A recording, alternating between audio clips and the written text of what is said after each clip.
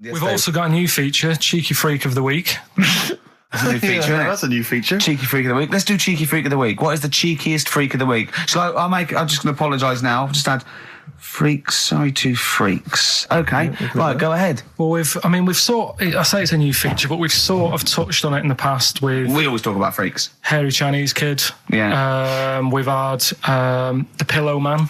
Yeah. Oh, you called a draft excluder? Just make a note of that, would you, Rick, on the list? People without arms and legs.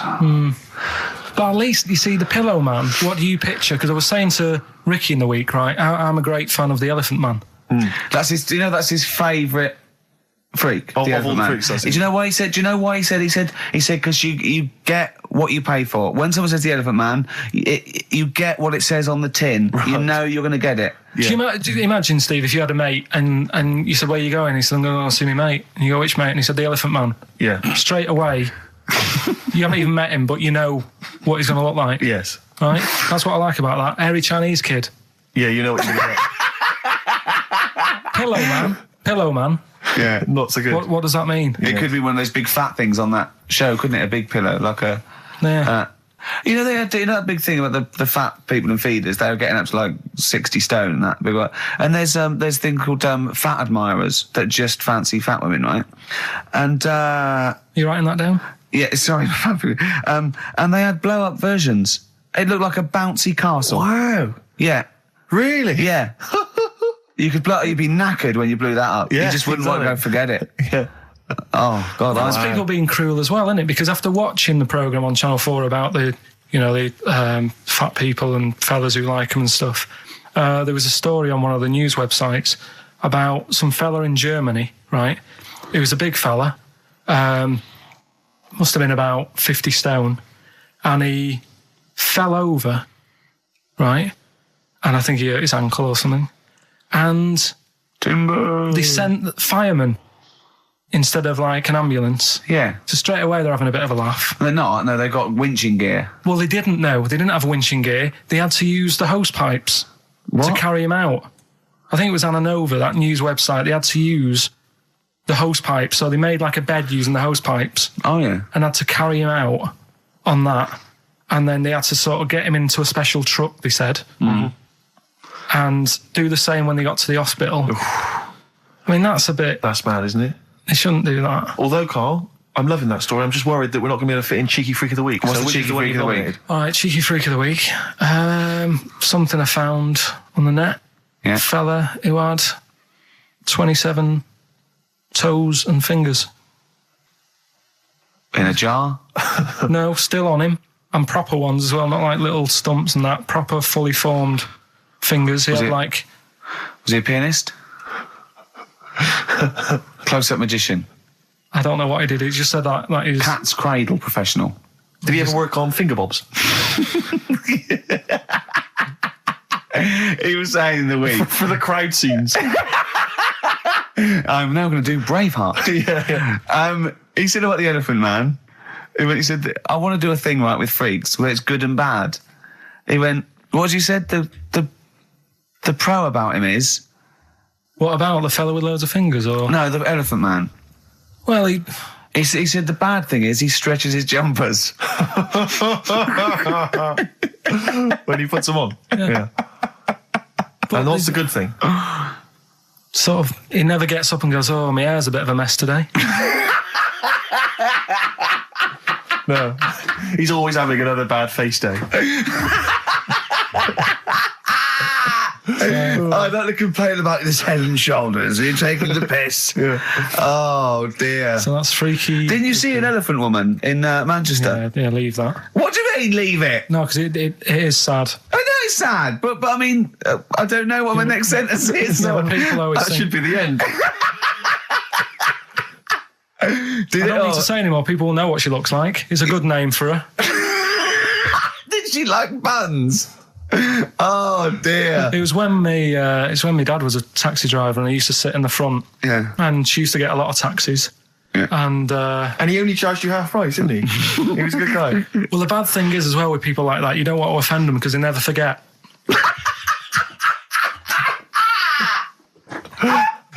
Oh, God! Right? But Karl Pilkington. I was sat in the front of the cab, and my dad goes, "Right, we're going to go and pick the I can't even tell you the name. These guys just evil. Right? What do you mean? No, leave it. So she's got No, Karl, please. tell me what he said. No. You've already stitched him up. He's Stephen things from Little Welsh I don't Fellas. care. Right, what did he call her? Steve, back me up on this. I really Carl, don't want to be to. fair, our opinion of him is already pretty low. Look, tell me what he said.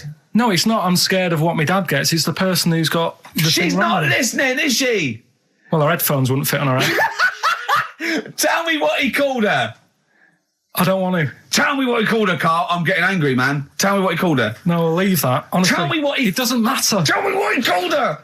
Karl, just... I'm going to go... Seriously, I want to know what he called her. Right, you're not going to stop this show. We're not doing the next show until you tell me what he called her. What did your father call the elephant head woman? Tell me. Spudhead. How old were you? I don't know, about 9. So did you expect to see a potato with a dress? He did sort of, again, it's a good name. Do you know what I mean? I had an idea of what it was going to be about, and he said, "Do you want to stay in the car? I'll take you home because you She's can't." spudheads, you got lovely eyes. Can't. Come on, man. That's it, by the way. Is that all of it? Cheers. Bye. Brilliant. Well, let's end with LL Cool J. Mel Gibson. Yeah. See you next week. Last night we were sat in the pub and I was saying, right, let's not even worry about new features then. Let's get the current ones, going. Like getting what? Good. Like the one that I was trying to work out, the cheeky freak of the week. Think of that. Yeah, but I Think was of saying, that though, as a normal conversation. Yeah, but I'd looked online, right? I didn't find that much. I found. Actually, I'll tell you what I found later. Brilliant. We're looking for them, right? And then at one point, I think you said to me, "Go and, what about the Guinness Book of Records? Yeah, they'll have like the best freak in the world or whatever." Yeah, ever. So I said, yeah, bring one in. Now you've got one at home. Yeah, I got a But you couple. couldn't be bothered carrying that in today, so I had to go out of the pub that I was at, Yeah.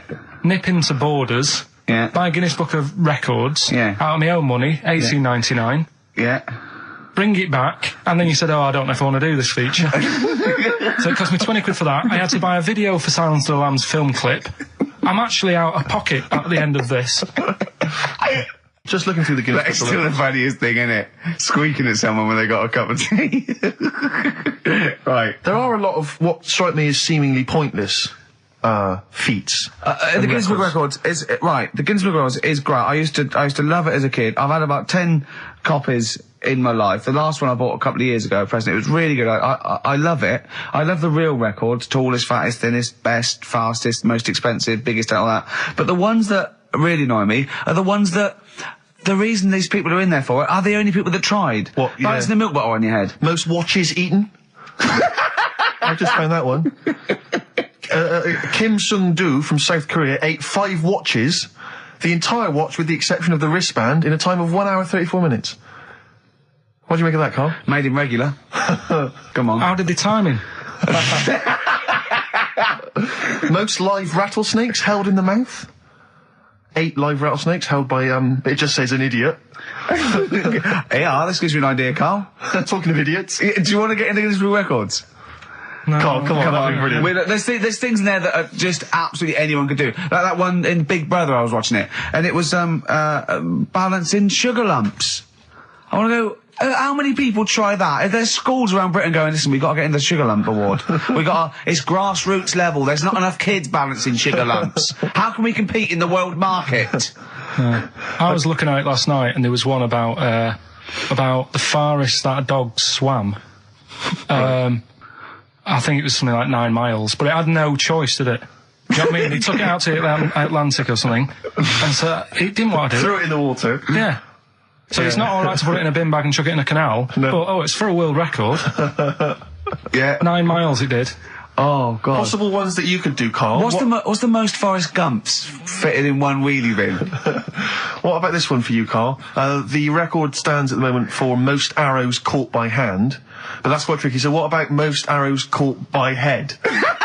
Yeah. And you would just fire arrows at your head? They wouldn't. It would just skim off him. Do you think so? Yeah, the roundness. It would never actually get any sort of, connection. Fastest human crab. Could you do that? I'll do that. Can you form the crab? Can you do that? What's that? It's just like go bending over backwards Well, I and can't running. do that. No. Got a bad Right, boy. what about, What would you be good at? what about hamburger stuffing? Oh, Alright. right, Karl. All right. In the mouth, you mean? Well, it says the record for stuffing the most regulation-sized hamburgers, including buns, in the mouth at one time is how many? How many hamburgers with buns in the mouth? This is just... You're not swallowing anything, you've just got stuff in your mouth. You'd be so good at this because your shape of your head.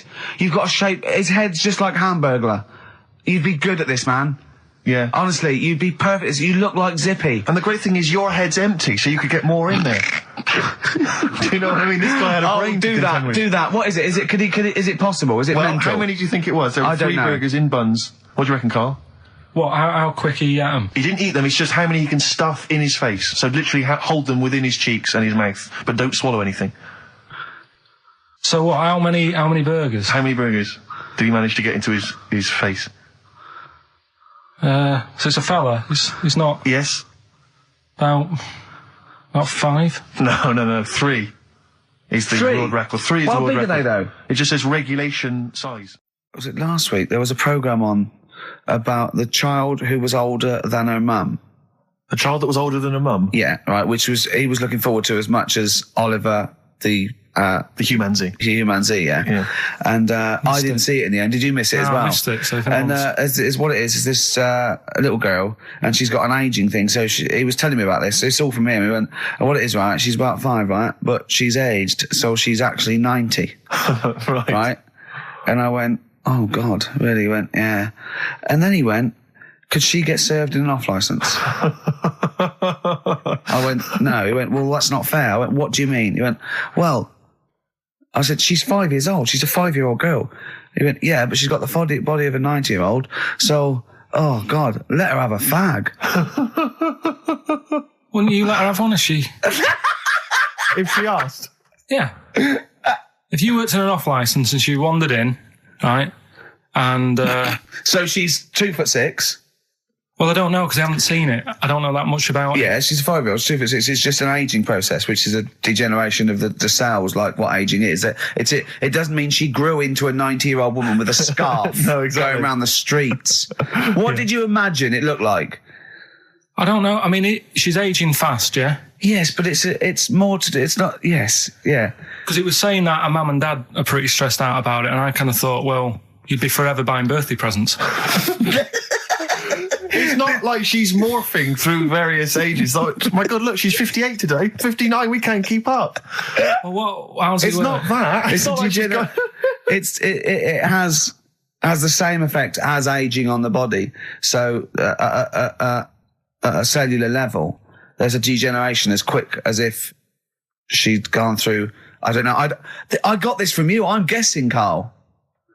It's not like she's watching Top of the Pops one week and she's loving it, then the next week she's going, I can't understand what they're saying. It's not like music it's all in my bland day. dance. I remember. I remember when I was 4.5. They were real bands. Now, that S Club 7 were excellent. Yeah. But what's this tripe? S Club. But if she wants a fag... She's 5 years old, Carl. But she's got to experience everything in a short spell of time. Do you know what I mean?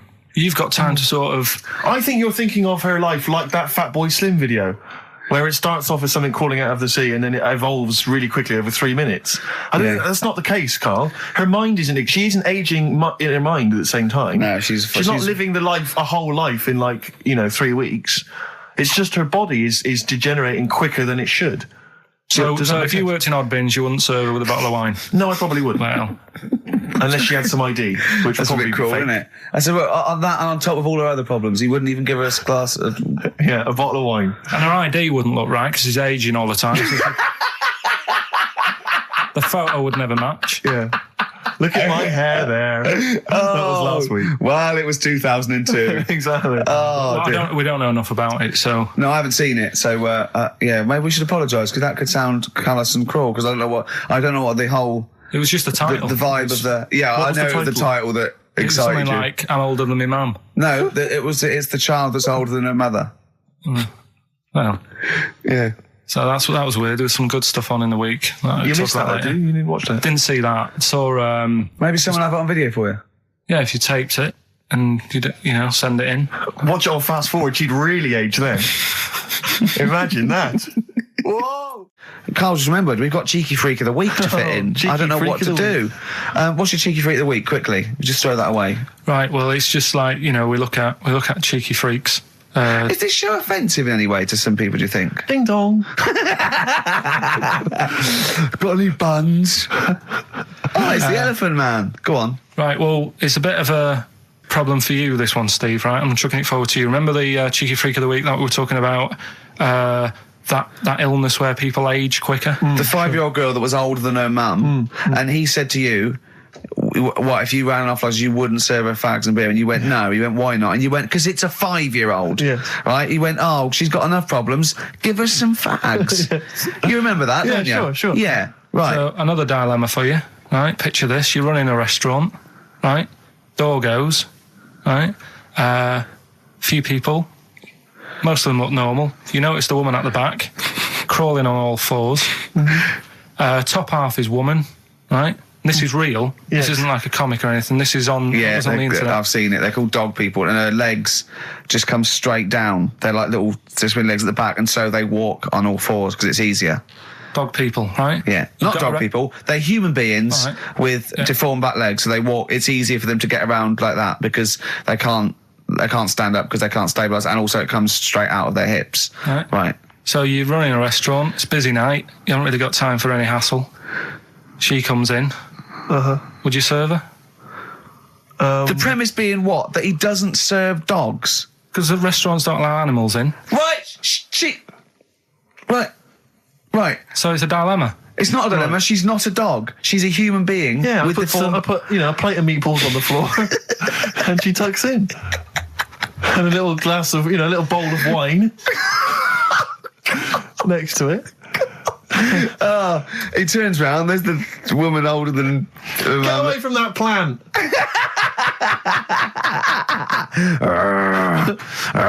Is service included? Oh dear. Talking of cheeks, Carl, have we got another instalment of Cheeky Freak of the Week this week? Yeah. Have we? Excellent. Look forward to that. Have we got a Cheeky Freak of the Week? Do you want one? Yeah. I think we should have a jingle for this. Okay, I've got a jingle. It's very similar to Chimpanzee. Chimpanzee that? Yeah. Well, let's hear it. Okay. Oh, Cheeky Freak of the Week. Brilliant. Yeah, no, I think that's excellent. So, Cheeky Freak of the Week, you've spotted a freak. This is where somewhat, I think, offensively, you pick on someone who's not like other people and say it's your favourite freak of that week. Yeah, I remember we had the woman whose legs look like the hind legs of a dog. We've had the little fella with the aging disease with a little head playing the piano. That was your favourite. I think that's your probably freak of the year, isn't it? It's a pretty good one. So what's this? Is it a man with a horrendous injury, or is it a congenital birth defect, or what? Yeah, but you put it like that, and now it sounds like I'm being tight. It sounds like I'm being out of order. But I'm just giving him a mention. Just giving him a big shout out. Right. There's quite a lot going on in the freak world.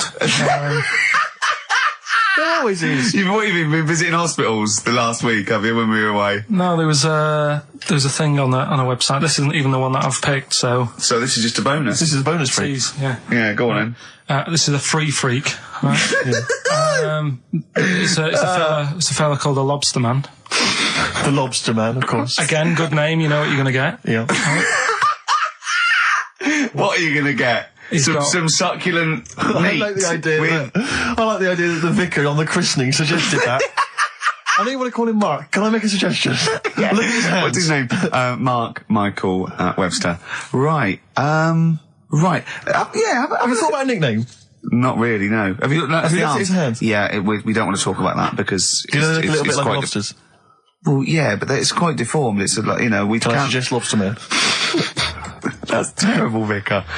That is terrible, Vicar. Pidgey. Go on then. We're going to see. This is what the sort of feature you come up with, Carl. So, Lobster Man. There's probably people listening now with, lobster feet. Right. Lobster hands. So, Squid Boy. So, Lobster Man, what does Lobster Man do? Does he fight crime? Not that much. Okay. Apparently he got into a bit of trouble. He was in a restaurant, and this was years ago, by the way. And someone picked him to eat him? No, so apparently the waiter said, "Oh, you shouldn't be sat here, you should be in my pan," or something. Oh dear. And they had a fight, got out of hand. Yeah. Got out of claw. And, so that was... What do you mean they had a fight? What did he do? A waiter took the mickey out of someone with... No, can I just make clear? I'm assuming his hands look a bit like those of a lobster. Yeah. Yeah, well, it's fused, so it's just like two big fingers. They're fused, I assume, probably in the womb, and they're just like, instead of like having 5 digits, they're fused in it. But he can pick stuff up, can't he? Yeah. What does he pick up? He mainly eats crabs and jellyfish, doesn't he? Yeah. Yeah. So he was having a fight with the waiter. He snipped off his nose. Right, so anyway... He just held on to the waiter's bib. Yeah, and the waiter was screaming, go and get him off me. Yeah. So anyway... Does he eat other lobsters? Does he think he would eat lobster? Or is it kind of... would he feel bad about eating lobster? Right. The little cheek of the freak that we've gone for, anyway. The what? The little freak of the week. Yeah. Cheeky freak of the week. We've gone for this Siamese lad. Okay. Right. Happened back in... You can't have a Siamese lad, can you? All right, yeah. This Siamese twins. Happened back in 1693. Oh, he's got a date. Blimey, that's the first time ever. Yeah. And all it was, he was doing all right for himself. He used to go on those circus things he used to do. They're two people you're talking about, Carl. So we're going to him. All right, then. All right. They did this circus show, right? Yeah. And everything's going well. They're selling out the tents and stuff. People coming to see them. Yeah. He was doing all right for himself. Yeah. Right. Sorry, before I said that, did you think a Siamese twin was a man with 2 heads? Well, it can be, can't it? It depends. There's two people. They're conjoined. No. But it depends, doesn't it? The one that I shown you in that book that time was a fellow with 2 heads. No, it wasn't. That was a stupid picture in one of your stupid books that he had a growth that looked a little bit like it had a face on it. It wasn't a man with 2 heads. You're the same sort of people who send potato chips to restaurants and say, doesn't it look like Norman Cook? Yeah. It's not 2 heads. We'll bin this feature. No! No, they're 2 people. They're 2 people. Conjoined twins. Yeah. Right, so these... they just happen to have a similar taste in clothes. Okay. Anyway, so they were doing all right, and it all went wrong when he crossed the road, got run over. The lad with 2 heads got run over. That's it. What? How is that cheeky freak of the week? Just because he got my interest, and I kind of thought, why didn't he just look both ways?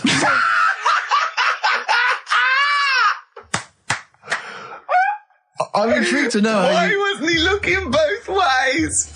I'm intrigued to know how you get run over. What was it, 1629? Yeah. Well, it's horses and that, wasn't it? Yeah. Oh, why wasn't he looking both ways? Karl Pilkington, you are a genius. Play a record, you fool. Well done, Karl. More cheeky freak of the week next week. So what's going on? In the freak world. Yeah. Cheeky freak of the week. Have you got a cheeky freak of the week? Got that. Yeah. So what deformity is it this week that you're ridiculing? Well, keep listening.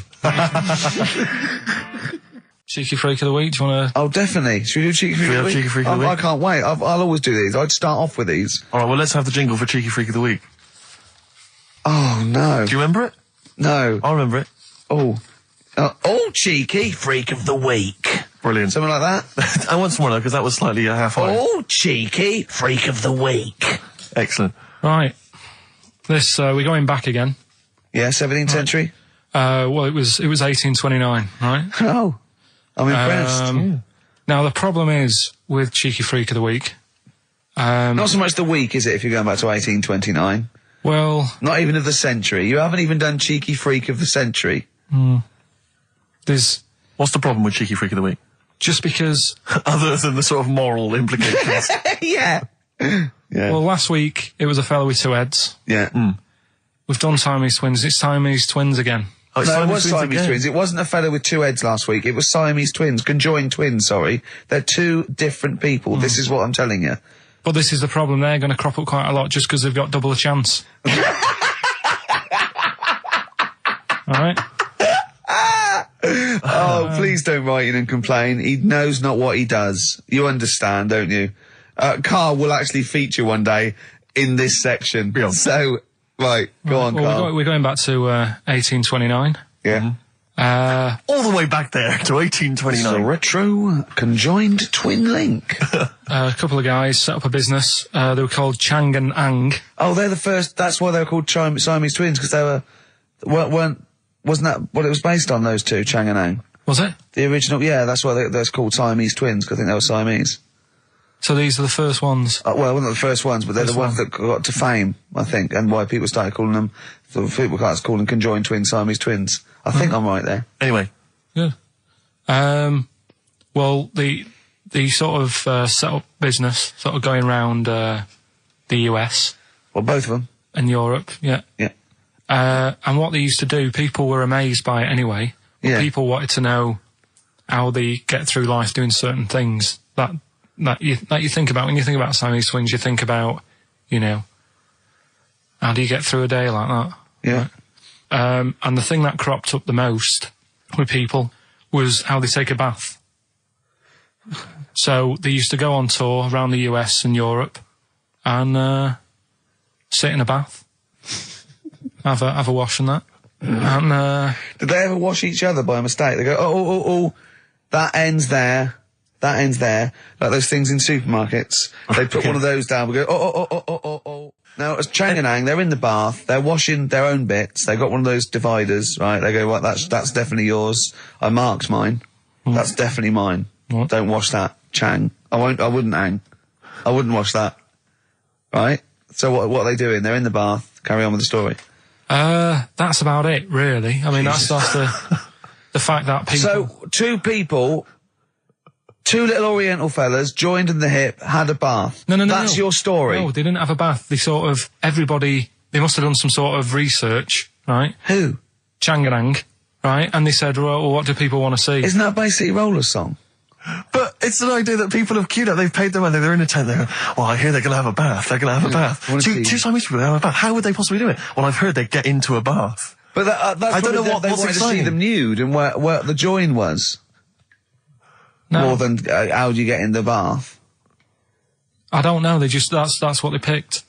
They said what would be good to see. What do you want to see them do? Having a bath. How'd you get into trousers? Was there Exactly. This is all part of it, isn't it? That's why they picked having a bath. This is all part of it. Well, they want you to get dressed afterwards. Yeah. Who was the best out of Chang and Ang? Who was your favourite? They both look the same, to be honest. There's a surprise. One was a short ginger woman. Oh dear. Is there anything what would be better than having a bath for you when you're seeing them? What would sort of make you go, I wonder? One of them pulling and the other one going home alone. Yeah. I go, look, she's definitely up for it. I'm taking her home and go, what am I going to do? Can I watch? Definitely not. Definitely not. Look, you go to bed. I want to wine and dine her. But if he's got back to their place and they're going at hammer and tongs, but are you saying one of them? No, hammer and tongs were their cousins. Right. They lived miles away. Yeah. If one of them gets knackered, can the other one take over? God, I think we play a record. That annoys me. What? That sort of being at it all night. What do you mean? Let's put a song and I'll come back What to do you it. mean? No, Come on. seriously, because Okay. R.E.M., yeah. Well, after REM, night swimming, being at it all night, and why it annoys Carl. Cheeky freak? Controversial cheeky freak of the week, where Carl finds a human being with some sort of congenital or imposed deformity, or So and we talk about that in a wry way. Do you think that's big and clever? No, but that's just it. It's never about taking the mickey out of someone, right? It's to make you think. I'll tell you what isn't big and clever. How lucky you are. A dwarf with learning difficulties. Nice. Yeah. Well, We'll explain it to you.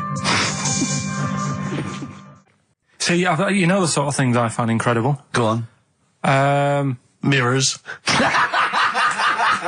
Shiny objects. Kettles. Yeah. Oh God. Well, listen. Remember the time when I tell you about the baby that had a baby? The baby that had a baby. The baby that had a baby. Yeah. It's happened again. No, it hasn't. Well, it didn't happen the first time. It was in the papers, I think, on Monday, in all the tabloids. So it's a twin where one is has grown, and the other one is still at a fetal level. No, it wasn't though. It had grown. He was saying to his mum. Who was saying to his mum? The little kid who was 7 years old, and he kept saying, "Yeah, he was pregnant." And he was pregnant. Yeah, I know. What do you mean? And he was saying to his mum, "Oh God, I don't feel well," and like his belly was all swollen, and they thought he'd just been eating cake or whatever. And he was saying, "I can feel something moving about," and they were like, "Stop messing about. There's nothing wrong with you." Eventually, I think he was in gym at school. In Jim? What, Jim was pregnant with him? Oh, it was like a Russian doll. He was at school, right? Just about to do sit-ups or whatever they do at school, right? Yeah. And flew out across the room. Teacher goes, "You're a bit fat." You look a bit pregnant. And so best to the doctors took him, said, "You're 7 years pregnant," or something like that. What? What? Or something like that? You're 7 years pregnant. Or something like that. You say to the doctor, Carl, why don't you think about what you say before you say it? See the reaction I get. Now the gazelle, I didn't get excited like that. 7 years pregnant. Send it in. If someone's online at the moment, just having a look around, it happened on Monday or Tuesday. Because I told you at the pub quiz, didn't I, Steve? I said to you, another baby's had a baby. Yeah. And you were like, yeah, whatever. Well, I just thought you were talking nonsense as ever. Well, we'll find out. You're 7 years pregnant. Yeah. You're a fool. Play a record. Well, we've still got stuff coming up. Monkey News? Rockbusters answers. We'll have to get that out of the way soon, because we've got What else there? Have we got a cheeky freak of the week? Yeah. Brilliant. America by Simon and Garfunkel on XFM 104.9. I'm Ricky Gervais, and I understand I'm about to read my words, Steve. Well, once again, there's always someone, and it looks like it's Mike Lamb who has come to Carl's rescue. Lambo's let me down then. Doctors have removed a 4-pound baby boy from the stomach of his 7-year-old twin brother. Yeah. Alan Jan Niamatilev was yeah. born with the freak fetus growing inside him. For 7 years, it lived like a parasite until a school doctor became alarmed about Alan Jan's bulging tummy and took him to hospital. Surgeons who gave him a scan operated immediately, unaware that the baby was attached to the boy's blood vessels and still alive. They saved Alan Jan from certain death, but knew the 8-inch fetus was doomed. So there we are. Boy pregnant with his own twin brother by Barbara Davis. That was in the Mirror, apparently. So I've read on, and all the facts are right. They took him to the school. The parents didn't realise. And that isn't even this week's Freak of the Week. I mean, that's you got that for free. You got that. You can have that. That's the free freak of the week. Free freak. That's giveaway. That's like 13.5% extra. Yeah. You know what I mean? That you might get with hairspray or something. So that, I mean, if that's just the throwaway freak of the week, there are 2 freaks of the weeks there. If those 2 freak, I can't wait to see what the actual freak of the week is that people are paying for. Is it incredible, Carl? I'll tell you what, something else you can have for free. Go on. Another sort of freaky thing, right? I was watching this programme in the week. Right? What? I don't know what it was. But it was about, I just saw this little fella on it, right? What do you mean, little fella? He was doing this history thing. Oh. Right? Yeah, I know what you mean. So, is this he's found out that a Viking was a bit like him? Yeah, that's it, yeah. He was boneless or something, or he's... Well, that's the weird thing. What do you think of that, Steve? He's what? He's boneless? No, he was called Harry the Boneless or something. Yeah, but you know what you're going to get there, don't you? That's what I mean. Always have a name, Elephant Man, you know. Harry the Boneless. Where is he? You know what I mean? I'm meeting someone, waiter, what's his name? He's called Harry the Boneless. He's over there flapping around. Yeah. He's over there in the bucket, having noodles. That's what I mean. But, do you reckon you could do that? Do you reckon you could have your bones taken out? I love talking to him! He's brilliant, it's like talking to a 5-year-old. I was asking Suzanne when she was watching it, and she was like, ask me later. Yeah, brilliant. She wanted to know about, What did you said? You were watching this programme about history, right? About Vikings. Like that. You turned to your girlfriend and said, do you reckon you could have your bones taken out? Yeah. I love that. I mean, that is why you are my favourite What do you mean you think you can have your bones taken out? Firstly, why would you have your bones taken out?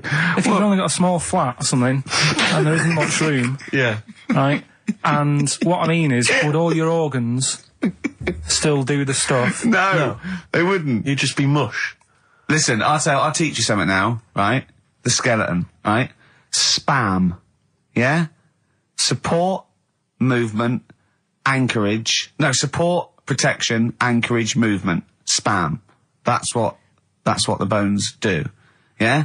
You couldn't stand up. You wouldn't be protected because they protect his rib cage, skull, of course, anchorage, everything holds onto it. Every muscle is tethered to pull against something, like a crane, a pulley system, so you wouldn't be able to move at all.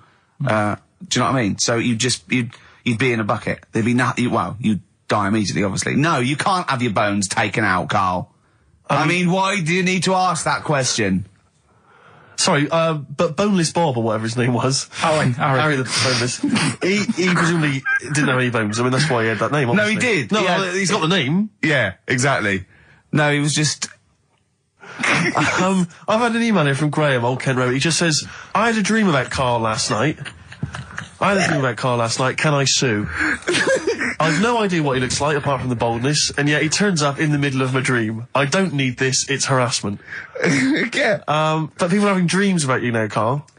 You actually, it's like you're one of something that was created by the Brothers Grimm. So, Carl, so this little Harry the Boneless, what was your point? Was that really your point? You wondered if you could live without bones? Yeah, I saw the little fella on this programme. And the presenter? Yeah, and he was a small fella, and he was talking about Harry the Boneless. And I thought, you know, that's interesting little bit of science stuff. Yeah. Yeah. Well, yeah, that's about it on him, really.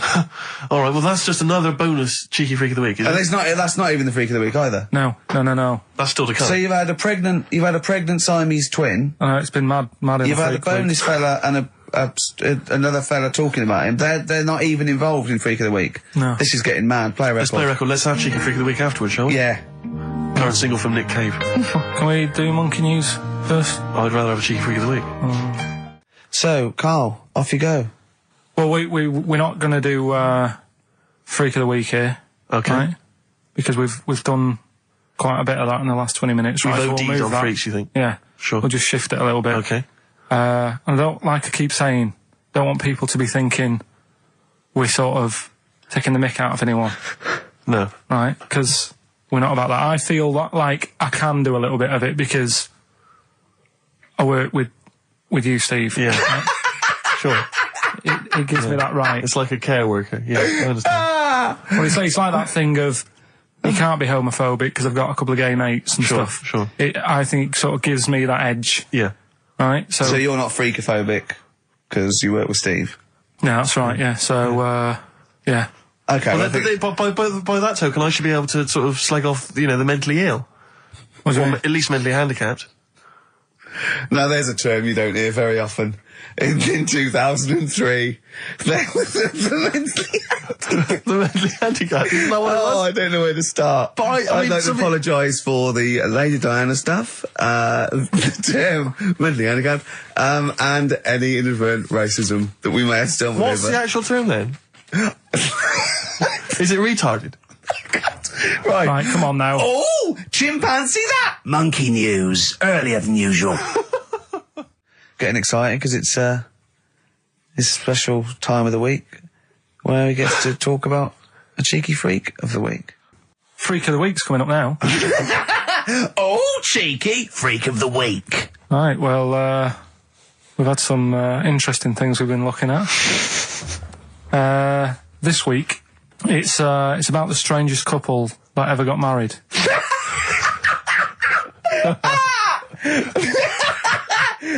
And we've had 2 sets of chimps, so it's stranger than that. Oh, it's not Dale Winton and Nell McAndrew, is It's it? not your parents, is it? Well, we're going back again to I think this is about 19... Something like that. 1940. Yeah, whatever. Yeah, whatever. Yeah. Not important. Strangest couple, a fella, right? He had skin of a lizard. Yeah, the skin of a lizard, okay. And the woman who he Which he married... used as a condom. The woman who he married. Yeah. Airiest woman ever. Right. And that was their act. They used to tour the world, and they'd say, it's like, a couple who've met, they're having a great life. Let's get them out on stage, here they are. And they'd What do you mean out. he had a skin of a lizard, first of all? That's what he said. He had some sort of some illness. So he was called Lizard Man, and you like that because it was good description. I thought that's good. I'm here, hello, dude, we booked a table for 2. Who are you meeting? I'm meeting Lizard Man. Oh, he's over there. Yeah. You know he is, right? Yeah. I'm Look meeting out. the hairiest woman in the world. She's over there. Yeah. Yeah. So what did they do for their act? Now, bear in mind that we had some Siamese twins last week, and their act was having a bath. yeah. So I hope it's an improvement on that. What did Lizard Man? He came out and ate some flies, did he?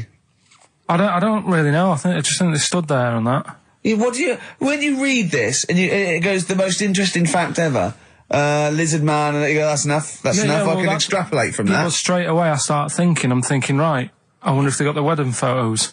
Right? And then, like you said, that they had a kid. Oh, what would that be like? Exactly, It'd be like an ostrich, wouldn't it? It would sort of like. That's what I was thinking. What did you think it would come out like, the baby? I didn't think what that looked like. I just was thinking, parents' evening. Do you know what I mean? You wouldn't want them coming up to the school, would you? So that's the little problem. Johnny, who starts off relatively normal, he's quite good at, he's good at nature, Yeah. isn't he? And his mum and dad come into the room and they'd be looking round, wouldn't they? Well, it's always like that thing at school when, like, you find out your mate's mum and dad are really old. Right, Have you ever seen that? Yeah. When you go, your gran and granddad bought you?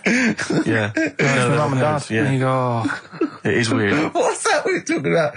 He calls him mum. What was that? I was sorry. Do you know what I mean? Yeah, And no, like- that's always strange. If you had Godzilla and King Kong as your parents, Yeah. and it was they're like you always say, fighting. They're always fighting, and like you say, you're in a school play or something. You wouldn't tell them, would you? You wouldn't want them coming up with a video camera. He didn't tell his parents he was in the... When we were, Well, exactly. You did Little Donkey, you didn't tell your dad, did you? And he came along and videoed it. Yeah. Was Kept it quiet, don't want them to know anything. But you didn't... What was it was meant to be playing? You had a little drum, didn't you?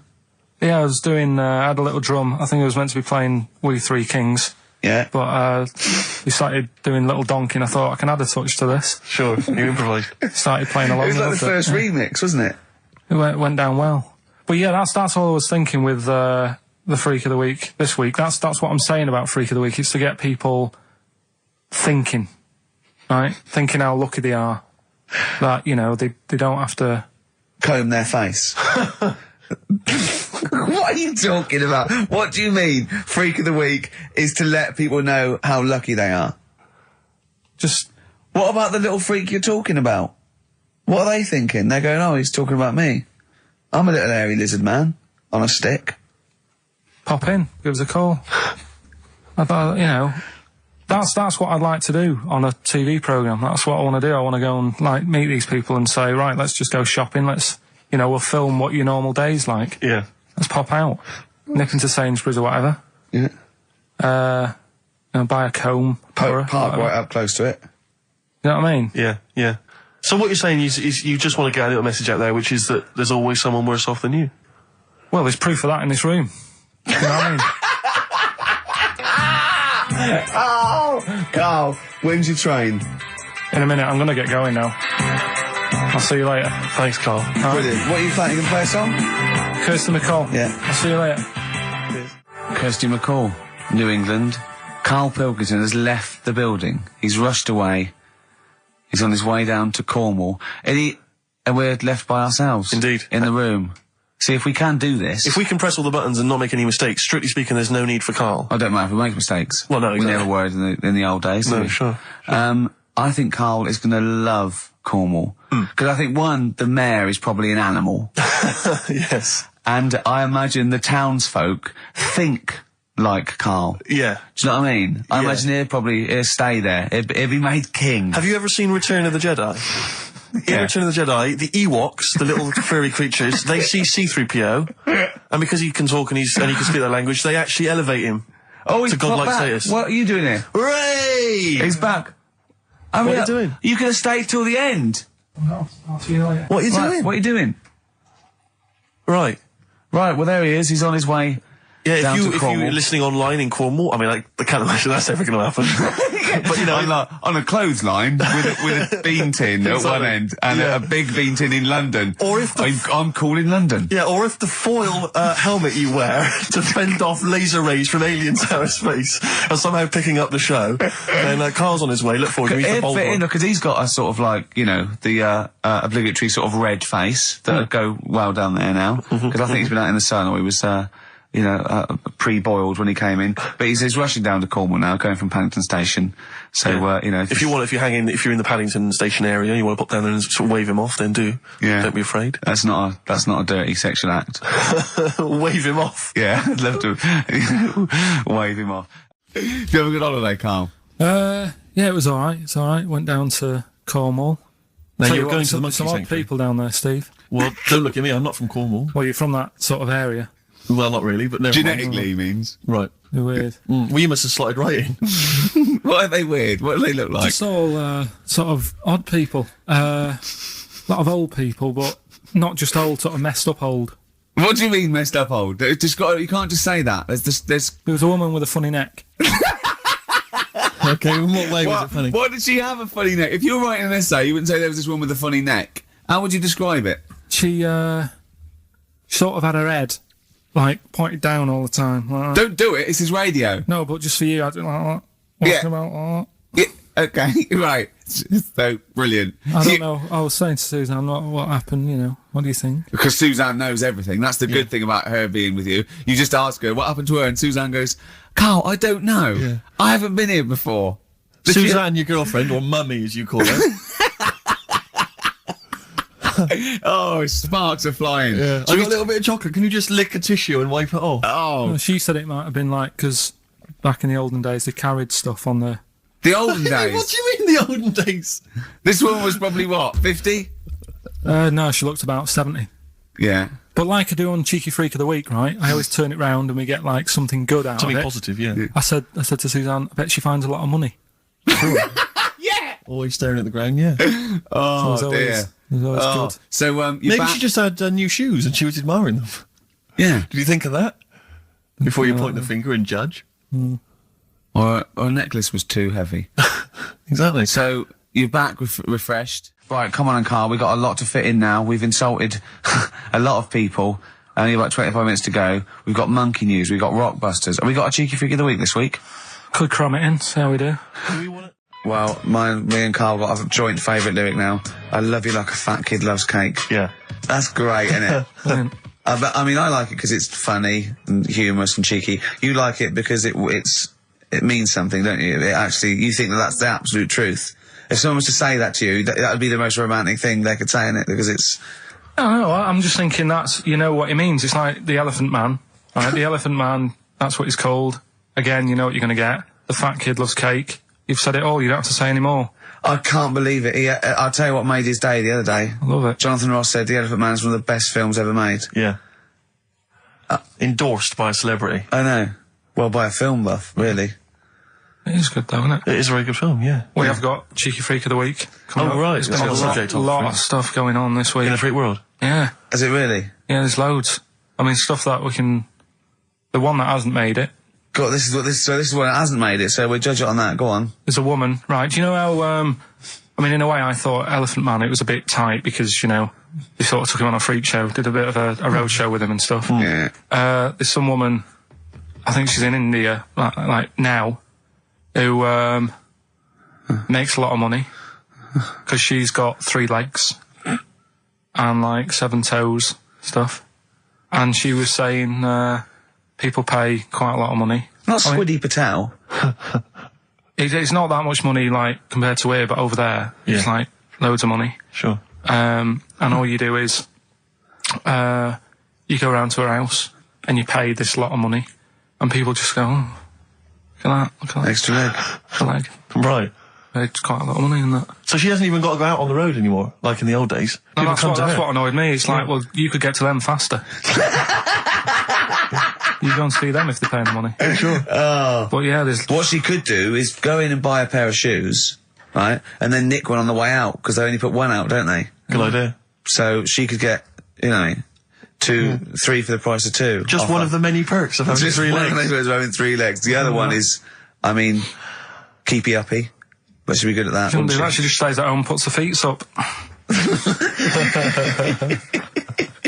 But anyway, that's not even Cheeky Freak of the Week. That's coming up later. Oh, brilliant. Steve, you're thinking of taking over as producer, aren't you? Well, I just think it's a shambles. I've asked for Cheeky Freak of the Week, and it appears that Carl's not ready. He's not prepared. No, I can sort of remember it. He's just, I like to have all the information. Contempt for But the you've just listener. had just a whole bunch of adverts and placebo in order to get it ready. We're shouting, we're having a shout and that. Right, do you want to sort yourself out in future? Yeah. Someone this is what we were chatting about. Someone emailed in about they watched the £200 tumour thing, and when it was removed, it was carried away in a wheelbarrow, right? Carl said, what, even when she had it removed, she still carried it round in a wheelbarrow? And he went, I thought it's sort of like she'd become attached to it. You definitely are my favourite thing in the world. It's great. Look at the way he's looking back. But I think they're all the same. The people, I have had more emails about people saying I watched the £200 tumour and I shaved me arse than anything else. When we ask questions about science, we talk, nothing. Science concept, we talk about political issues. One person emailed in, they said, I tuned into the £200 tumour documentary. It looked disgusting, I couldn't watch for long. What were you expecting? Yeah. That it might sing and dance? Do a little show for you? Anyway, these are really really your listeners, Carl. Now, I think do you know what I mean? You sort of, you find your niche, you attract your. I think me and Steve are pretty much just here. I think the people that we had in the early days, Rick, they've long since abandoned us. They jumped ship. They've got jobs. Yeah. They've got jobs. They're out now. They've been released. Exactly. Yeah, they're getting their life back together. Carl, Come on, what's the situation with Cheeky Freak? I've got like a couple of bits. Like I say, I haven't got the in-depth stuff that I know. Oh no, because usually it's it's pretty scientific. Exactly. Yeah. Do the jingle. We've come up with a new one, haven't we? The Freak, say chic. Cheeky Freak of the Week. Right. Well, couple of bits. I don't know which one to use as the main feature for this week. It's not good, is it? Well, there's been another one born. What? Little kid. You go on. 4 eyes. Insult. Just a guy who wears glasses. Come on. 4 eyes, 2 noses, 2 mouths. That's weird, isn't it? This bloke, did he also have 2 heads, 2 bodies? Sort of born slightly separately? He wasn't stood next to a mirror. No. It's weird, that, isn't it? That's all you've got. I love that. That's weird. That. Imagine the doctor said that. Well, Mrs. Parks, kid's got 4 eyes and 2 noses. Weird, isn't it? Any clues? Any clues? So that's it. That's all the information. Well, I'll tell you what, that shouldn't be the main one. Okay, I've answered but it. Like I say, what's the idea of this feature? What do I say all the time? Don't know. I always say, think about it. Think about what that would be like.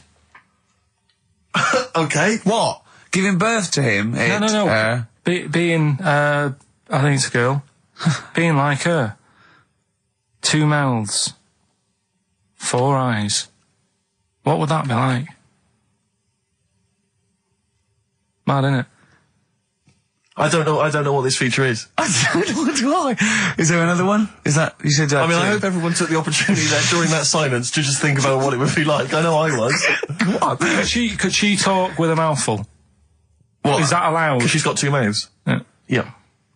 Would that be alright in her house? She'd be eating Yeah, one, she can talk with one mouth and eat with the other, I Well, suppose. listen, the main one, right? You've thought about that. That's good. The main Cheeky Freak of the Week. I haven't got all the details. Smallest person ever. Right? How big would you say that is? Carl is now sort of like holding his hands up like a fisherman, long ways. That's about 1 foot. Right. Smallest man in the world. I printed the thing off and I can't find it. There was a little picture of him. Right? The odd thing was... But why have you asked me how... Did it say, or was it a picture of him? I didn't really read it. Of course you didn't. Jesus. I just saw it and thought, that's Straight away assumed it was natural size. No, it was that big. But what do you mean it was that big? Little fella, like that. But why are you doing that? What? It was a page with a little fella. How do you know that was natural size? No, it was, because he said it's world's smallest man. And the funny thing is, I've read the first line. I always read the first line. It said, world's smallest man. Well done. The weird thing is, he got an head like a light bulb. The shape of it, apparently. I don't know if that's got anything to do with his shape and size. God. That big. His name's Mr. Watts. And the annoying thing is, what got me is, if you're that big, right, don't have your picture taken next to a fruit bowl.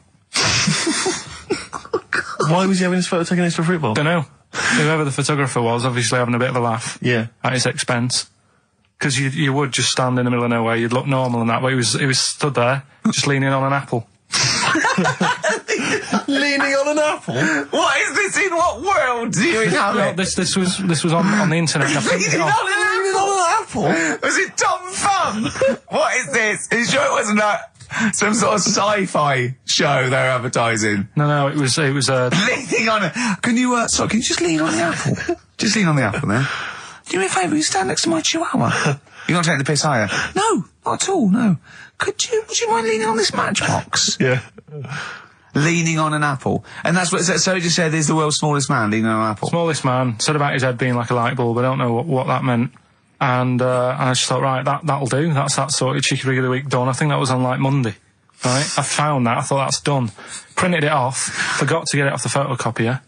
Someone's nicked it. Play a record. You got to... You know, it's just, Steve. No, can I just say, there's no, Carl, point. please, There's no if point. I say, let's have Cheeky Freak of the Week, and you haven't done your research, you haven't got the information, just tell us you can't do it. But don't lead us on. Don't say things in like this on charade. radio, hold your hand up to me and go, how tall is that? It's nothing. That's This is radio. nothing. It's nothing. I think it was that big because he was leaning on an apple. It's not enough information. But, imagine Trevor McDonald coming on, going, some news, some stuff. How big's that? How big do you think that is? Yeah. Because there was a fella, coming up after Chris Tarrant. Play a record. I'm angry. I'm actually angry. And if Monkey News is in any way similar, you've really pulled your finger out with that, have you? Mm-hmm. Good. Let's have Rockbusters answers next. Well, here we are again, XFM, on a Saturday. Just gone 1 o'clock, Steve, if I'm very much mistaken. But we're not here, as such. We're away again, gallivanting around. We've got to do the special sort of best of again. Okay. Which we did a few weeks ago. So this is the best of the last 3 weeks. Which I think it's the best 3 weeks we've ever had. But I'd like it condensed into 2 hours. Yeah.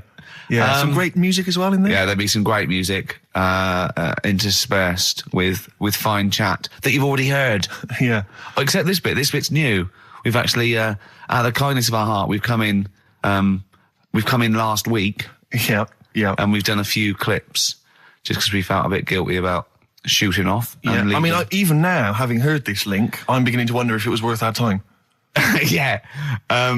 Well, should we play a classic link? Let's play, what, from the last 3 weeks? After this is Feeder. All right, so here's the first bit. Ash, and Sometimes, lovely song. Got to apologise to our producer there because he was worried about it. There was nothing wrong with it. It's just like saying you like watching birds in the garden. It's just that I think you're better than that. I know, it's cheap, isn't it, to say like we like I like tits. Yeah, I like cocks. So we're a bit more literary now. One of my favourite things is Fanny by Gaslight. Really? That's Yeah. interesting. That's interesting. I'm a big fan of Moby Dick. The book, Moby Dick. Yeah, not the medical condition. There's nothing innuendo. No, it's the big horrible thing that used to swallow semen. Yeah. Now in the winter, Yeah. Steve, Go on. there's nothing I like more than to keep my hands warm in a muff. No, sure. You mean those kind of furry things that sort of classy-looking ladies? Yeah, used to posh have? ladies often put their hands in. You know when you have a nice, like a party and they're Have a all nice leaving. party, yeah, and winter party. And you might take the wrong hat or something. There's nothing I like more than to see two posh women with their hands in each other's muffs. Oh, that's always a And fun they're going, bit. oh, this must be yours. Yeah, that is It's- always funny. Yeah. That's always funny. Yeah. But seriously, no, I'll stop this. You're right. I've got a degree. I just remembered that my favourite Beatles song is "Come Together." Yeah. Now we're going to stop this now, Carl, because it's childish. You're right. I've got a philosophy degree, for Christ's sake, and it's about time. Who's your favourite philosopher? Do you mind me asking? Well, I would tell you, except when I have a talk about it, I go into a Cockney accent. Really? So it can be like my favourite philosopher. I like a bit of Kant. Right. Is that Immanuel Kant, Yeah. the philosopher? Yeah. That's strange. Yeah. That's strange. What's his name again? Kant. Oh, yeah. Yeah. That can be weird. Can be strange. Look at Carl's Look at face. his face. Look at his face. Join in, Carl. Undo your trousers. Just We'll let be it like hang Stan out. Let your Boardman cock hang when he out. told the Fokker joke.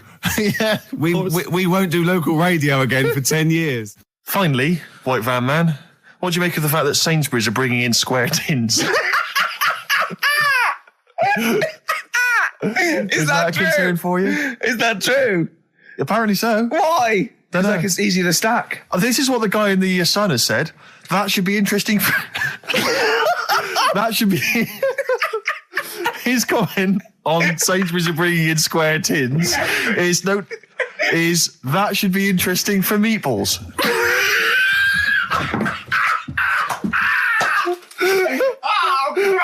Ricky's just collapsed on the floor. Let's just play a song, Carl. I don't think even you can top that. Cooper Temple Claws. Who needs enemies? Good question, lads. Nobody. This is XFM 104.9. I'm Ricky Gervais. Oh, they should print a little book of those. They're great. Oh, how you can relate any song or artist to anything else. Easy. Joyful. Easy. Well, yeah, so me and Carl went out for a beer, and it was great, wasn't it? Yeah, We started yeah, off, good. and you met my mate Robin, didn't you? Yeah. And some of the stories. Do you want to tell Steve some things about Robin that you've done? Do you know him well? Yes. Well, do you know about his worm problem as a kid? Go on.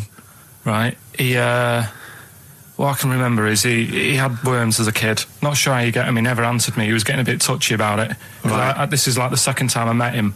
I think he was a bit annoyed that Ricky told me about his problem. What Yes. now? Straight away, you not being there, instinctively, what do you think went on with this story about worms? My suspicion is rather like when you told a group of people that Robin had once suckled milk from a cow's udder. Yeah. It's all right. Yeah. Did he mention that as well? Yeah. Yeah. My suspicion is that, like the cow story, the worm story is not true. But And why would he get so sort of uppity about it? Well, Because it's not true. imagine if that wasn't the first time he'd done it. Imagine if he did that every single time he was with somebody for the first time and Robin was just met them. He will tell that story to anyone. But they do say there's no smoke without fire.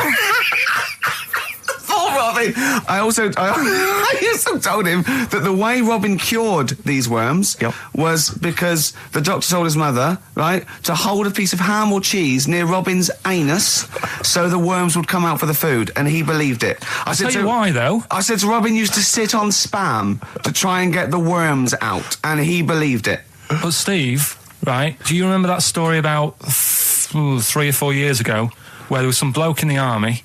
He went away to somewhere, Vietnam or whatever. He was messing about in the woods. Messing about in the woods? Shouldn't he have been fighting? Whatever. Yeah. Right, and he walked through some lake, and I think he cut his toe or something on something, and some worm of some sort crawled in the gash. Yeah. And it was in his body, and the doctor said, we've got to get this out of your body. So what they did was, they said, right, the thinnest part or something of your body that things can crawl through is on the top of your head. So they wrapped Where the skull is. So they wrapped some bacon. No, they didn't! They did. Because that's Oh, that right. thing. So he's gone in via the toe. So what we do is, I'll tell you what, that worm's probably heading straight for the head. We'll put a bit of bacon on it. The thinnest part of the body is the skull. Of course it's not the thinnest part of the body. It's where your brain case is, isn't it? It's the skull. There was a reason for it. And it was like they stuck some bacon on his head. And As ever, the vital piece of information, i.e. the reason, Carl seems to have forgotten. because the worm was in his body, and they said everyone likes the smell of bacon. Including worms. Even a Vietnamese lake worm. They love Remember bacon. last week when I said about the little fella with the bone with no brain, and you were proved wrong? No. Please. No. We were saying it wasn't a little fella. We were saying it was a stillborn child.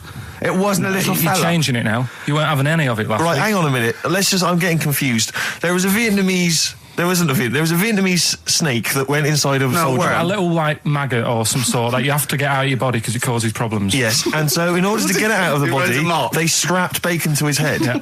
That is great. This doctor. And did that work? I think so. They had a picture of him smiling. Oh, God, what, the worm or the bloke? The bloke. Oh, dear. Honestly, I hope someone knows the story. And Right. it was about 3 years ago, I reckon. Okay. And yeah, it did work. G.I. Bacon. So this is why I when And so what, the worm burrowed out of his head to get the bacon? get to the bacon. Right.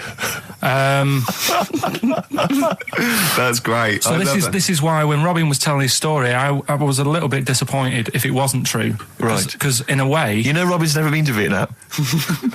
No, but what do you really think that Robin, well, as Robin said at the time, Carl, why would I sit on ham then tell Ricky Gervais? It's a very good point. because if he was a kid, you do daft things like that as a kid. Right. He know is what I mean? telling Ricky Gervais, though. Yeah. And then, bless him. Okay. And then anyway, Robin left, and I tried to chase him, but he got away. He knows. And then we had a few pints, and then Karl embarked on some of the greatest stories ever told. Can you tell the story about your dad? Let me run it by. I haven't spoke to him all week, so let me run it by him. Okay, play records. Because, What we got? we've got one of Steve's... Yeah, well, tunes. bizarrely enough, this comes from the Teachers 2 soundtrack, the soundtrack to the current TV series. There's a slight whiff of nepotism in the air. Yeah. Rick, would you like to explain why? Well, that's why you're doing it. No, my girlfriend worked on it. But Yeah. you were going to play this anyway, weren't you? Well, I was actually. Bizarrely enough, I was going to play some I Am Clute, and this is from, as I say, the Teachers soundtrack. This is called To You. It's a good track. That's I Am Clute, a track called To You from the Teachers soundtrack. That's also got, I know it's the Electric Soft Parade, The Hives, Star Sailor, Feeder, Turin Breaks, Mercury Rev on there. It's a good little collection. Lovely. Karl has just had confirmation. He's looking smug because someone phoned up and went, it is true, it's a Laogai chi worm and you wrap bacon around your head. That's all the bloke knew as well. Yeah. And his name was Gary. Yeah. So I'm not having it. No.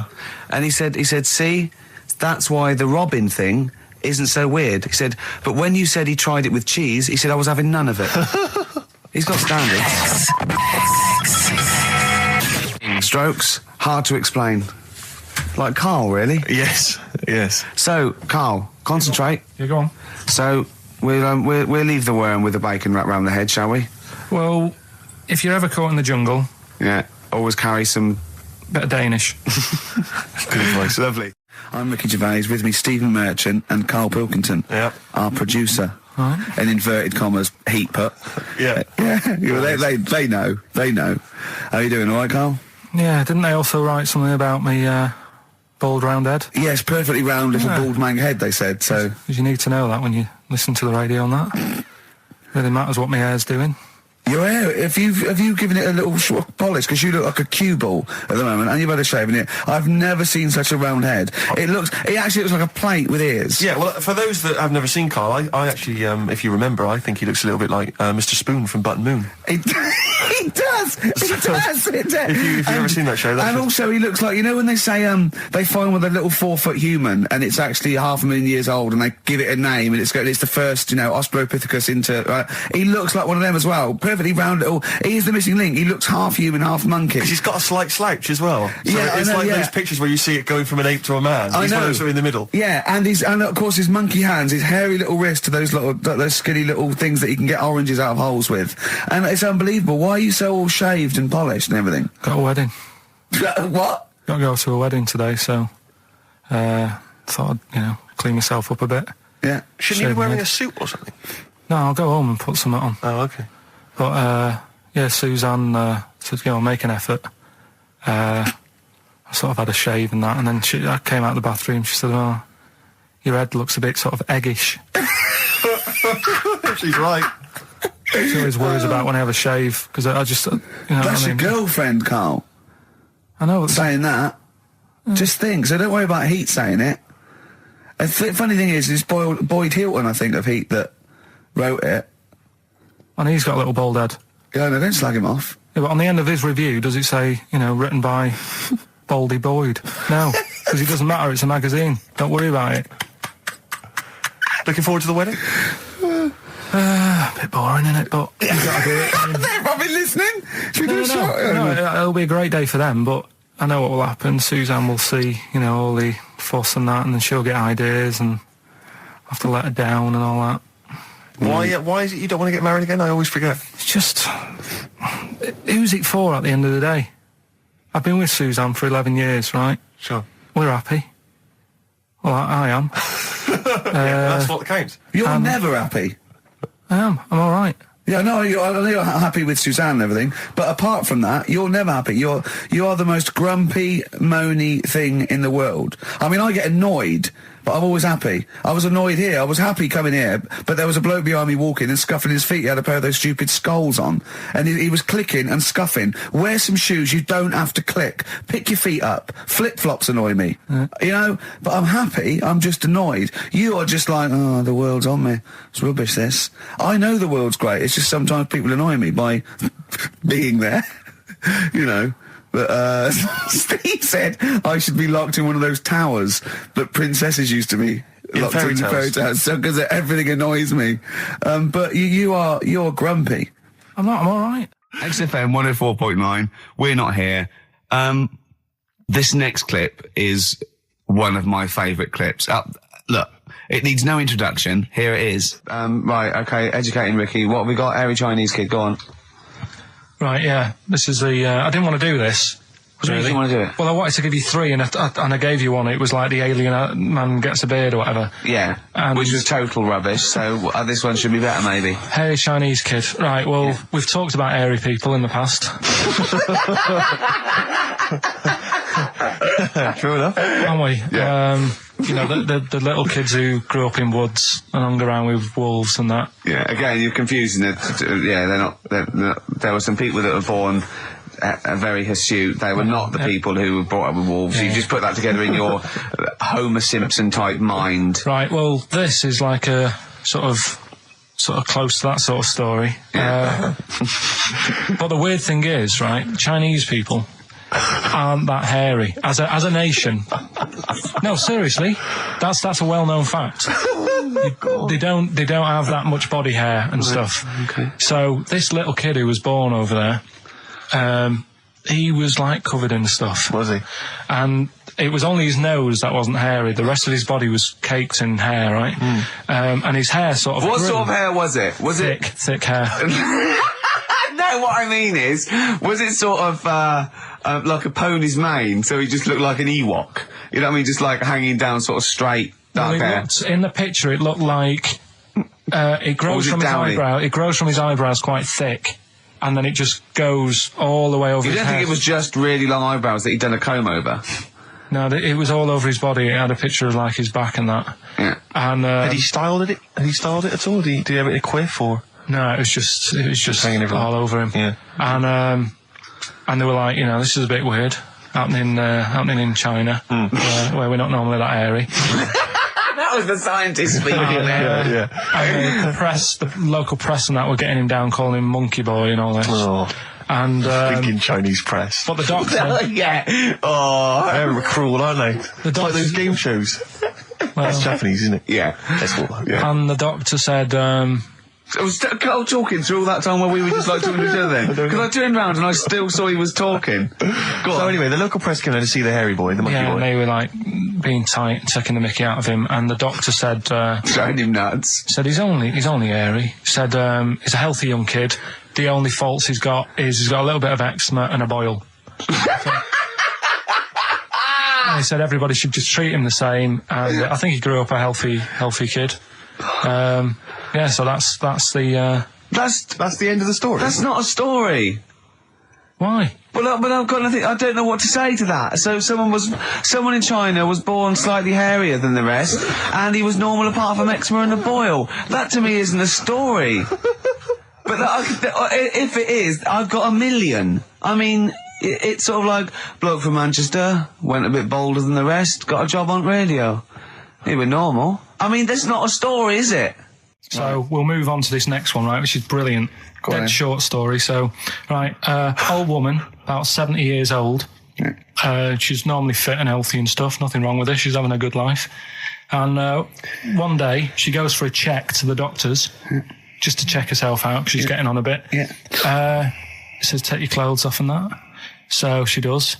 And checks her out. Says, yeah, you're looking good, turn round. He said, oh, God.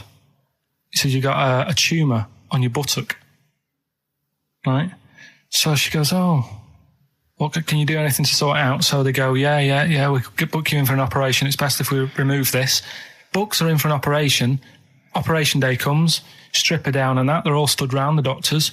Start to operate. It only turns out it's a pork chop that she sat on 5 years earlier, and it had stuck to her buttock. Right, Carl. I can forward you. Serious. Right, okay, Carl, I'm telling you now, I'm leaving. I'm never doing this show again. No, I'm serious. Honestly, you're talking. I've never had such. What do you mean? You couldn't believe it? No, when I read it, I said I've got to tell Ricky this that. This woman had a pork chop stuck to her arse for 5 years. You mental case. Of course she didn't. and Karl Pilkington with his brand new show, What's the Song? What song am I thinking? Now, I mean... You're nervous about this, aren't you, Rick? I am. You're worried. Well, because I've heard some of these clues before, and they're ramblings. Sometimes they're close to ramblings of a fool, right? And it really is like those. What am I thinking? Yeah. I don't know though. I actually was genuinely impressed by Born Sleepy. I have to give him the benefit. That's one of the better ones because that was short, sweet, and it worked. Some of these, like you say, they're not going to be quite as pissy. Some of them are like Emily Bronte novels. Now listen. We're just going to go for it then. You do it, and we just get people to call up because I want to see the general public's confusion trying to work out. Why don't you give us your next clue, and then we'll play a track, and then we'll hopefully have people on the line after the track to try and answer it, and you can recap briefly. So give us your clue now for what song am I thinking of? Right, this one. It's about a woman. And she's just normal, nothing wrong with her, or so she thinks, right? But there's the twist. Is this like the Tales of the Unexpected? And she's got like, she's got her mates and she's having a normal life, having a good time and that. And then this thing happens, right? And she starts to stink. And she can't have a bath, right? And she really wants to have a bath. She's dead sweaty and stuff. She's going about her daily stuff. She can do everything else normal. She can eat, she can talk, everything. But for some reason... she can't have a bath. Is there a coal mining husband in the bath? Yeah. Is this Born Stinky? She can't have a bath. So a woman can't have a bath? Yeah. Or a shower. She can't. Okay, leave it there, Rick. Don't try and guess. It's not for us to guess. The general public can phone up and ask questions, so I just I'm go not for sure it. Can they? I think so. We don't want just people just phoning up and getting I'll tell you what, why about this? Why don't they can ask one question? Yeah. They can ask one question of Karl, then they have to make a guess. Okay. 08700 800 1234. Have we got someone on the line now? We'll just go. Let's do it. Let's go for one. Let's go for one. This is edgy radio. This is letting Karl stuff. live. Go on. Hello, XFM. Hello, I'm ringing about what's the song? Absolutely. What do you think? Well, I'm going for Dirty Diana. Dirty Diana. See, that works. That's a great guess. It does. Yeah, but it doesn't work because why can't she have a bath? Okay, so the answer is in there. I was going to ask you. Well, that's your one question. That'd be the answer. That would be the answer, I'm afraid. What was your name? Shelley. Shelley, thanks very much. Shelley, I should tell you that, that you should never take this personally because no one can really get into the mind of Karl. So don't beat yourself up about this. I don't expect anyone to get these clues. No. So well done. That is a fine guess. Thank you. Thank you. Okay. Anyone else there? Let's hello, XFM. Who's that on the line? It's Chris. Hello, Chris. A question for Karl? Before you give us your guess? I haven't thought of a really good question or anything yet. You just want to go for the guess?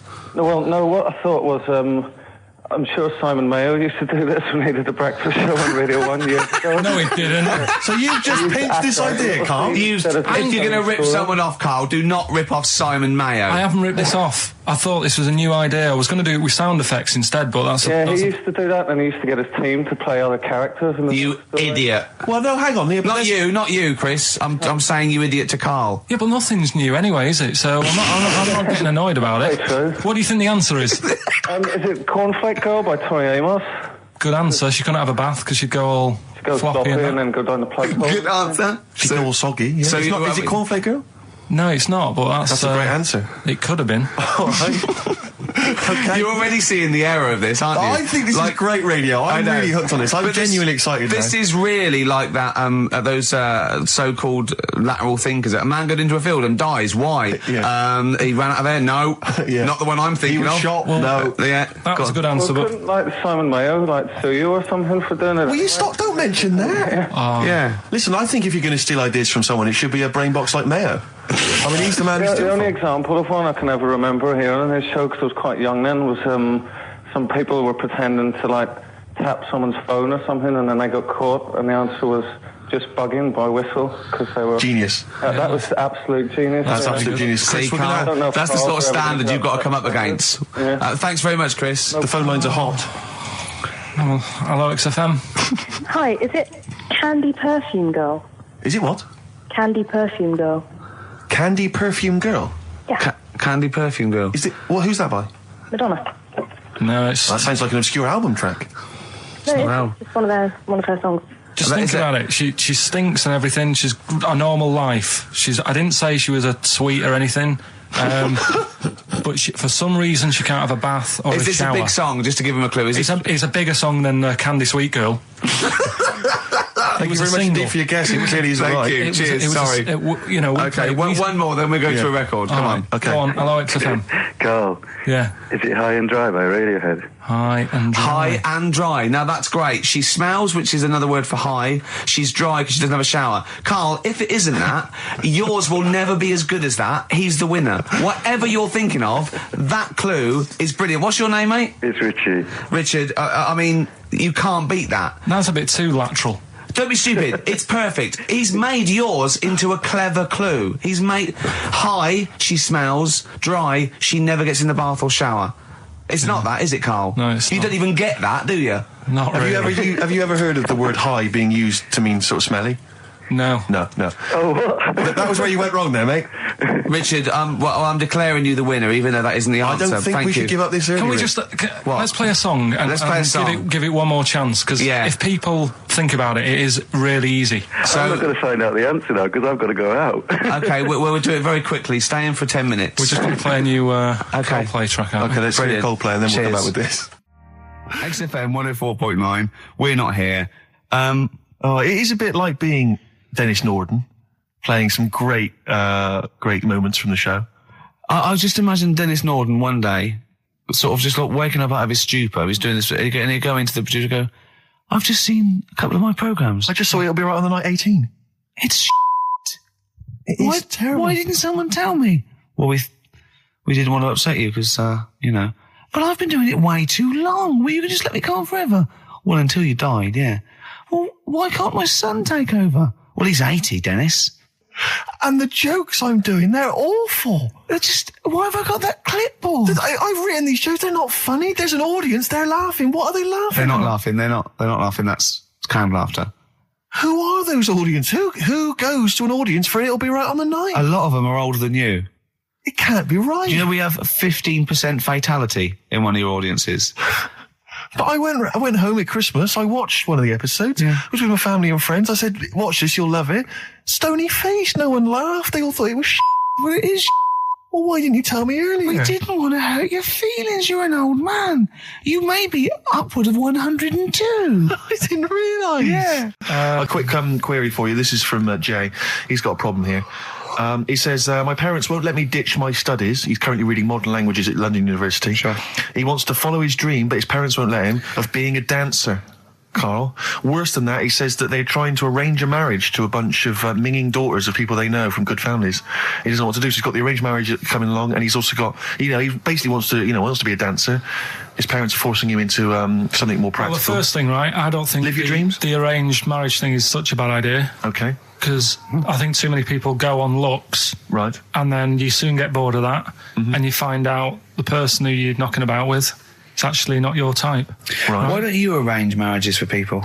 Well, I'm just saying, right, so I'd say, Jay, go along with that. I wouldn't worry about it. Okay. I mean, if they're really ugly, then, don't go along with it. But if they're half bad, put up with it. That's Sure. all right.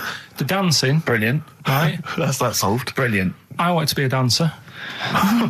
After I did the boxing, right, I joined a dancing thing just near Man United's ground, right, called Twiggies. Went along, I wanted to learn some moves. How old were you? Well, it was when Michael Jackson was, like, pretty big, so about 83, 84, 85, something like that, around there. Wanted to do it. When I went, it was shut, and it had become like a warehouse for toilet rolls. So in a way, I wonder what would have happened. Sorry. How is that an anecdote about you going through dancing? You've told me before you did boxing for a while, you did dancing for a while. You had a true fight in the boxing. You didn't even get in the. That's not an. Imagine if that was a film. This is a boy's dreams of becoming a dancer. Oh, it's shut. Next on. I mean, how is that a story? Yeah, that was Billy Elliot. Do you think it won quite as many awards? Yeah, brilliant. Footloose. All right, Yeah. I'm fed up. They banned it. Let's go. Oh, it's shut. Flash dance. First, there was. It's a warehouse. Never mind. I'm just saying, you'll find something else. I think I got a go-kart after that. I bought a motorised go-kart and kept myself busy with that. So there's always other Just things. think, Alan Bennett has to sit down and really sweat over his stories. Yeah. He just opens his mouth. You are a living Alan Bennett character. So that's So that's solved. Well, Jay, don't worry about that. There's no emotional problems I can foresee if you follow that advice. So the advice there is do an arranged marriage. if she's not ugly. minging, Yeah. she's not completely minging. Yeah. And don't worry about dancing. Get a go-kart. Cheers. Great. Well, I didn't really want to make it a Christmassy type show because I don't really interested? like it. Oh, he's done it again. What, you did Christmas once, didn't like it. No, my dad always said. All right, steady on. Dad said Christmas morning was for for me. So he used to stay in bed. So he never. That's brilliant. That's a great thing to say, isn't it? Yeah. Christmas morning's for you. Run wild. Do what you want. Just don't bother me. I'm going to Honolulu for 2 weeks. That's great. Dad, it's Christmas. Do I have to do anything? No. So my mum used to get up because she used to like to see my face light up, when I open my presents. And then to give fireworks. And then I'd have to go to my bedroom from about 6 o'clock onwards because my mum and dad were into having big Christmas parties and I wasn't old enough to go. Right. So they'd say, right, you've had your fun there, you go up to your bedroom, stay in there. Really? Yeah, I remember one year, right, I got a train set, that's what I wanted. Yeah. Right? It's brilliant. Playing with it all day. I thought, I don't mind about the party, I'm happy staying up here playing with this. Brother comes in, he's had a few, right? He's going, give us a go on your train. How old is he? He's a bit older than me, so he might have been let's see. Well, let him be 18. Probably about 18, 19, And how old something were like that. I had a train set, so I don't know, about 14. something like that. Yeah. Right, so I'm playing on that, loving it and stuff. And then he comes in and goes, give us a go. He turns the transformer up to 14. He went really fast for about 5 seconds, broke it, and then he went back downstairs. Wow. So Christmas, I hadn't even got to Sounds Christmas like Day. the Conservative government with British Rail. Satire, that is. Rick, I just thought that there's satire. If there's any satirical shows listening or it doesn't work in any way because there's the analogy falls down apart from there being a train. Think it through though. British Rail was trains, and the government broke the trains in many. Well, they didn't break them, not officially breaking them, but they kind of. It does work. It's perfect. I'm pretty pleased with that. And I can't. And no one's asked him to be on. Have I got this for you? It's weird, isn't it? Because it's strange that when you've got a satirical mind that's as quick as that. Yeah. And he's broke your little train set. So what did you do? I just watched telly and had some sausages. I bet you were happy with that though, weren't you? It's a bit annoying though, isn't it, when your main present of the year has been broke. And did it ever get it fixed? No, that was it. Put away. I'm intrigued why your parents wouldn't let you come and join in the festive fun. Was it really debauched down there? Was it eggnog everywhere? Well, no, but I mean, that's fair enough. 6 is a little bit early, but I just think, if you're a kid, he had his fun, put him to bed at 8 maybe. And Do you think so on Christmas Day? I thought that was a day for family. Well, not if there's a party going on. Well, don't have the party on the Christmas Day. Well, that's another option. Yeah. Your parents are weird, aren't they? A strange breed. Well, I think that was the year, right? You're talking about buying presents and stuff. I think I did treat my mum I didn't buy my dad anything. I think that was when I got a bit older, he used to get me dad something because he wasn't that bothered anyway. No. So, got me mum, there was a cheap shop, right? Of course. Thank God for that. Called Snips. Right? So I went in there and I thought, let's see what I can get her. And remember Victoria Plum? I don't think so. Well, it's like a fairy character. Right. I mean, mum's into gnomes and stuff, right? So I thought, right. She must be pleased with you, then. Victoria Plum. I was thinking, is that one of the neighbours? Is it like a brandy Do you liqueur? remember Victoria Plum? Victoria Plum. Victoria Plum, yeah, it's like a little fictional sort of character, right? Okay. So I saw it, I thought, yeah, she'll love that, right? So I did my paper round, saved up for 2 weeks, right? Aww. Got that sorted, went to Snips, bought the Victoria Plum. Next day, I'm in town with her, right? So I think, I know what I'll do. I said, come in here a minute, right? So we go in and we're looking around and I tested her, right? I went, look at that there. That's all right, innit? And she goes, it's bloody awful. Oh, Carl. Oh, Carl. Oh, God. So then Christmas Day comes. I said, don't bother opening it. She said, no, why? I said, Oh, no. Why did you still give it to her? So, well, it's too late. I'd already bought it. Oh, Carl. So she opened it and I was like, and she said, that's nice. I said, why are you saying that? I said, the other day, she said, it's bloody awful. She said, oh, no, I thought you were pointing at something else. Oh, no. So that's why I don't get anyone anything anymore. Oh, God. Play record. Oh, God. Oh. So we get onto conversations. He's asking me stuff about evolution. Tell me that. Why did the giraffe? What's that rubbish about the giraffe getting a long neck? I said, well, it didn't try and get a long neck. It was selected because, Anyway, I went into evolution for him, and he said, but why would evolution do that? I went, well, you think that evolution didn't do anything? There's not this consciousness, there's not this will that a giraffe has to stretch its neck to reach the leaves. One had a long enough neck to survive and pass it. He was going, yeah, but why did evolution? This isn't. But by the way, this isn't the most stupid thing. This is warming up. This is about 8:45. Sure. Right? He said, why didn't evolution make a giraffe good at carpentry so it could build a ladder? Right. Yeah. Okay. No. All right. Okay. So he's thinking around it. He's trying to pick holes in evolution. Yeah.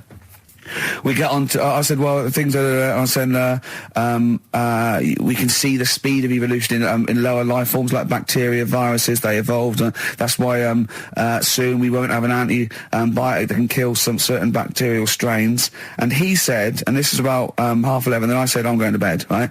He said, in the future, they reckon that you'll be able to wake up and eat a yogurt you can have a chat with. I don't know what that means. Let's put a song on, right? And we'll come back to it. So you're going to explain that? Yeah. You've got an explanation? The Verve and Sonic on XFM 104.9.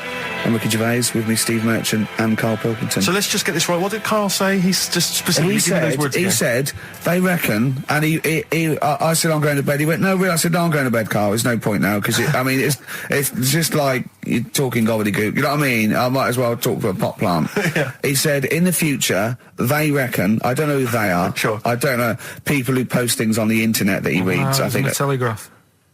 Anyway, complete the sentence. They reckon that in the future you'll be able to wake up. I love it. There's always a little scenario, an embellishment, like this little.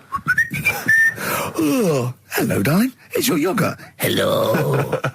You'll be able to wake up and eat a yogurt you can have a chat with. All right. Well, thanks for that, Rick. I'm looking at you. I'm going to throw that over to Carl now. Right. It's when I was away on holiday, right? I got. I don't normally buy the Telegraph because it's too big and that, innit? So, but they were giving it away for free on the plane, so I thought, ding dong, might as well have it. Mm-hmm. And I saw a couple of things in it. I thought that would be interesting. I saw this thing about the future, and it was talking about evolution and what have you, right, which I always find weird, because I always think that maybe we've sort of done it wrong anyway. Do you know what I mean? I sometimes think by definition, evolution can't get things wrong. Things change, that it's not successful, it can't pass on its genetic material, but if you're around, it's working. If you're around, it's working. Slugs are as evolved as they need to be. Slugs are as evolved as you and me. That's true enough. Yeah. No disrespect, but it works. It works. Sorry, they're but around. anyway, what's your point, Carl? No, I mean, I think we probably would have been better off staying as a fish. Just because there's more water than land, isn't there? Right. And you wouldn't drown. This is why I went to bed. No, I'm thinking of dozing off now. No, but it went. Do you know what I mean? From what was it? It was bacteria. It was fish, mermaid, man, onwards and what have you. So anyway. Oh God! No, there are a few knowledge gaps in your theory of evolution. All right, you generally got it right though. So yeah, I mean, basically, yeah, it went bacteria, fish, mermaid, man. What's next is the big question. So it was telling you all about this and what have you, and saying how like we shouldn't have interfered, because maybe if we wouldn't have invented planes and what have you, maybe we'd be able to fly and what have you if we really needed to and stuff like that. Okay. So we've interfered with evolution, you see. Right. Well, then it was saying, well, what's the future got? Well, yes, in one way we have interfered with evolution. Yeah, the evolution of the human being in society is changing. It's no longer based on the strongest or the fittest, because medical science can keep us alive long enough. People can pass on their genetic material where without this civilization they wouldn't have been able to. So yeah, there are different parameters, there are different pressures, there are different things that say whether we're going to pass on our genetic material or not. Okay, so in that sense you're right. And that, Rick, as far as I'm aware, has led to a yogurt that you can eat and have a conversation with. So this is what it was saying. It was just saying, we're living in mad times and that. There's a lot of weird stuff going on. One of which is... And the fellow was just saying, with computers and stuff like that, the way it is, we'll be able to wake up. Go on. have a chat with your yoghurt and have something to eat. What do you mean, have a chat with your yoghurt? Because of the amount of, I mean, you have them yoghurts already, those friendly yoghurts, those bacteria-friendly ones, so this is just a really friendly one. Yeah, they don't... Oh, God! I'm my best! Do you know what, sometimes, Carl, I think that we're having a chat with a yoghurt. Do you know what I mean? There can't be any difference. Yeah, but then I'm always reminded that would be more entertaining. That would be more informative. That was Jane's Addiction. This is the Best Of Show on XFM 104.9. I'm Ricky Gervais, with me, Stephen Merchant. Yes. This was a clip show. We recorded this a couple of weeks ago. I hope you had a Merry Christmas. It's not over yet, because tonight at 9:50 is the second part of The Office Christmas specials. It's brilliant. Watch it, and we'll be back next week live. I'm Ricky Gervais, with me, Stephen Merchant. Bye. Have a great new year. Class. Rock the Casbah. I love the fact you had at least 3 minutes to get that right. I know. Prepare and get that right. I know, but my mouth was full of Maryland cookies. Yeah. You know, last week, this would blow your mind. He came in, do you know what he'd bought? For himself, about 10 penguins. Who buys penguins still? I know. All wagon wheels. Oh, I've never liked wagon wheels. Have you not been a fan? No, but I was sorry about that. It's The Clash and Rock the Casbah.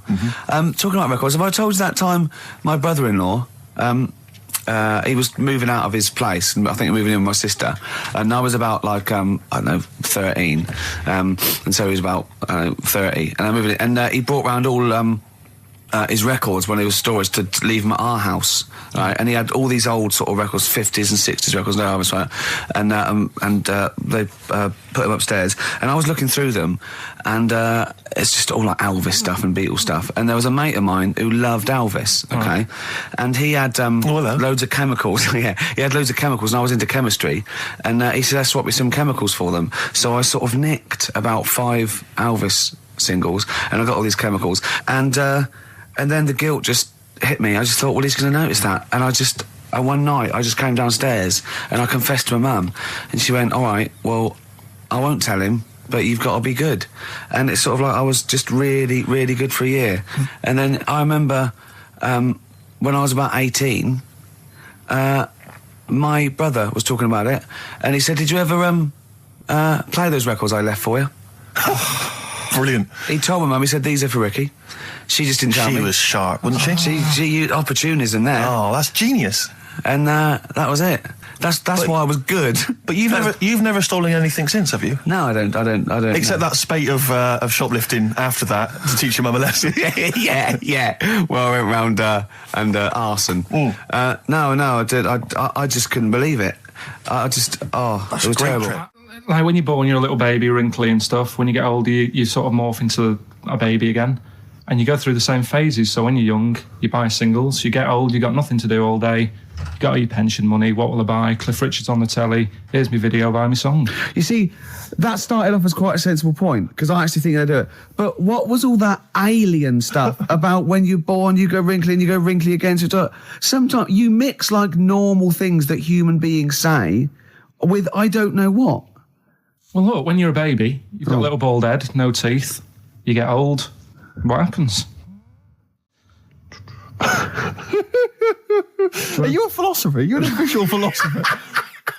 Because, I mean, it sounds like it.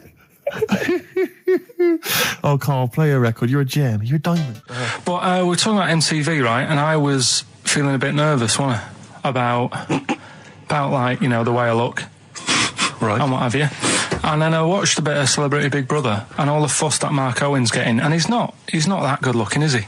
He's very. I want to be Mark Owen's mate. If anyone who knows Mark Owen or Mark Owen's listening, I want to be his mate. I think he's brilliant. I think he's a nice lad. But what I'm saying is, right, all the girls go mad over him. Yeah. And he's not that good looking, is he? Well, no, he's got to. He is in a certain way, isn't he? That sort of non-threatening. Yeah, but he's not stunning, is he? Do you know what I mean? No. Well, what's your definition of a stunning? Yeah. Well, who do you like? Someone who you look at and you go, God, they're good. Which bloke do you fancy? What bloke do you think's attractive then? So if I was into men, yeah.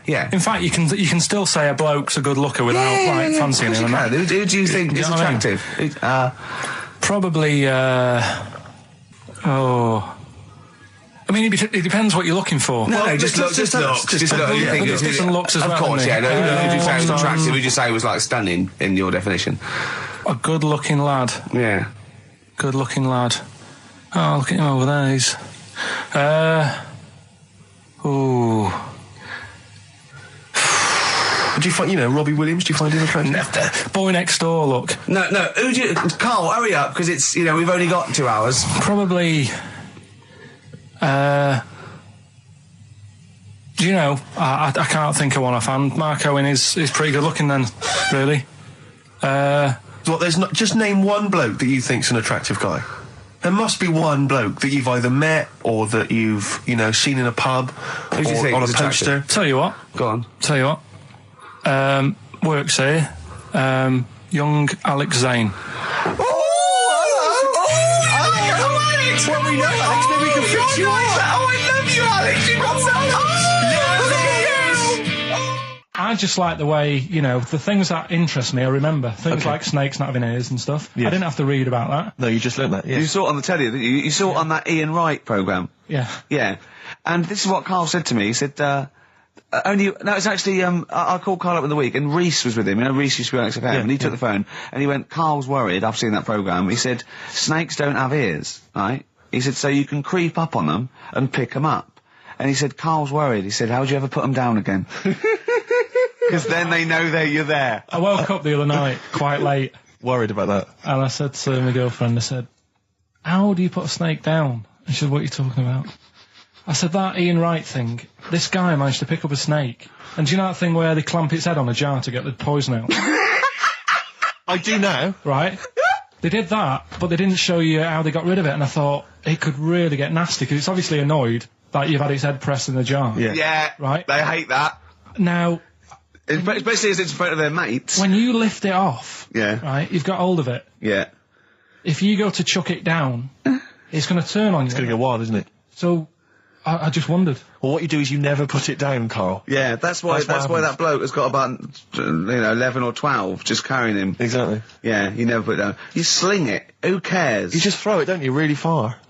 That's not that. I don't think you should throw. But Carl, listen, don't worry. We're not asking you to get involved with snakes. Rick, I sometimes get off at the tube at Tottenham Court Road if I want to look at the record shops before I come into XFM, and I always cut through Chinatown. Oh yeah. And every time I come through Chinatown, the same thought always strikes me. I always feel like I want to just gather all the little locals, all the little Chinese fellas, just gather them round and just go, guys, in what way is this a town?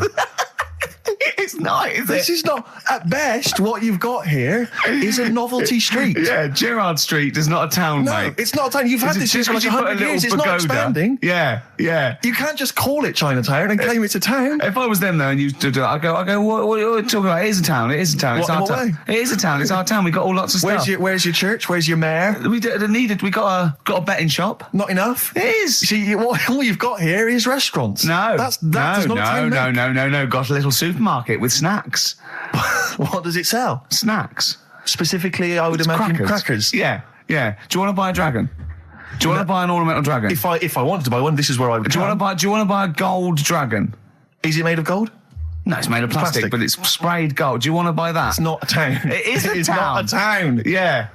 And it annoys me because when I first came to London, I genuinely thought Chinatown was going to be this amazing, what they've got there is You'd hear a gong and every time we went in there, and there'd be rickshaws and people walking on those little sort of wooden shoes. You know those ones? They're brilliant. They are just clumping around in them, but nothing. It's nothing. It's just.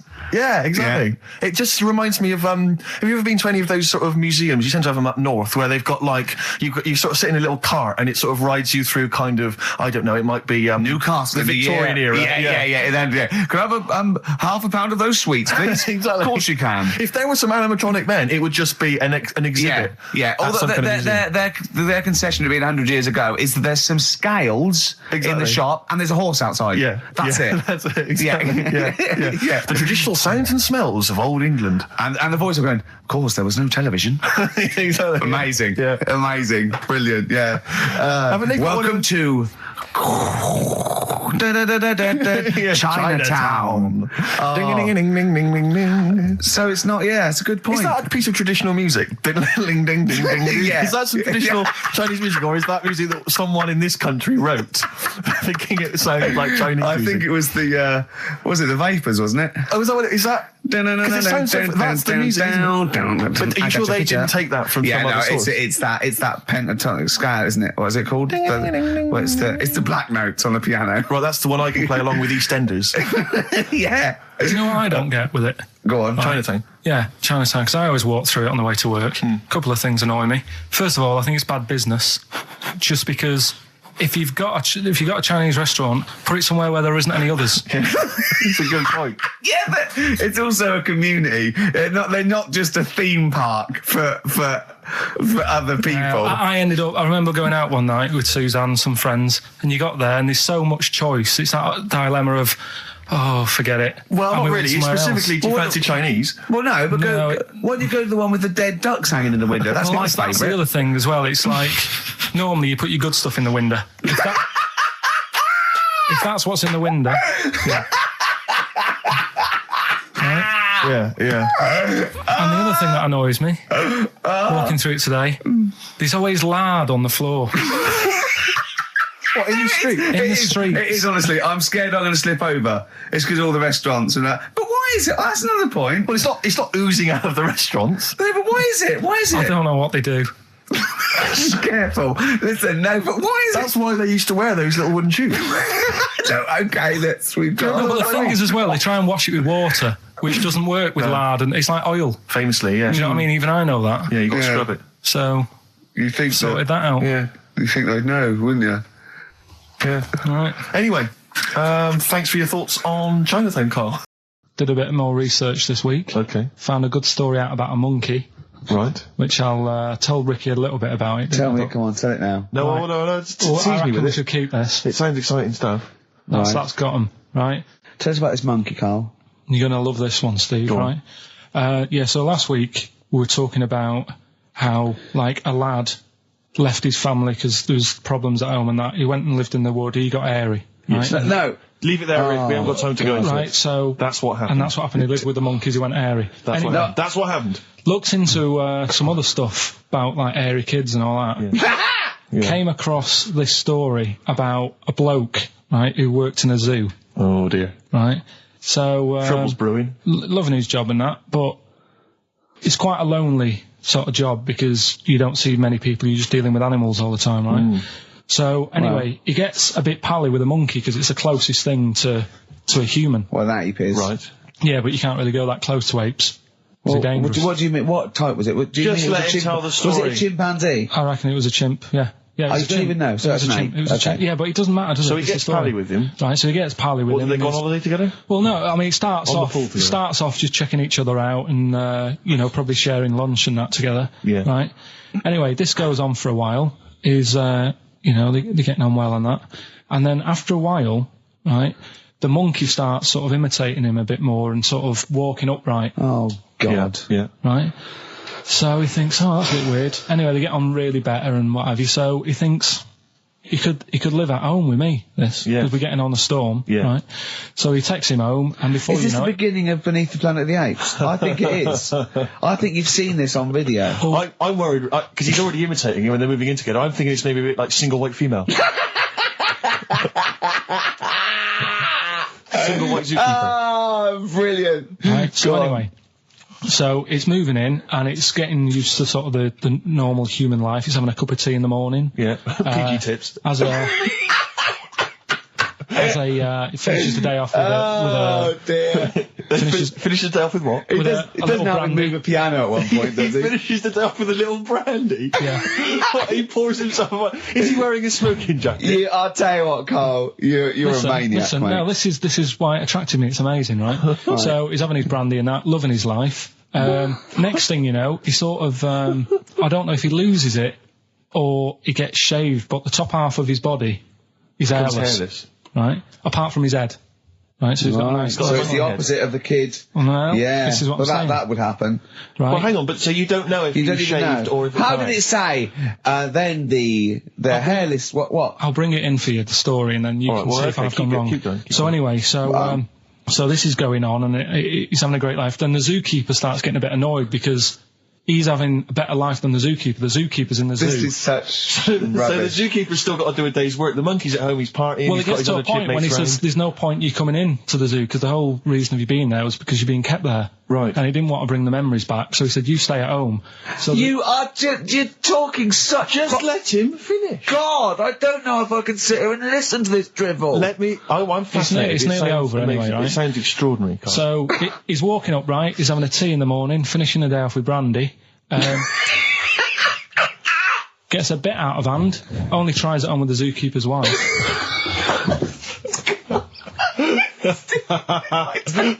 Make him go away, Steve. How does he do that? Well, because he's around humans a lot, he becomes a bit of a charmer. And But what is it that he could do to seduce her? Pick fleas out of her? he didn't say. He's But- built. He was built. Yeah, it's well done. So what about that? What do you mean? What about it, Carl? It's obviously not true. It's obviously not true. This wasn't on the internet. This was in a book. So it's not a quick joke and just put it on a website. This is in a book. I don't understand how. I love that he becomes a charmer. He's got better taste in brandy. Exactly. And he, What was it that he was doing that seduced her? I don't know. Maybe because he was at home more than the zookeeper was. But what would he be doing, I Carl? love the fact that. He's not going to be talking with her. They're not going to be playing like Trivia Pursuit. Maybe she liked the silent type. He didn't go into that. He just said that's when the trouble started. Carl, play a record. Right. Is that what Suzanne did when she brought you in? I came up with a new strand for Carl as well. He's always got, we've done, I don't think there's a week gone where we haven't mentioned an airy kid. A hairy child, you're on. Yeah. And some related to a monkey and that. And I thought you could do a regular thing where he's got to come up with a story about an ape or a monkey. And it's called Chimpanzee That. Of course.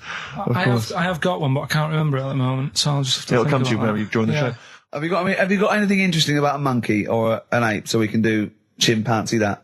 I know something that a lot of other people will know, but I'll Well, let's do it then. What's it called again? Where should we do a jingle? Well, do a little jingle for us then. Oh, Chimpanzee That! Brilliant. That's great. Right. So I look forward to that every week. Yeah. And what's Go on, your then, this is interesting interesting chimp fact. fact? Right, it's about this monkey ages ago. Of course. Don't know where it happened. 17th century? I think it was a chimp. Right. Got caught having a fag.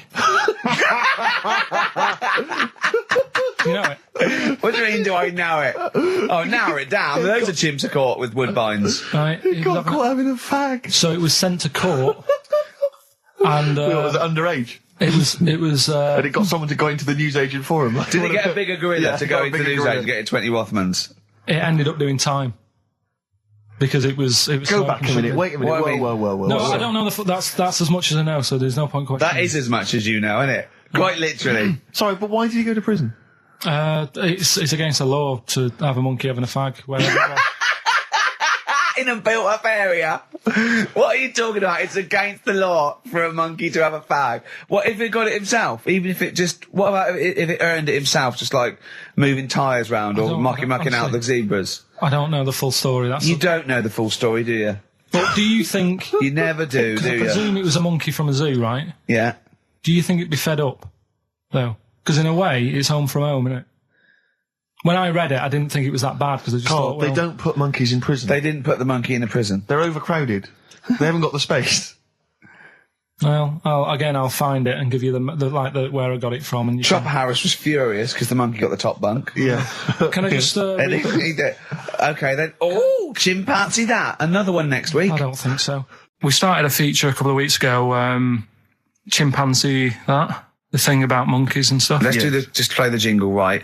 Oh, Chimpanzee That. Yeah. Yeah. Right. We started that. That's facts about apes, isn't it? And Monkeys, is chimps, on, yeah. whatever. Yeah. And I'll tell you a story about a monkey that was in a zoo, Yeah. and it got pally with the zookeeper. Right, yes. Remember? It moved into his house, didn't it? Yeah, and didn't it it like- ultimately have an affair with his wife? Yeah, it liked a little brandy at night and a cup of tea in the morning. Then he went to work and it moved in on its wife. Yeah. Right. Now, I read that in a book. Yes. Right?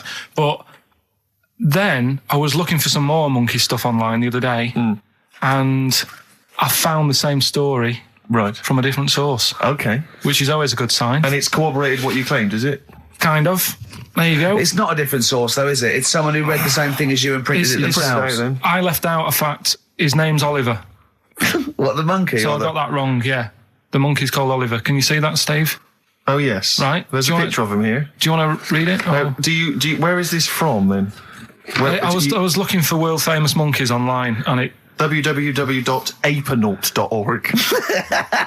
This is someone who, in America, who set up a sort of similar website to... no areas, but yeah. Okay, he was originally brought into the US with 12 other chimpanzees, but immediately stood out as different. He learned to drink, enjoy coffee and beer, and smoke cigars. In the evenings, he would sit on a sofa and watch television. If his caregivers were out of coffee, he would walk into the kitchen, pour a cup, and take it into the den. As he got older, he made sexual advances on the wife, and as a result, was sold. I reckon it was a stowaway. And to not get caught, he pretended to be a monkey. Yeah. Whereas really, it was just a That little would make fella. sense, because the final line is, he's now living in retirement in Texas. Yeah. But my only query, and I don't mean to be disrespectful, is that it doesn't really give much more information. I mean, someone who's set up a website like this, I'm worried that what I'm saying is I'm worried he's a kind of an American twin of you. Do you know what I mean? Do you see what I mean by that? There's no real hard evidence. There's no kind of dates. There's no references to where he was specifically or what zoo he was there's a in. lot Carl Pilkington. Yeah. From Dallas. Hi. We're cousins. Why do you need to know all that? The story's What do there. you mean, why does he know that? Why not accept it? Because another fella reckons a chimp moved in on someone's wife. What I'm saying is that he could be as much of a nutter as you. Do you see what I mean? What do you mean? He is. Yeah, exactly. What, and go to that much trouble of Yes. sorting out a website and that? You host a radio show, for goodness sake. To spout your idiocy. Setting up a website's hardly anything. You've had to get a job. He was stressed yesterday because we want to do another chimpanzee that. Have we got a new story coming up for chimpanzee that? Yeah. He was stressed yesterday because he said, I'm really overworked. I'm really getting fed up. He said, I haven't even sorted out the story about this monkey. He said, how overworked am I that I haven't even got time to sort out a story about a monkey? You know how much I love that. Rick, do you think there's any way we could lure Oliver out of retirement to come over and produce this show? I think we probably could. So I have you want to got wear some monkey magic. I want to wear some chimpanzee that. I want to wear some aping around. We've got that still to come. Look forward Oh, to I that, Rick. can't believe it. We've got Rockbusters. That film sounds good. And we've got, look at him up in Hollywoodant. And we've got like, monkey me, monkey you. We got Gibbon on the horn. Jesse Malin, this is a great track. Jesse Malin, a song called Brooklyn. Coming up, some monkey business. Indeed. Coldplay, Clocks on XFM 104.9. Ricky Gervais, Steve Merchant, and Karl Pilkington. Right, give me some monkey magic, Carl. Hang on, you better do the jingle, ain't you? Oh, chimpanzee that. Oh, you'll like this one. What I found is I found out like a lot of monkeys' names. Like that's how I found out about Oliver. Yeah. What do you mean you found out a lot of monkeys' names? Well, there's a lot of monkeys out there, and you think they're just called monkey and what have you, but they're all given names, right? So this one that I found about, bit of a weird name anyway. It's actually called Crap. Its name, right? And So they're not born with those names. It's not like their parents give them those names. You know, they're just chimps. Yeah. Well, this one, right? And It's called Crap. yeah, I know, right? But do you know what it's famous for? What crap? Yeah, No. Go on. Is it involved with this show? it the first monkey to have its name tattooed on its head. Yeah, again, I will say not by choice. There is no way that a chimp would go down to Camden Lock and go, are you a registered tattooist? I am, yes. Yeah, it's the cleanest, yeah. Go, okay, Can I have a look through your book? Can I have a look through your book? I'm looking for something quite gothic, but I'd like, what's your name? Crap. Oh, I'm not sure I can do that because you're not drunk, are you? I haven't had a drink. I've had some Mbongo, and that's all. But no. What are you talking about? The first monkey to have its name tattooed on its head. What are you talking about, There's got Carl? to be more information. Don't tell me you're leaving it there. There's got to be more information. That was it. And then I read it thinking, well, that's weird because that means there's loads of monkeys with tattoos on their head. If that's the first one. No, it could be still the only one. First and only. Yeah, but would they report that? What do you mean, would they report it? This isn't the Washington Post you're reading. This is mentalists who do websites about themselves every day. What? There's got to be a third Why is act that to that news? story. Why is that news? How did you come across that? Well, First nut monkey with tattoo head. I mean, what are you talking about? But why did it have its name tattooed on its head? No, it didn't say that. I mean, yeah, I know, it's mad. But he didn't say why. Was that enough for you, though? Did you feel satisfied having read that? Did you not have other questions? There's no way that is in the Guinness Book of Records. There's no way that is cited in the Guinness Book of Records. I just read it as like, what a weird name for a monkey. And then, you won't have that on your head. What would be a good name for a monkey? I don't know, anything but that, really. Yeah. Dave. Ted. But what do you think of that then? Well, I don't know what to think about it because I don't know what you're telling me. I don't know that that's news. I don't know that it's true. I mean, I don't know where to start with that. Is that all you found? You found something about a monkey? I'll tell you, right, when I was searching for stuff on monkeys, right? Yeah. I was searching around like I always do, finding information, right? Yeah. And found out, are you aware of the Iceman? The Iceman? Yeah. Go on. Right, and to me, the monkey thing was more... What's the Iceman? Oh, the man that was found in the ice. So you're aware a of him? Neanderthal man. Right, yeah. Ricky, do you know Not a about the monkey, Iceman? though. No, but I just was looking at, like, info. Right. The 5,000-year-old fella who was preserved in a glacier. That one. Yeah. Right. Yeah. Do you find that more fascinating than the monkey? Well, I know that it's true. Yeah, it is true, but do you find it more fascinating? Well, simply because it's true, I find it more fascinating. I can't act on some... if someone... anything that's true is more fascinating. But, you see, what I get from the monkey thing, you go, I wonder if it was happy about that. And But you accept it straight away. You accept that is true and interesting, and I don't know what that is. I mean, to me, it sounds like a bit of cruelty towards animals. Yeah. You know, because I mean, if that's true, it's disgusting to tattoo a monkey's head. It's disgusting. Yeah. Do you know what I mean? Yeah. There's no way. That's what I'm saying. It doesn't do it. If they reported that a monkey went in and got a tattoo and chose it itself and then was riding a Harley Davidson down Canada, I'd go, that is incredible. But I'd really want to see it on the news, and it mustn't be anywhere near the 1st of April. You know what I mean? I think you've just blown next week's.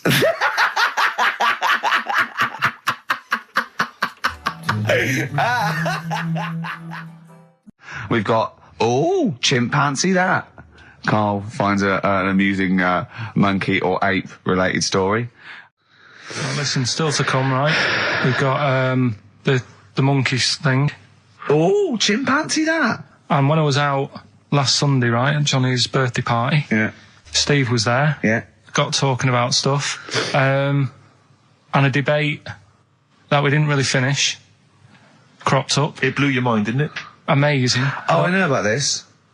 Steve told me. This is the infinite amount of monkeys. Or a monkey with a typewriter at an infinite amount of time would eventually come up with the works of Shakespeare. Yeah. There was no debate. It's a philosophical, mathematical problem. There's no debate. It's true. It wouldn't happen. No, listen, Carl, listen. Infinity sorts it all out for you, right?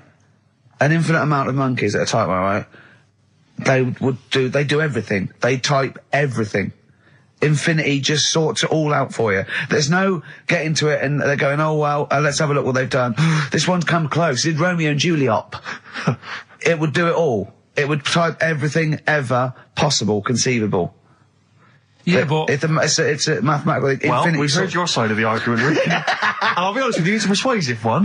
But let's hear Carl, because he heard about this in a pub last week. Yeah, so what's your he's got some strong What's your ideas problem with himself. it? What's your problem with it?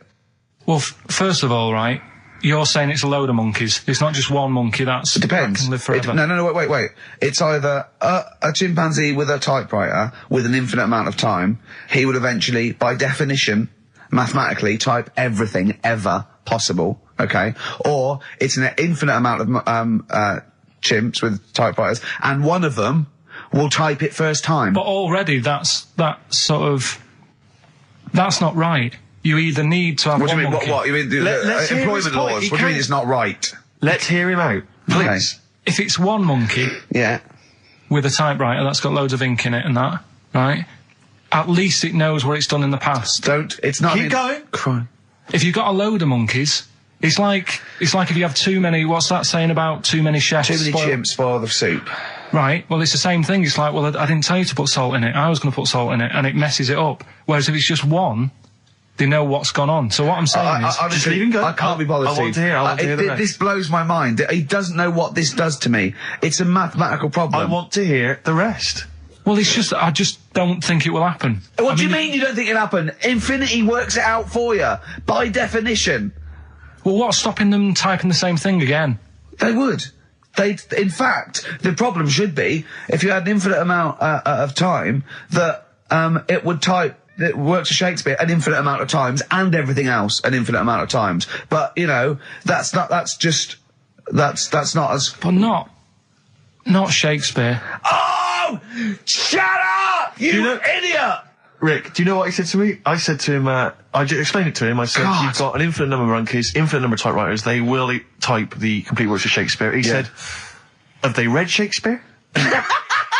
You're an idiot! Play a I record. said, no, I'm not having this they're not doing conversation. it from I'm not memory. having it. I'm not having it because it really, really winds me up. But you're saying they'll do it with no spelling errors. Well, they do it. They do it an infinite amount of times, and they do it wrong an infinite amount of times, and they do it and they spell the last full stop wrong an infinite amount of times, and they do it and they get one thing wrong in Hamlet wrong an infinite amount of times. They do everything an infinite amount of times. But are they going off a story that they've? Play a record, Carl, because I'm going to knock you out. I'm just saying. Shut up! Do they know the story? Oh, They're monkeys! Oh Christ! No, Right.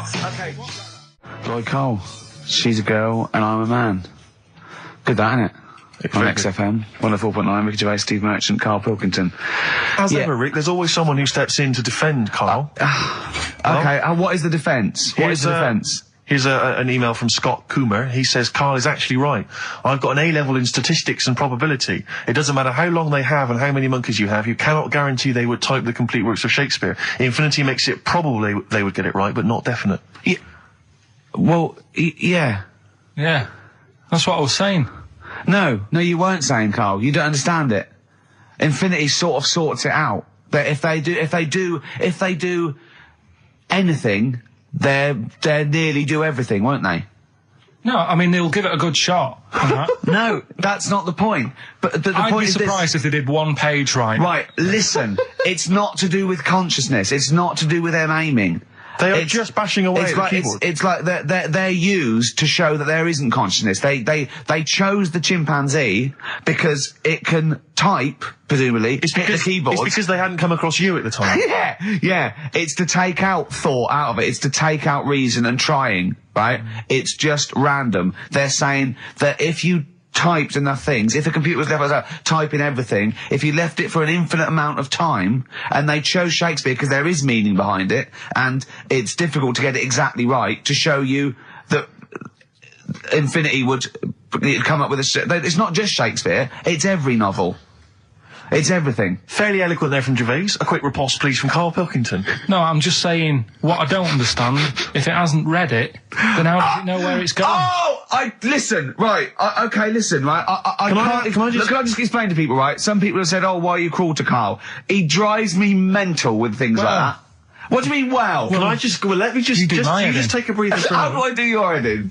He keeps coming in the week. You know that I work here properly, yeah, in the week, don't I? Yeah, I've got a proper job, yeah? Yeah. Should be 9 to 5, but I normally get in at about 8 o'clock and work A lot till of people about getting 8. 8 o'clock. Working hard, trying to do my job. 3 times this week, I've been rushing around. I walked past my little studio. He's sat in there, all right? Now, because I've got this sort of job, I can get away with it. I said to him, if I was a doctor, would he keep coming to me practice? If you were a doctor, there'd be severe problems with the NHS. Oh, imagine that. The standards would have lowered so much We go if to you lunch. can arrive at the hospital, you're a We'll doctor. pop in, I'll go to lunch, don't we? We have a little lunch break, don't we? I go, come on, let's go now. He goes, I'm busy. I go, come on, let's go now. He's going, oh, you're doing me head in. Well, when I was talking about the monkey conundrum with Karl, he said to me, right, if I had a day off work and I was, say, watching the TV and with one hand I was typing a typewriter, would I type Shakespeare? I mean... Yeah, but you see, there's certain things. We were talking a little bit about this stuff the other week, weren't we? When we said you were going on about Einstein, and I said he's not that good. You know, E equals MC squared. You know, it sounds good, but I've never used it. And that. I've never used it. You haven't used 2 and 2 equals 4, Karl. The fella with an apple fell on his head. You know, it could have been anyone sat under that tree. Do you know what I mean? It's just annoying. Lucky. And It just happened to be a genius. Newton gets all the credit do you know for what I his mean? laws of the universe. Well, other people were working whilst he was having a lunch break under the tree. Okay. So in a way, it's like he didn't deserve to have that success story. Again, forget the apple and the tree and whether he was sitting down having a lunch break. It's totally irrelevant. Yeah, but what I'm saying is there's certain things that will just happen. You know, it's like, I think we were talking, when we were out eating the other week, we were talking about Noel Gallagher. Well, this is reason the monkey discussion came up, right? We were Noel Gallagher. I don't know what to say. I don't know what to say. Rick, I don't want to misquote Noel. I'll be like Herbert Lom in Clouseau. I'm going to get a twitch whenever he opens his mouth. I don't know where to start with some of his statements. Well, as I say, this discussion began because we were talking about a quote that Noel Gallagher supposedly gave. Now, I don't want to misquote Gallagher, but the gist of it was that he said, had I written Wonderwall or whatever, instead of the Beatles writing Strawberry Fields or whatever, I'd be the one that was considered the great songwriter and it wouldn't be the Beatles. You know, it's just the fact that they came first that meant that they get all the credit as being the greatest band. I don't know where to start with that statement either. I mean, that's Gallagher's thing, and he's, you know, well, whatever. We know what we think of that. What was your point, Karl? You agreed with him, didn't you? Yeah, I reckon, right? Do you know we've talked about putting a baby in a room before and it'll know what colour it is and stuff? If you got a room that's painted red, right? But forget that, because that's going to confuse Hear him out. Listen to me. Say if they did some new TV show, right? Like, what's that film with Jim Carrey in where The Truman Show. The Truman Show, right? So they make up a little room and some woman has some kids and you say, right, let's put the kids in this room, and they don't know what's going on outside. They don't know anything about, like, EastEnders and that. It's like their little world, right? They don't know anything that's gone on. How could a child survive without EastEnders? Right, listen. So you sat in the room, right? And then when they're all asleep, right, Wait for this bit. someone Have you heard this? Yeah, bit? wait for this bit. They're all in a room. Yeah. They're asleep. Yeah. someone pops in, puts a guitar next to the bed, right? Nips off out again. They wake up in the morning, and one of them goes, "What's this?" They don't even know it's a guitar because they've never seen one, right? They're talking English though. Yeah. We just left guitar out of the vocabulary. Right. So There's plenty more to come. one of them will pick it up and they'll go, "I don't know what it is," and they'll start strumming. They'll go, "That sounds good, doesn't it?" Give them a few weeks, they could come up with "Hey Jude." Whereas, typing Shakespeare, a monkey that can't even spell, I see that. Listen, can't answer it. Can't I answer might it. come with you, Rick, if that's all right. Because that's we've got to sort out that Christmas special as well. Yeah, no, sure. Alright, I'll see you later. I'm shooting off then as well. Go on, he's getting all stressed because I screamed. Sparky's Dream, Teenage Fan Club. I'll tell you, I'm sick of the screaming, Rick. I'm sick of that. I mean, no wonder Karl hates you, and that is the word I don't use often, but he does, and I've spoken to him in the past, and he loathes you. Monkey news. Give us one of the screams so the audience at home gets a taste of it. I'm taking my headphones off. No, and I'm not stepping going to away. scream. Go on, let's see what... Right, That come wasn't on. what you were doing. Was it worse than that? Yes! Right, come on, monkey news. It's not called Monkey News. It's not called Monkey News. Chimpanzee, we're not going to pack all the monkey stuff in. We've got quarter of an hour. What other show can say that? Yeah. We're not going to pack in all the monkey news. We've got 15 minutes where we can't get all the monkey information in. Right, come on. You're going to love this one. Go on. Let's have the jingle. Oh, chimpanzee that! Right. I don't know how recent this was, Oh, God. 17th century? but it happened in Hackney, right? If you're outside London, that's in a place in London. And it's this monkey that's going about Hackney, nicking DVDs. Even the monkey didn't go for videos. Even the monkey knew. Well, there's no point getting on VHS. Right, you're on VHS. You're having it. Throw it back. Right, and there's a girl called Lisa who works in our office here, right? And I mentioned it to her because she lives in Hackney. I said, "You familiar with this?" And she said, "Oh, I remember something about it," which annoyed me. The fact that a monkey's running riot, but she didn't know the full story, and she lives there. What do you mean a monkey? Do you mean a chimpanzee or a monkey? I don't know. Is he a zoo in Hackney? Is he a zoo there? I don't know what so it was, but it was like. Is there a zoo in Hackney? I don't know. That's what I was asking. So, right, get on with the story. So anyway, it's been robbing stuff, and the other bit that really puzzled me, right, is the fact that. And you're not easily puzzled by monkey news. They took fingerprints. What do you think about that? Well, they took fingerprints presumably because they didn't know it was a monkey to start with. No, they did. They saw it, nicking stuff, and they said, get fingerprints. So that means there's more than just one doing it. I'm gonna have a heart attack. He had to fax them to Interpol. Yeah. We know that is. Yeah. It's Brian the monkey. Yeah.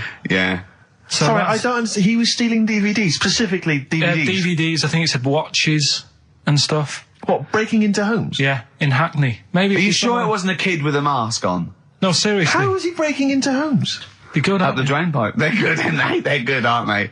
But how would they do that? So is that the news? Well, how much do you want? Is that monkey news? For this week? Well, I don't know that it's true. Again, I've got the things. There was other stuff. There was another story that I found about a monkey, but I would like to know from someone in Hackney do you know what I mean? And I missed that one on Crime Watch, which would have been good. Right? But there was another story about one that kept getting on buses, not paying its fare. And just sat in a corner reading the paper. Reading the paper, Carl. You're an idiot. Well, that wasn't in London. You're an idiot. That was in America. It wouldn't read the paper. Why would it read the paper? Because it was its way of sort of going, oh, well, if I'm reading something, maybe the inspector... The inspector will notice my hairy hands. Oh, Carl, you're such a fool!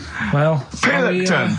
Carl, we've just had a news flash that an infinite number of monkeys in Hackney and an infinite number of typewriters. Yeah. We don't know what for. At this stage, we've got no more information. And they've taken back an infinite amount of graduate on video. This is rubbish. See the grass, seen the light. I just think of people sort of a Saturday going, you coming shopping? I go, I can't, I'm listening to XFM, there might be some monkey news. And they waited 2 hours for that. What sort of a show has a feature called Monkey News? Well, I have to say, the monkey story has been corroborated. Which one? Well, this one, it says, police in Britain this week are on the lookout for a very different kind of burglar. A chimpanzee who has been sighted breaking into a house in Hackney, stealing a mobile phone and leaving. The chimp is also the prime suspect in a break and entry in a nearby house where part of a radio was taken. One policeman stated that it might have been trained to steal, but a monkey's not going to think, that's a mobile phone, I'll just have that. Look at Carl's face. Yeah. Fact. That's fact. We've also got, chimpanzee that. More monkey news from around the world. Monkey news. Stay tuned for that. I like to excite Carl's imagination, right? And if it involves chimps or monkeys, all the better. Brains he likes, parts of the body, deformity. You know, I know where to, what buttons to push. And I told him about this thing. I don't know if any of you out there know about this, but there's an experiment they did in the 50s, a clinical psychology experiment where there's your two hemispheres of the brain, okay? They're joined by a thing called the corpus callosum, right? Which is just a little flap of skin, like a little scarlet lead that joins your two hemispheres. And what they did, they cut that in half, and they thought it was a cure for schizophrenia, but what it turned out to be, or epilepsy, I think, I can't remember, was that your two sides of your brains didn't function together. You couldn't get information. I was telling Carl all this thing, and one of the things I told him was that they did it on a monkey, and it fought itself over a nut. Like its right arm was connected, by its left lobe of the brain, and it was fighting over itself. And Carl went, instead of thinking this is amazing experiment, he went, would it have been happy if you'd given it two nuts? Yeah, I know. Well, you started off by explaining, and I remember you mentioned, because I was watching the two of you as you were describing it to me, you said, of course, one side of the brain deals with symbolism, and as you said the word symbolism, I noticed Carl drift away from looking at you, pick up his mobile phone, and start pressing buttons randomly.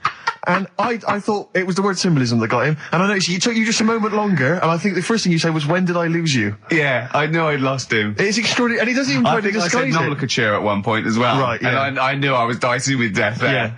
But, but I told you tried to look it up, didn't you, on the web? You didn't find anything about it, did you? The spelling of it's, what is it again? What's the word?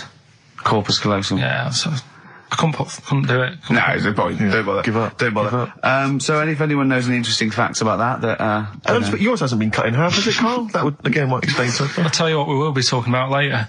I don't know if you're sort of aware of them, Steve. Go on. Bonobos. Oh, I don't know much about bonobos. I told him about he was looking for stuff. I said put in bonobo. He was having no luck with chimp, and they're a form of chimpanzee, but they're even closer to us, evolutionarily speaking. They've got their social groups are more like ours. They're more intelligent, and he was loving it, weren't you? So is it human bonobo Carl? Is that how it works on the evolutionary ladder? Chimp Carl. Yeah. Yeah. Talking about them. So we're talking about bonobos. You're excited about that? Yeah, That's coming up in Monkey News? No, I think it's a bit of a monkey bonus. Steve, are you aware of bonobos?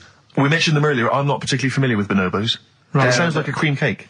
No, they were a sort of a chimpanzee, but more advanced than the traditional chimpanzee. They live in one sort of particular area, and it's the sort of closest animal to the missing link. They're very intelligent. They take on a lot of social aspects of human. They have sex for pleasure and no other. Steve's looking annoyed.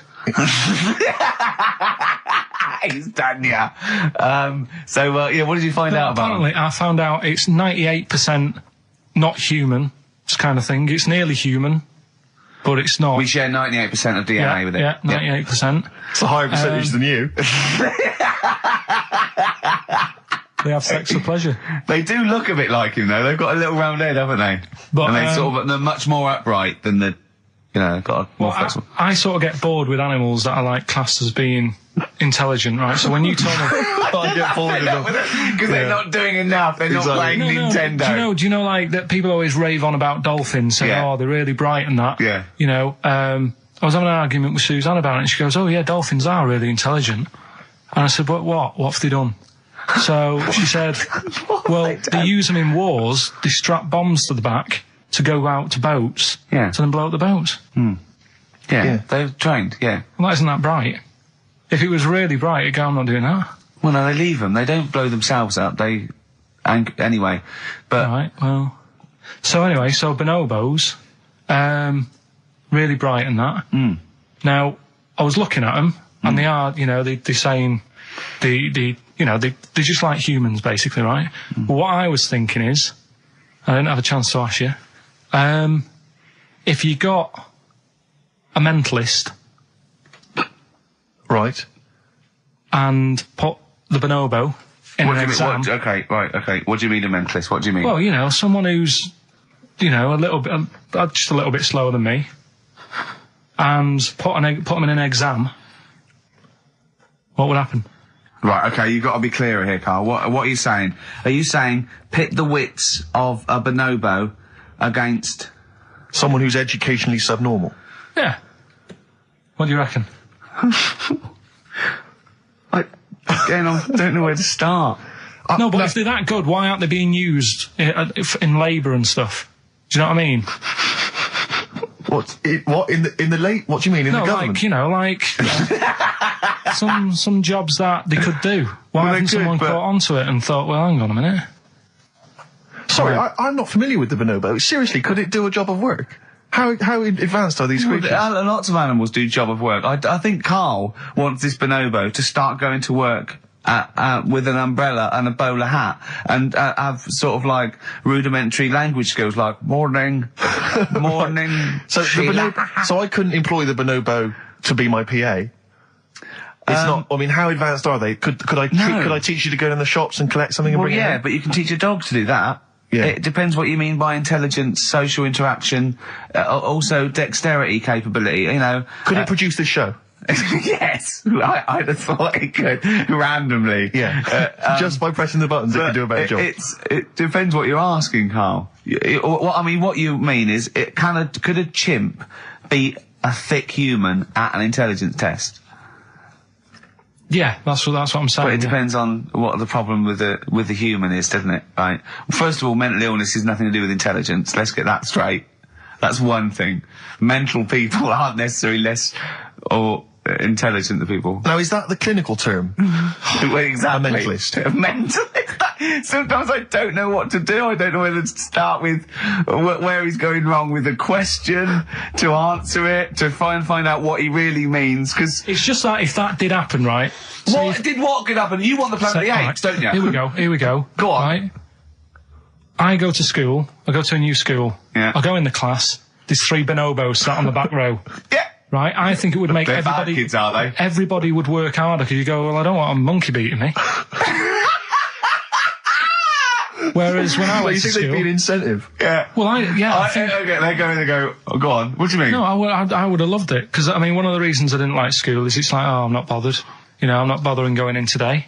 I'd love it if I went in and someone said, right, you're going to start coming again. Why is that? You've got 3 bonobos in your class. What if they didn't hang out together, like the 2 little kids with the webbed hands and the big heads? What if they started bullying you? Stealing your pocket money? I wouldn't go in, I'd stop maybe going. copying you, maybe making you do their homework. Yeah. They did find out. To be honest, it would probably be the other way round, and he'd score better. Yeah. Carl, have you been copying? Have you been copying the bonobos Have again? you been copying Boo Boo again? It'd be good though, wouldn't it? Well, it'd be great. I wish I could live in your mind for just a day. Sorry, what was the monkey news? Quickly. No, we got to save monkey news. We'll have to do that when we, Is it quick? Is it quick? Going into the record. What, the monkey news, is it quick? Yeah. I can tell it to you quick. Quick then. Right. Jingle. Oh, chimpanzee that. Go. Shambles. Hurry up! There's a monkey in India, right? On a railway station, waiting for the train. No, don't mess about because I've got to get through it quick.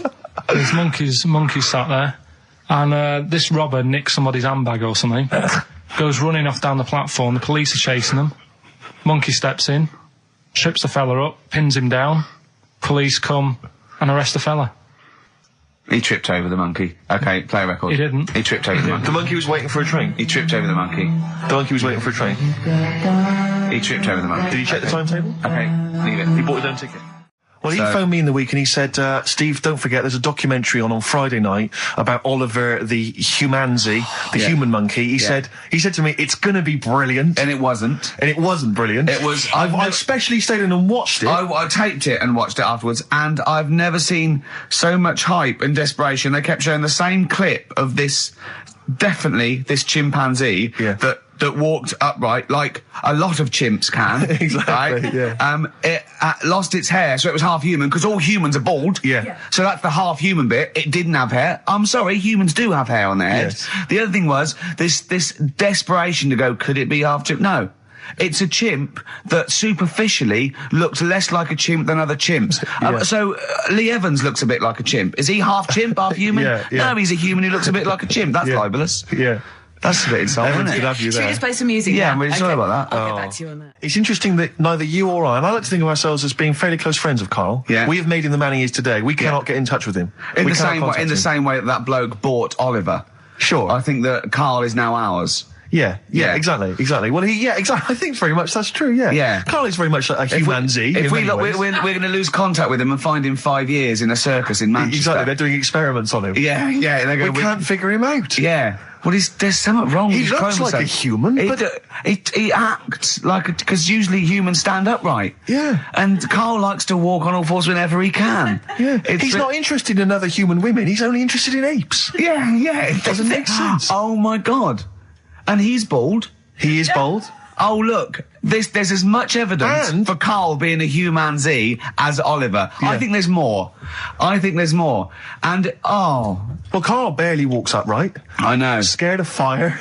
Yeah, I know. It is interesting, isn't it? Oliver was built, wasn't he? Yeah. I see. I Big boy. don't know. It was a- yeah, Why it were you was- looking, Rick? I'm interested to. I'm interested that I couldn't. What? Your eyes were kind of uncontrollably drawn Steve, they were towards just his. there. No, I didn't say anything. I was just looking at his face. No, Sorry, Rick, but if there's something you want to get off your chest. yeah, and that was the human part of it then, was it? Being built like that? Because that's humans, but... Yeah. Although Carl's is very tiny and hidden behind. And he's got... I've noticed something else as well. He's got a big red arse. That's true. Hasn't he? Yeah. Yeah, it's all beginning to slot into place. And I've seen him climb up a cabinet and eat a banana as well. Just over lunchtime. And peel it with his toes. It's all coming together. Yeah. Right, we're going to track him down because he's malingering. He's definitely malingering. Yeah. I'll tell you what, he's at home now in the garden swinging on his tyre. The connection there that we were talking about was, of course, it was by the monkeys. Indeed. Yeah. Indeed. Brilliant. They turned up in yesterday's episode, didn't they? A lot of people, I'm sure, won't have seen this documentary. It was on Channel 5 after all. Oh, So I yeah. always feel like we should remind people that what we're actually talking about. If we just happen to mention Oliver, a lot of people don't know what that means. Yeah. If we explain that it is the primate version of Carl. Yeah, that's exactly. a sort of shorthand, isn't it? Yeah, the half. Yeah. Yeah, but they were on a Humanzee. The Humanzee. He was on a Japanese TV show. They were doing experiments on him to find out if he was half human, and the monkeys happened to be there. Yeah. Mickey Dolenz saying, I'm quite interested to find out because I'm a monkey. One of the Brilliant. monkeys. It was Excellent. extraordinary. It was utterly bizarre. We had an email about Oliver the Humanzee. For those that didn't watch it, there was a documentary last night about a chimp that was supposedly a human or was half human or might favourite seem programme ever. Yeah. For a week, Carl has been saying it's going to be brilliant. I wish he was here and to he's not here to discuss it, sadly. Yeah. But Lee Cranston has emailed in and says, I thought the best part of the Oliver programme was the guy Vincent Pace, the camp fella at the piano, telling how he first met Oliver. Quote, he grabbed his female owner, turned her around and bent her over and went to mount her. I made her an offer to buy him the next day. Vincent was then shown in a very nostalgic mood playing melancholic music. He obviously wanted some monkey action. He really, that's. I mean, it is potentially liable. That's liable. It's a joke there, but I don't take any responsibility for what Lee Cranston says, or indeed the fact that he puts at the end, did he want to turn Oliver into a gay pansy? Question mark. That's Lee's thoughts and opinions. They don't necessarily reflect those of XFM. He sees the chimp mount a human and go, I've got to have that chimp. I must have that chimp. Oh, poor Carl. Where is he? Call as him. you mentioned earlier, he was very well endowed. Apparently, I didn't see it myself. It was a big boy. chimp. Big Sure. boy. A big half boy. Yeah. A big half boy, half chimp. Did you watch the monkey program last night? You told us to watch the monkey program. We all stayed and watched the monkey program. All right, wasn't it? What's Rubbish, wasn't it? Obviously not half chimp, half human. Well, I mean, they missed out a lot of the interesting bits. They didn't have any interesting bits. Those are bits that you made up to make it more interesting. The bits that I told you about 3 months ago before they decided to make the programme. Yeah. What were the bits that you came up with? Well, they missed out the bits about, the zookeeper. Right, there wasn't a zookeeper. Yeah, go on. Well, he was, but they left that bit out. Well, okay, They fine. left out- And they left out the bit where it ran from there in 1975. In terms of those that did research, they actually went and filmed it. You read it on the internet. Yeah. Yeah. Chances are you're the one with the facts wrong. Yeah, I think they also left out the bit when it jumped over 3 double-decker buses on a motorbike. On Evel Knievel's motorbike. Yeah. So, I can't believe it. I cannot believe it. Not only do you not bother turning up, but you turn off the radio and start watching football. I turned it off, but I've recorded it. I'll listen back later and sort of... Well, what good is that? Sort of, I like to keep it in shape and that. I'll have a word next week. All right. If you receive any phone calls from people you don't know, we don't know anything about that. Instantly, we don't know why that is happening. That is just going to be a weird, spooky thing. So, and don't bother telling the story about Men in Black 2 either, because I don't think people will be interested. Actually, on the subject of Men in Black 2, what? Have you seen that, Steve? No, I haven't, Carl. Tell me about it. You should see it. Go on. Why? Because there's this thing in it. Go on. What, a stupid, bald Mancunian tosser? No, weirder than that. There isn't anything weirder than that. Big eyes, it was gangly. Keep talking. And, you've got to see it, because you wouldn't believe the likeness and that. You've got to get the film out tonight. Right. It's not as weird. It had a normal voice, right? He's done yet. He's not even here. I'll tell you what, mate. It ain't worth coming in next week. Oh, stay on the line, Carl. Play a record, Claire. Kings of Leon, Molly's Chambers. What do you think of that, Carl? All right. There's a surprise. Another I tell you what, insightful remark. Steve is not a fan now. Not only does he know you've been slagging him off behind his back. No, I wasn't slagging Steve. If you get it out on DVD tonight, you'll know I'm not slagging you off. It could be your brother. I love the fact that it makes it worse, but he's thinking you're going to go, oh, he wasn't slagging me off. It does look like me. I do think I'm an alien. I love the fact that you hope Steve will go, he's got a point. It's a spitting image. Yeah. I am, seriously, Carl, I'm really angry. I'm so angry with you at the moment. You haven't seen it yet? No, I know, because I know what it's going to be, and I'm just... Why? I'm fuming. I'll tell you why I'm angry, because he doesn't do it in jest. No, but what do you think it's going to look like? What do you think this thing's going to look like? It's going to look ludicrous. It's not going to look anything like me, but he's going to pretend it does. Go on, what? Go on. No, it does look like you. Yeah, of course it does. And you looked like the Human Z. Well, I mean, to be honest, you did a bit, Carl. You walk like him, you're bold like him, you got a sort of gormless face like him. Any more? I don't smoke. That does. But we've got a new feature, haven't we? Which one's this? Are we doing within the Monkey News, the new feature? Oh, Steve. I'm excited. You know, Monkey News is my favourite feature, so what have you added to it? Explain it. Right, well, there's been loads of stuff going on in the past few weeks, right? But for the times when I struggle, when sort of monkeys have had a quiet week, and there isn't that much news going on, right? Come up with this thing. I sort of speak to an expert. I've spoke to him already. You spoke to an expert, a monkey expert? Yeah. Uh-huh. And I ask him a question. Wow. Right? The feature, it's got a good name. You know, that's the way I work. Yep. Cheapest chimps. Right? Okay. And what I do, I ask them a question about, how much does it cost to, keep one? How much does it cost to, feed one for a week? Yeah. All this sort of stuff. So I give out like a monkey story, and if that isn't enough for people, they'll also learn something else at the end of it. Right. Yeah. So like... It sounds fascinating, can I say right now? Yeah. That's just some of the things that we've come up with. Play a record, Carl. Please still continue to listen there. All right. Carl, you know what the time is? Bong. Monkey News. Yeah. Right. Imagine if Trevor McDonald started like this. Yeah.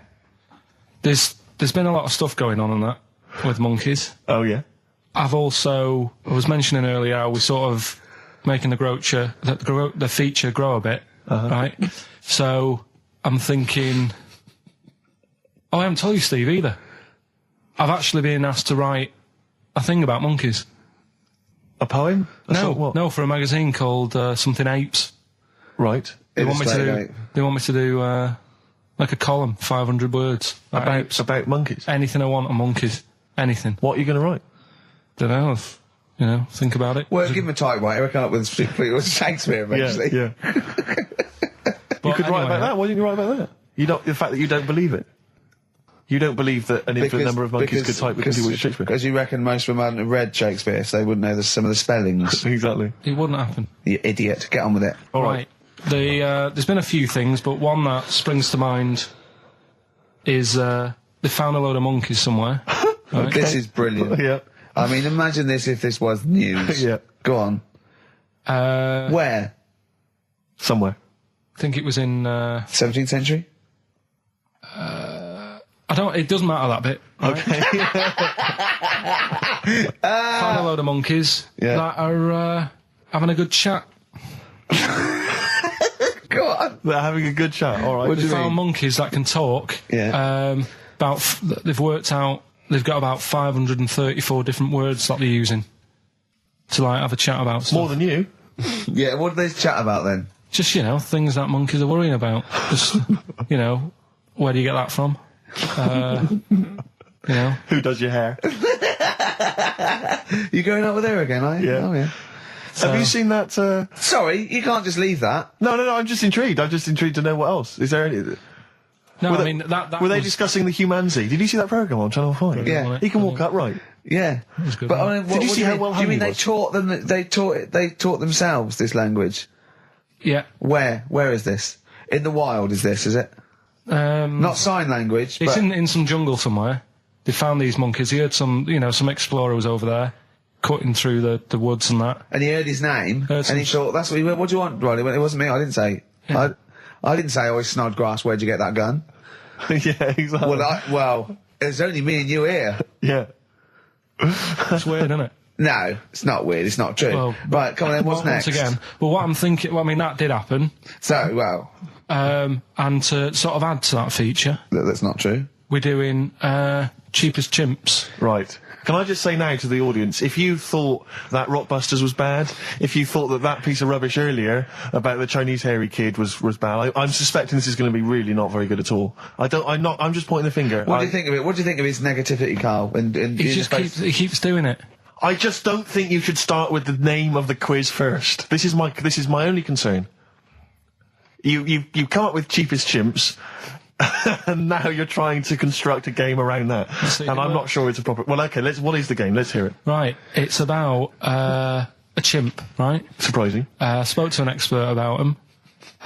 Who was the expert? Someone at London Zoo. Okay. How many bananas do you think the little chimp that they've got at London Zoo eats a day? Right. How many bananas does a little chimp at London Can Zoo they call eat? in for No, this? I'd leave it. I'm just testing it out on Steve because we've already got an email thing going on here. So how many bananas do they eat a day? One chimp per day. How many bananas? Yeah. How many bananas does a chimp eat a day? And does this mean that, because sometimes I've seen them on the telly, they peel one, they'll just eat a bit of it, then they'll throw it away. We're talking a whole banana? How many bananas does it eat a day? How many bananas do you eat a day? Getting angry. Come on. Well, I'll try and have 2 if I've got time, but I'm pretty busy. Well, I'll go swinging on your tyre.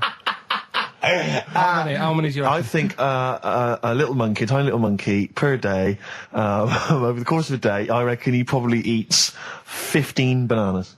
Right, Ricky, what are you going for? Little chimp at London Zoo. But hold on, but presumably they don't only feed it bananas. So Okay. so the question is, It's how many bananas does it eat? Come on, yeah, but Rick. how many does it get given? It would eat 15 if it was given 15, but it might be given one slice of banana, 15 oranges, 200 potatoes, and some lettuce. How many bananas does it eat? Come on. It's 5. have a guess. 5? Yeah. Right. It's only 1. Yeah, because it only gets given one. Cheapest chimps. What? So it's pretty cheap to have a chimp. Right. I'm on your side now, Steve. I don't understand what happened then. What, so at the end of it, you always shout cheapest chimps. Is that what? That's the quiz, is it? Oh, play a record. Wait, so is that it? Is that seriously Is it? that it? Was that the first instalment of Cheapest Chimps?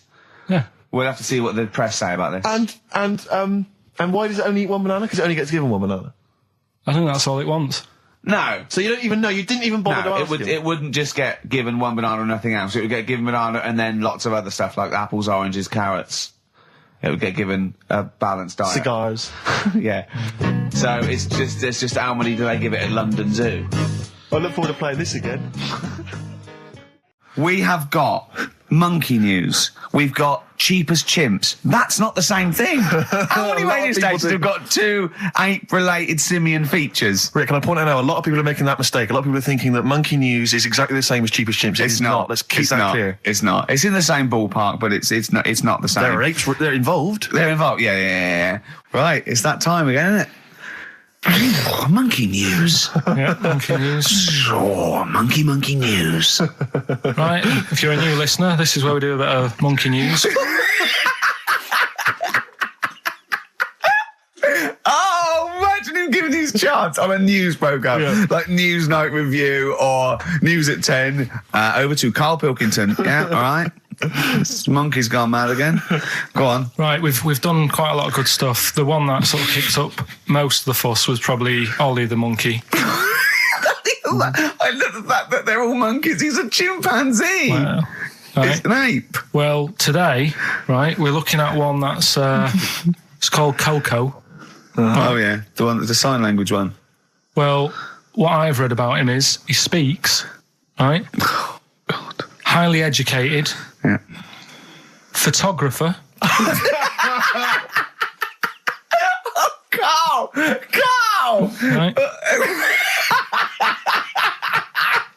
I love the fact that when he gets a gifted ape, he has to look up to him. He realises that he is superior. I love that. Right. Oh. And it also likes going on computer chat rooms. I can't take this anymore, Steve. I'm going to be sick. Oh, God. Which, right, that's pretty amazing. You know, if an infinite number of monkeys are in an infinite number of chat rooms, they'll eventually type, which is your favourite episode of Buffy the Vampire Slayer? Exactly, yeah.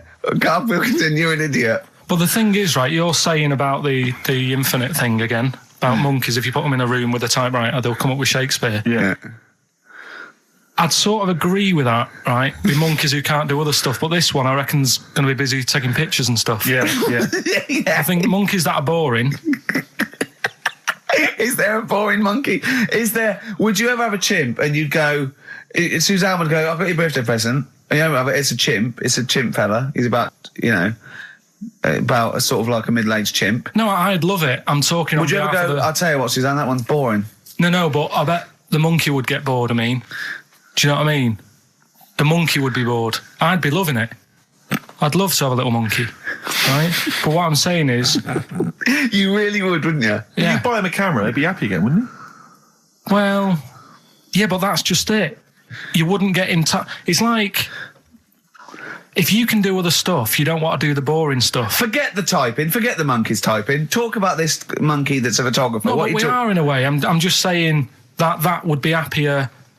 Monkeys that have got nothing else to do, if they can't take pictures and that, and they can't go on chat rooms, they're happy to sit in a room typing away for infinity, yeah. Do you know what I mean? But he's got maybe a little exhibition to put on.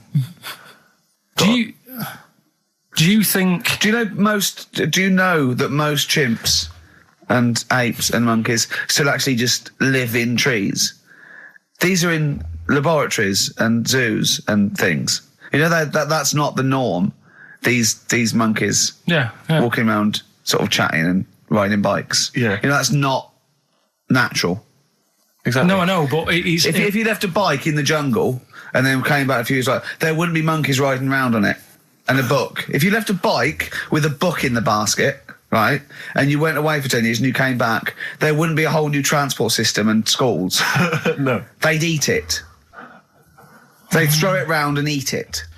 Right, we've done that. Monkey news. Right, straight. Let's hit them dead. Let's go straight with cheap as chimps, Carl. Right. Well, this will probably finish today, to be honest. Oh, right. Because what if we looked at it, cheap as chimps? We found out that eat one banana. Next, go on, do this one. Banana a day. And that. Yeah, that's right, it. Brilliant. So what? It was a long-running feature. Go on.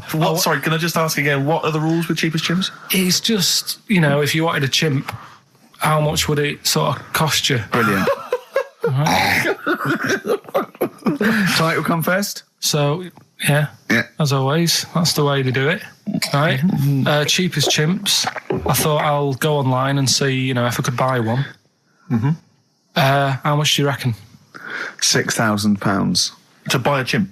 Yeah. Oh no, ridiculous amount. What? Where can you buy them from? What sources? You shouldn't be able to buy them. eBay. What do you mean? Buy a chimp from who? There was this website that was selling stuff. What you could actually? What are you talking? What are you talking about? Right, here we go then. Right, I looked at it. Here's some of the other animals that were on there. No. Wait a minute. What are these poachers? I don't know. What the zoos that got bored with them? Where can you buy a chimp? I don't want to give it a plug. Right, some go on website, then. right? So what are the other animals available? Right, well, that'll give you some prices with the other animals, then you can try and work out if it's cheap as chimps, right? So, right, a camel. What do you reckon? £25,000. Right, $8,000 for a camel, right? Sloth? 40 quid. $3,000. Right. Last one, Bengal tiger. Oh, that's got to be pricey. $12,000. $1,800. What? Yeah. Carl, this is an awful website. That can't be true, mate. Right, That's so awful. a chimp. Well, $5,000. I'm going to go with $1,000. $55,000. What? Yeah. That doesn't make sense. It's mad, isn't it? Yeah. So, But I don't know what to say because this is rubbish anyway. What website can you buy? Okay, get me a tiger. Here's £1,000. Get me a tiger. well, I don't know You're an idiot. if postage and packages and. Sorry, so where does the cheapest chimps element come in? Well, that's sort Aren't of you supposed to rounds it up. shout, it's cheap as chimps at the end? Well, it isn't. That's why I want to finish the feature. I don't know what isn't as cheap as chimps. Oh, this is amazing. This is amazing broadcasting. So We're up for a Sony Award, aren't we? I hope they're listening because it's ours. Yeah. With features like cheap as chips, it's ending because they're not. It's in the bag. And do you remember? Here's Athlete. Okay, well, why don't you give us some monkey news? Is it monkey news time? Come on, monkey news. We'll play a song and we'll. No, do let's monkey play a news. song. Let's play a song. Oh, it's a great track. Cheer up, Carl. Is it new? Is this Waiting for an Alibi with Thin Lizzy. Oh, what year? Doesn't was have to it be out? new. It's brilliant. What year was it out? Oh, Einstein wasn't new when he came up with the greatest theory ever. Oh, hold on. Hey, hold on. You're not new. Hang on, I'd love to have some monkey news, though. Go on then. Got any monkey news? Yeah, got some monkey news. Come on then. No, Rick, come on. Cheer up. Well, it's just sort of like he moans that he's got too much time on his hands, and he comes up with that Okay. shite. Monkey news. The jingle, please. Oh, chimpanzee, that monkey news. Okay, There's excellent. been quite a lot of stuff going on. There was a few bits in that Guinness Book of Records book that cost me 20 quid. Yeah, well, that's not news, is it? They printed that probably last September. No, so that's there's one in there. new music, new monkey news from last September. You're a lord. Come on. Waster. Please, Ricky. Monkey news. Right, there was this monkey in a zoo in Brazil. Right. Right. And there's a little man monkey, a little woman monkey. And You're a scientist, aren't you? Go on. and they said the people in charge were like, oh, wouldn't it be good if they had kids? Brilliant. Right. So anyway, the chimps used to stand sort of, they'd have their little caves each, and used to sort of lean on the fence having a bit of a chat and stuff with each other. Right? Well, Just gossiping, yeah, gossiping. the equivalent sort of thing. Yeah. So anyway, they were getting on a storm, and like the zookeepers were like, Can you hear that cheap as chimps this week? I thought it was fascinating. Yeah, just gossiping, I understand. What's any monkey news? I don't know, let's tune in. What was some monkey news this week? Come on. It was from last September. so there was stood there having a chat, and the zookeepers were like, I wonder if they're ever gonna have kids and that. Yeah. Anyway, it went on for ages. This just chatting, no sort of action. Blimey. So what the zookeepers did was they said, I know they'll have kids. Are we letting that go? They were just chatting. Are we just letting that go? We're letting it You know go. what I mean? Just doing whatever monkeys do. Okay. Right? So the zookeepers were like, yeah, I wonder when they're gonna, have some kids. Yeah. Anyway, what they decided to do, to egg them on, Yeah. bought one of them a suit, one a wedding dress. Right. Keep going. No, I'm not having Shut up, Gervais. Fade him down if he's going to interrupt. I want to hear the rest of this. They got married. So they got married? Yeah, they got married. Right. What? That's the end of it. This is why I don't. Right. That's the end of monkey news. That's the end of monkey news. Don't do that again. You've got no features left. Why don't you like that? Well, it's not a story. It's about two chimps chatting, which doesn't happen. The zookeeper's going, I wonder if they're going to ever have kids. Egg them on. They got married. That's the end of the story. What are you talking about? Hang on, just calm down. Let me just check that you didn't make a mistake there and didn't lose out. What do you mean you didn't make a mistake? Wait a minute, he may have just left out a fundamental piece of information. What, that the would- story? That would have made it into a story. Right. Let me just check the facts. So they bought them wedding outfits. They were married. Did they propose to each other, or were they just forcibly Don't married? encourage him. Just forced onto And it. then what was the outcome? Once they got married, what happened? They fell in love? Yeah. What? Whoa. It's not a marriage, Carl. Be quiet. It's not a real marriage. I don't know what you've got in your head. It's like the head of Homer Simpson. I'd go in there and there'd be a wedding reception and there'd be a couple of fights and they'd be talking about stuff. They got married.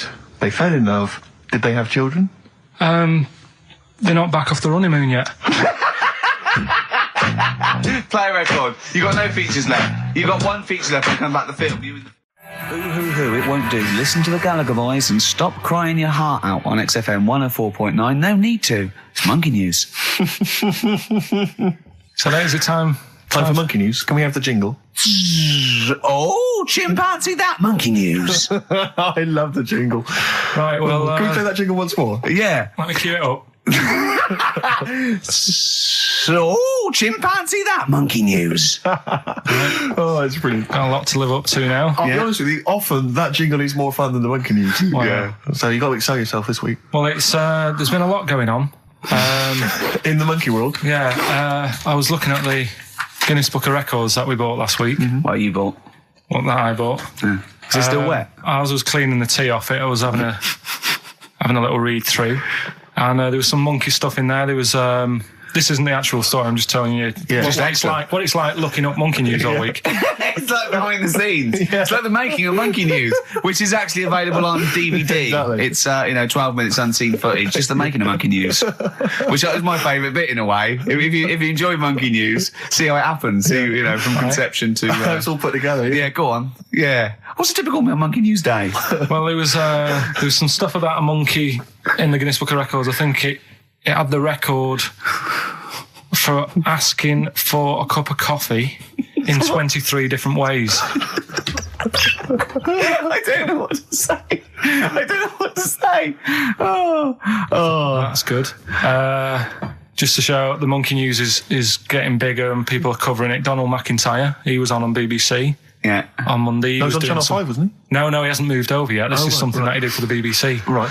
So that was pretty good. That was about well, it wasn't good. It was pretty sad, really. What? He was doing this thing. Do you know, like last week we were doing Cheap as Chimps? Yeah.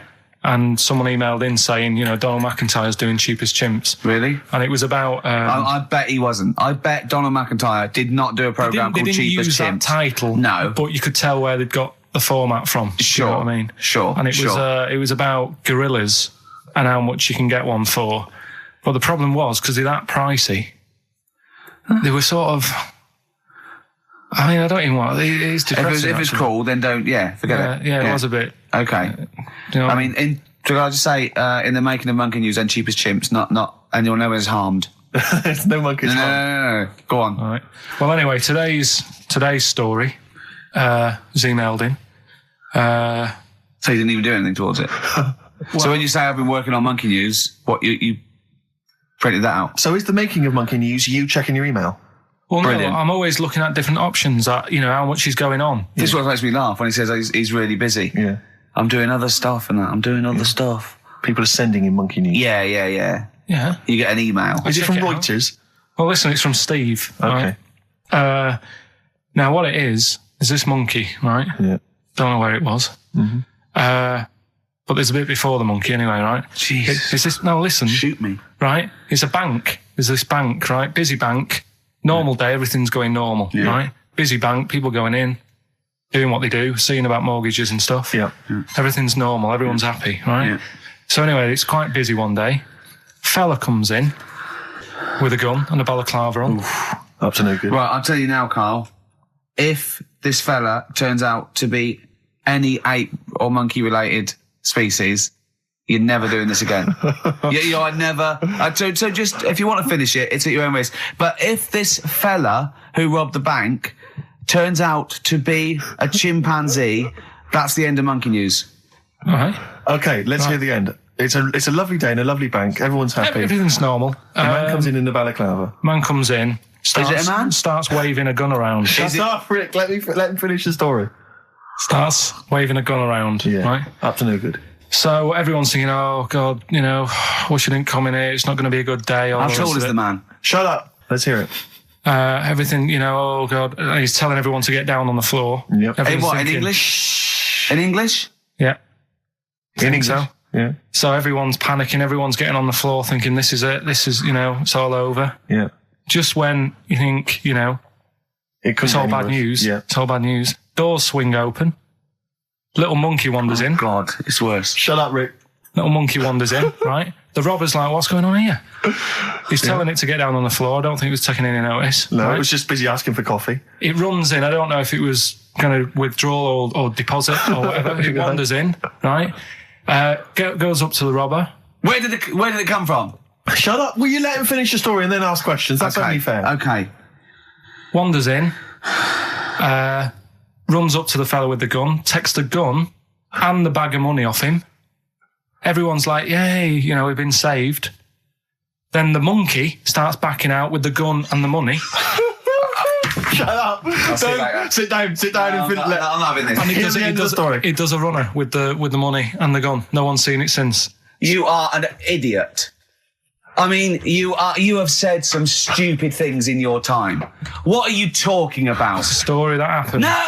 What are you talking about? What do you mean it backed out? It came in, was it an accomplice? Was it an opportunist monkey robbery? What are you talking? Think, Carl! Think! I know it's mad. That's the idea of Monkey News. We're telling people how monkeys are pretty, they're mental. They're up to no good. What do you think? They've never seen the monkey since. What, did he ever get away, Carl? Waiting, did he swing his way to freedom? Where was this? There's no details. Don't talk rubbish. Well, yeah, Steve emailed it in. He's got it off the net. And the funny thing is, can I see it? Have you got the information there? Yeah, the funny thing is, it wasn't just him who sent it. I had that a couple of times. So a few people obviously read the story and said, that'll be good for Monkey News. It doesn't say anymore. It doesn't say if he went off to Spain. It doesn't say, if he's on Crime Watch. Yeah. It doesn't say any of that. It's just saying that's what he did. That's the story. And that's what Monkey News is about. I've heard that they're making a movie version with Phil Collins. So I look forward to that, and Julie Waters. So that's this week's Monkey News. If you've got any, if anything's happening don't bother. in your town. That's the end. No, that is the end. That's the end of Monkey News. No more Monkey News. This is bit of Queen. It says it here in this email, Rick. It's got to be true. Right. So that seems wrong. Yeah. But you are easily wound up. You are a very finicky little fussy person. You don't like the slightest bit of pressure. See, I thrive on pressure. I'm working here, working there. That's the way I work as well. That's always doing stuff. Monkey News. Do you know what I mean? Oh yeah, Monkey News. I got an email. I won't read it to on air. It's rubbish, but that's one feature. That's my bit done. That's all I have to do. I'll tell you what. When I'm away next week, do Monkey News and see what you can find out. All right. Oh, there's a challenge. See what you can do. Yeah. I've already told them about the Guinness Book of Records one, so you can't use that. Yeah. Right. We're going to find the best Monkey News ever, Carl. Well, here we are again, XFM on a Saturday, just gone 1 o'clock, Steve, if I'm very much mistaken.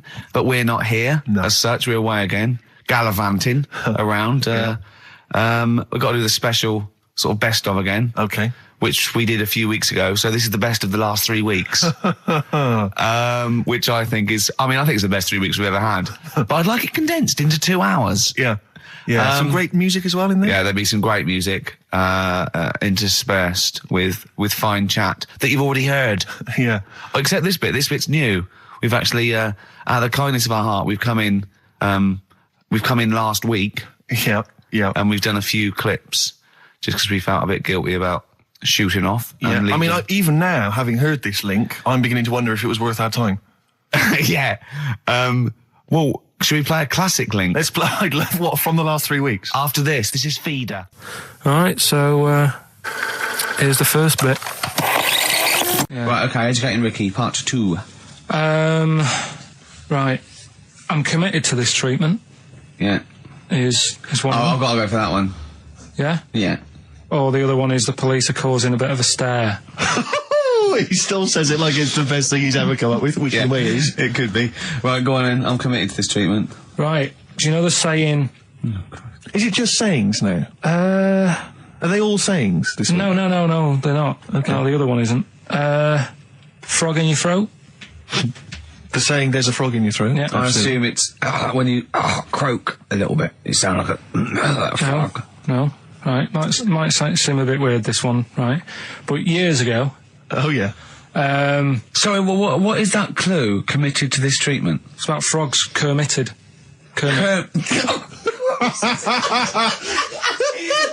Probably works better with a K and an ER written down. Well, also, if you pronounced it Kermitted, yeah, but not committed. Committed to this treatment!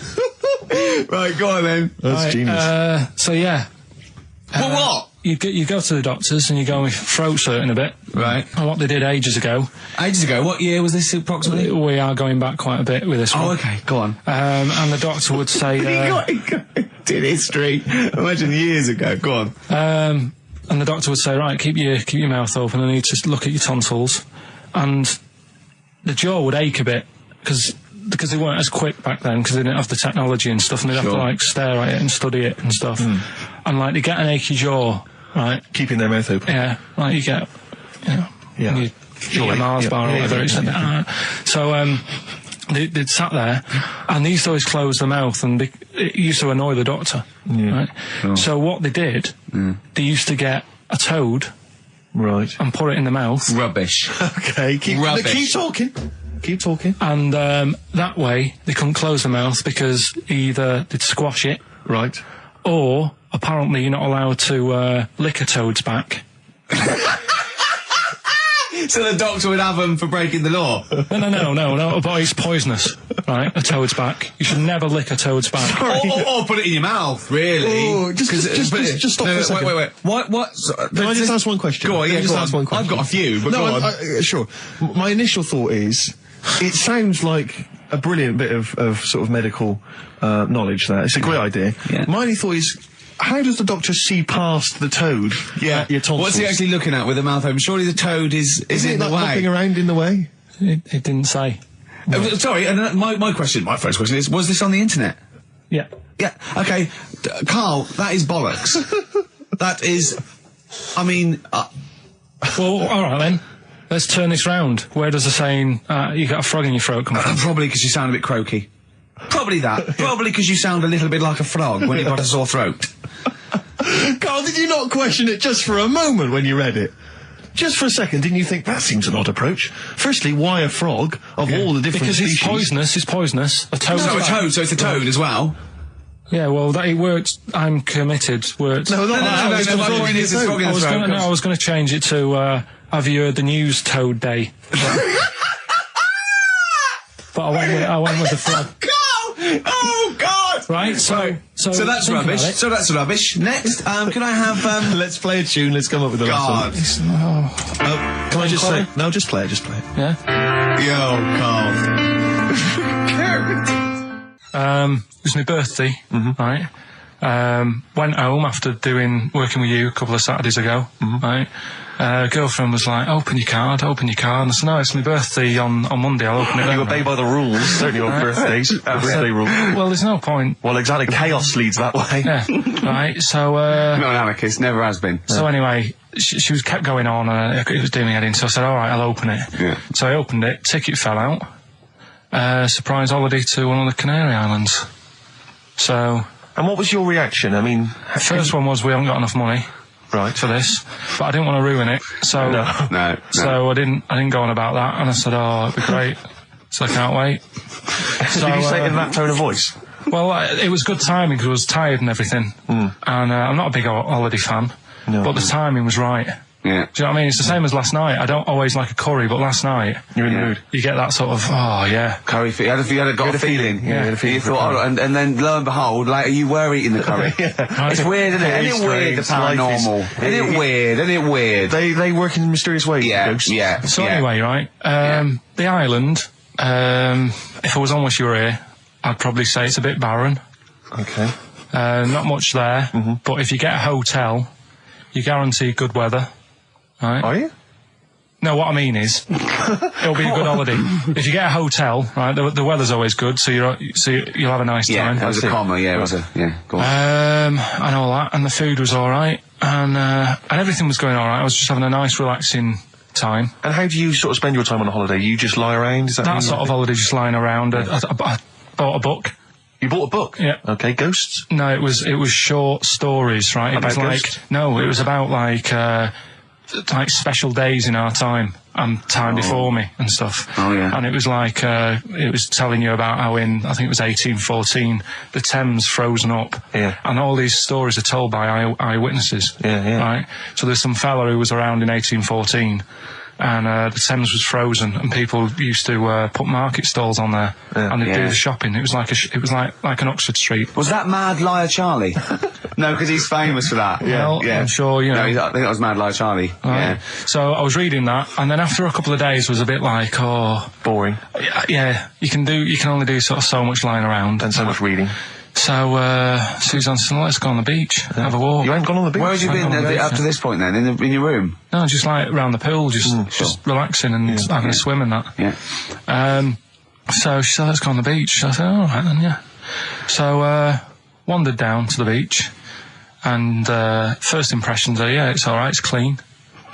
Your criteria is so basic, it's brilliant. Hotel, yes. Roof, good. Food, adequate. Beach, clean. Next. So I'm walking along, and everything's good, and, there's a woman feeding fish bread, which I thought that's different.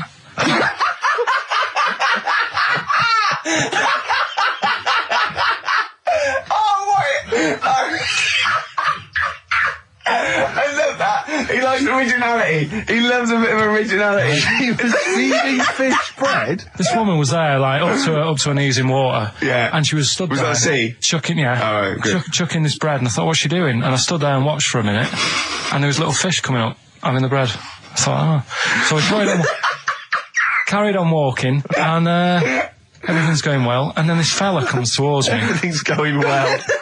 Yeah, that's I haven't fallen over. Clean feeding bread. 2 points for originality. Fella comes walking towards me. Oi, oi. He's only got no pants on. Oh. So I said, Suzanne, what's going on? What did he turn to her? Like she knows more than him. So she said, oh, yeah, it's, she said, yeah, it's a nudity. Is this going to be a long story? Could you pour that coffee? Can you give me that coffee over?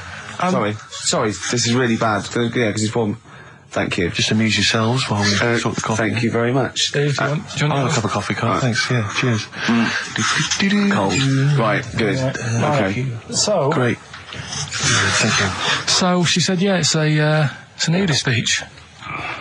So I said, well, why, what? I said, we're all it's all mixed up. Normally on a nudist beach, it's a nudist beach and you don't go wandering on there when you get your clothes on and that. So it annoyed me a bit, because there wasn't any signs. So this fella's getting closer. Well, the knob out was a sign. Yeah. Right, so he's getting closer. And he walked past me. It was an old fella. And he walked past and he had a hat on and a little pipe and a big rucksack on his back. Right, so he got me thinking... Not strictly naked. I'm walking along and I'm thinking, right, why do people want to do this? So straight away, I wasn't on holiday anymore, because most of the time when I'm on holiday, I don't think about anything. Right? Your mind's a blank. I just switch off. Right? But all of a sudden, this has got in my head now, and I turn around to look at him, and... Check out his arse. And this bag, right, I swear, it was massive, right? What? You had a massive bag? The bag. His rucksack? His rucksack. Oh, right, okay.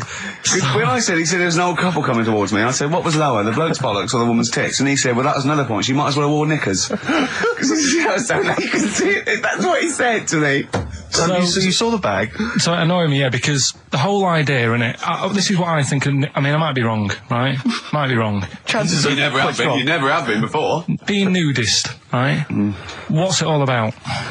I'll tell you, on that point, Carl, let's play a tune, let's come back and we'll discuss... What are we going to play? We'll discuss that very issue. We've got some ideas. We did chat about this last week, Carl, in your absence. Alright. Well, we'll play the Coral. Okay. It's a good one, this. Yeah. Coral, Dreaming of You, on XFM 104.9. I'm Ricky Gervais, with me Steve Merchant and Karl Pilkington. If you just joined us, Carl is walking down the beach, and a man has just passed him with his knob out. Yeah, his testicles out and his huge bag, apparently. Right. Now, we'll sum this up, quick, because we did talk about it last week. You did call me and tell me some of these things, and we sort of mentioned it last week, but you just want to say just give us your thoughts on nudity. Well, what I don't understand is, right, nudity, I thought it was all about, sort of being free. Yeah. Natural, letting the breeze, blow around you and that. That's all I can think is of like the bonus of doing it.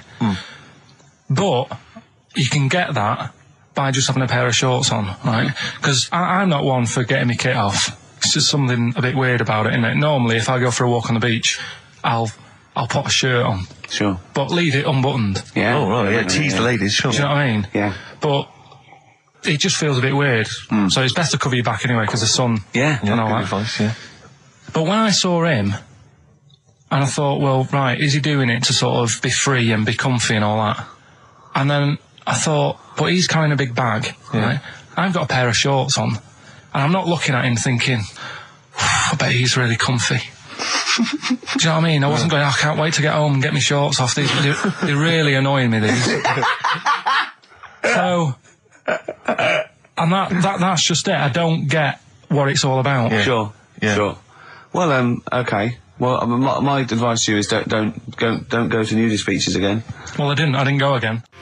That was Jane's Addiction. This is the Best Of Show on XFM 104.9. I'm Ricky Gervais, with me Stephen Merchant. Yes. This was a clip show. We recorded this a couple of weeks ago. I hope you had a Merry Christmas. It's not over yet, because tonight at 9:50 is the second part of The Office Christmas specials. It's brilliant. Watch it, and we'll be back next week live. I'm Ricky Gervais, with me Stephen Merchant. Bye. Have a great new year. Can I just tell you a story that Karl told me a couple of weeks ago? Is this another ghost story? Another yeah, spooky it is, story? yeah. I called him out. I was, what are you doing? He said, I've just been reading ghost stories again. He said, you don't believe in them, but how do you explain this? So I went, go on. He said, I'll tell you as he told me it. He went, bloke, right, just sitting at home, doing, watching telly with his cat. And, the phone rings, and it's a bloke going, is that fire in your oven okay now? 'Cause your wife called. And Karl went, well, 1, there was no fire in the oven. 2, he wasn't married. I went, right. Go on. He went, well, then, right, there was a knock at the door, and there was 2 sort of people in sort of white coats, and they came and said, we've come about that fire. Your wife called us. He went, 1, there isn't a fire in my oven, and 2, I'm not even married. Right? And he said, they saw the cat, and they looked at the cat. It looks a bit weird at the cat came out, nothing. He said, and then he went back, sat down, phone rings, and they said, did they sort out the fire in the oven that your wife told us about? He went, 1, there is no fire in my oven. 2, I haven't got a wife. And Karl went, what do you think of that? I went, that's not it. He went, yeah. I went, that's the end of the story. What? He went, well, how'd you explain that? I went, explain what? I thought he was going to say, a year later we got married, but she died in an oven fire. Right? I thought it was going to be that. And I went, that's what? People winding him up. Yeah, or someone did report a fire oven, and their name was Johnson, and they looked up Johnson, they got the wrong thing, it was the gas board, and they sent it round to the wrong person, right? You know, he went, yeah. I said, I explained it to him, he went, yeah. Why did they look at the cat funny?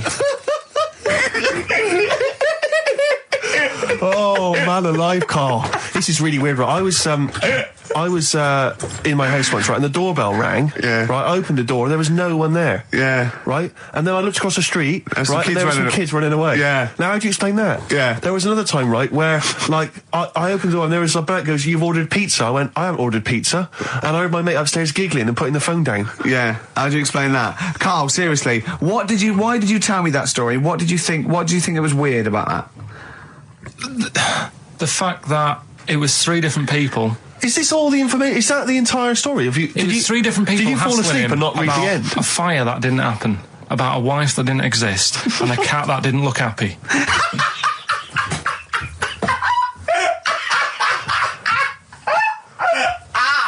Oh, I'm gonna have a heart attack, Karl. What? I mean, why did they look at the cat funny? Because cats don't like spirits, do they? What? The other blokes were ghosts? Yeah. Yeah, that's it. So these are kind of beetle about type ghosts.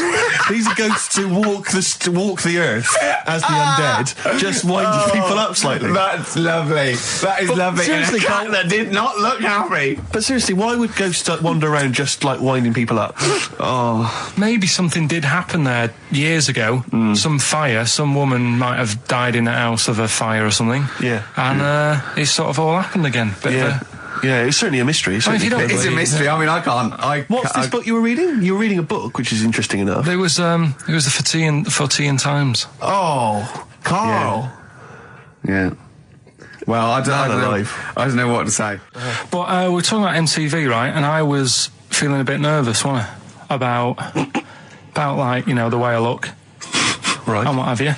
And then I watched a bit of Celebrity Big Brother and all the fuss that Mark Owen's getting, and he's not that good looking, is he? He's very. I want to be Mark Owen's mate. If anyone who knows Mark Owen or Mark Owen's listening, I want to be his mate. I think he's brilliant. I think he's a nice lad. But what I'm saying is, right, all the girls go mad over him. Yeah. And he's not that good looking, is he? Well, no, he's got. He is in a certain way, isn't he? That sort of non-threatening. But he's not stunning, is he? Do you know what I mean? No, but no. Well, what's your definition of a stunning? Yeah. Who do you like? Someone who you look at and you go, God, they're good. Which looking. bloke do you fancy?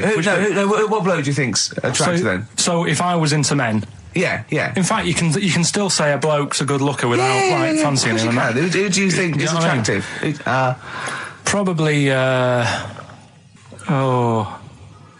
mean, it depends what you're looking for. No, just look. Just look. You think There's different looks as well. Of course, isn't yeah. there? No, who would you say was attractive? Who would you say was like stunning in your definition? A good-looking lad. Yeah. Good-looking lad. Oh, look at him over there. He's.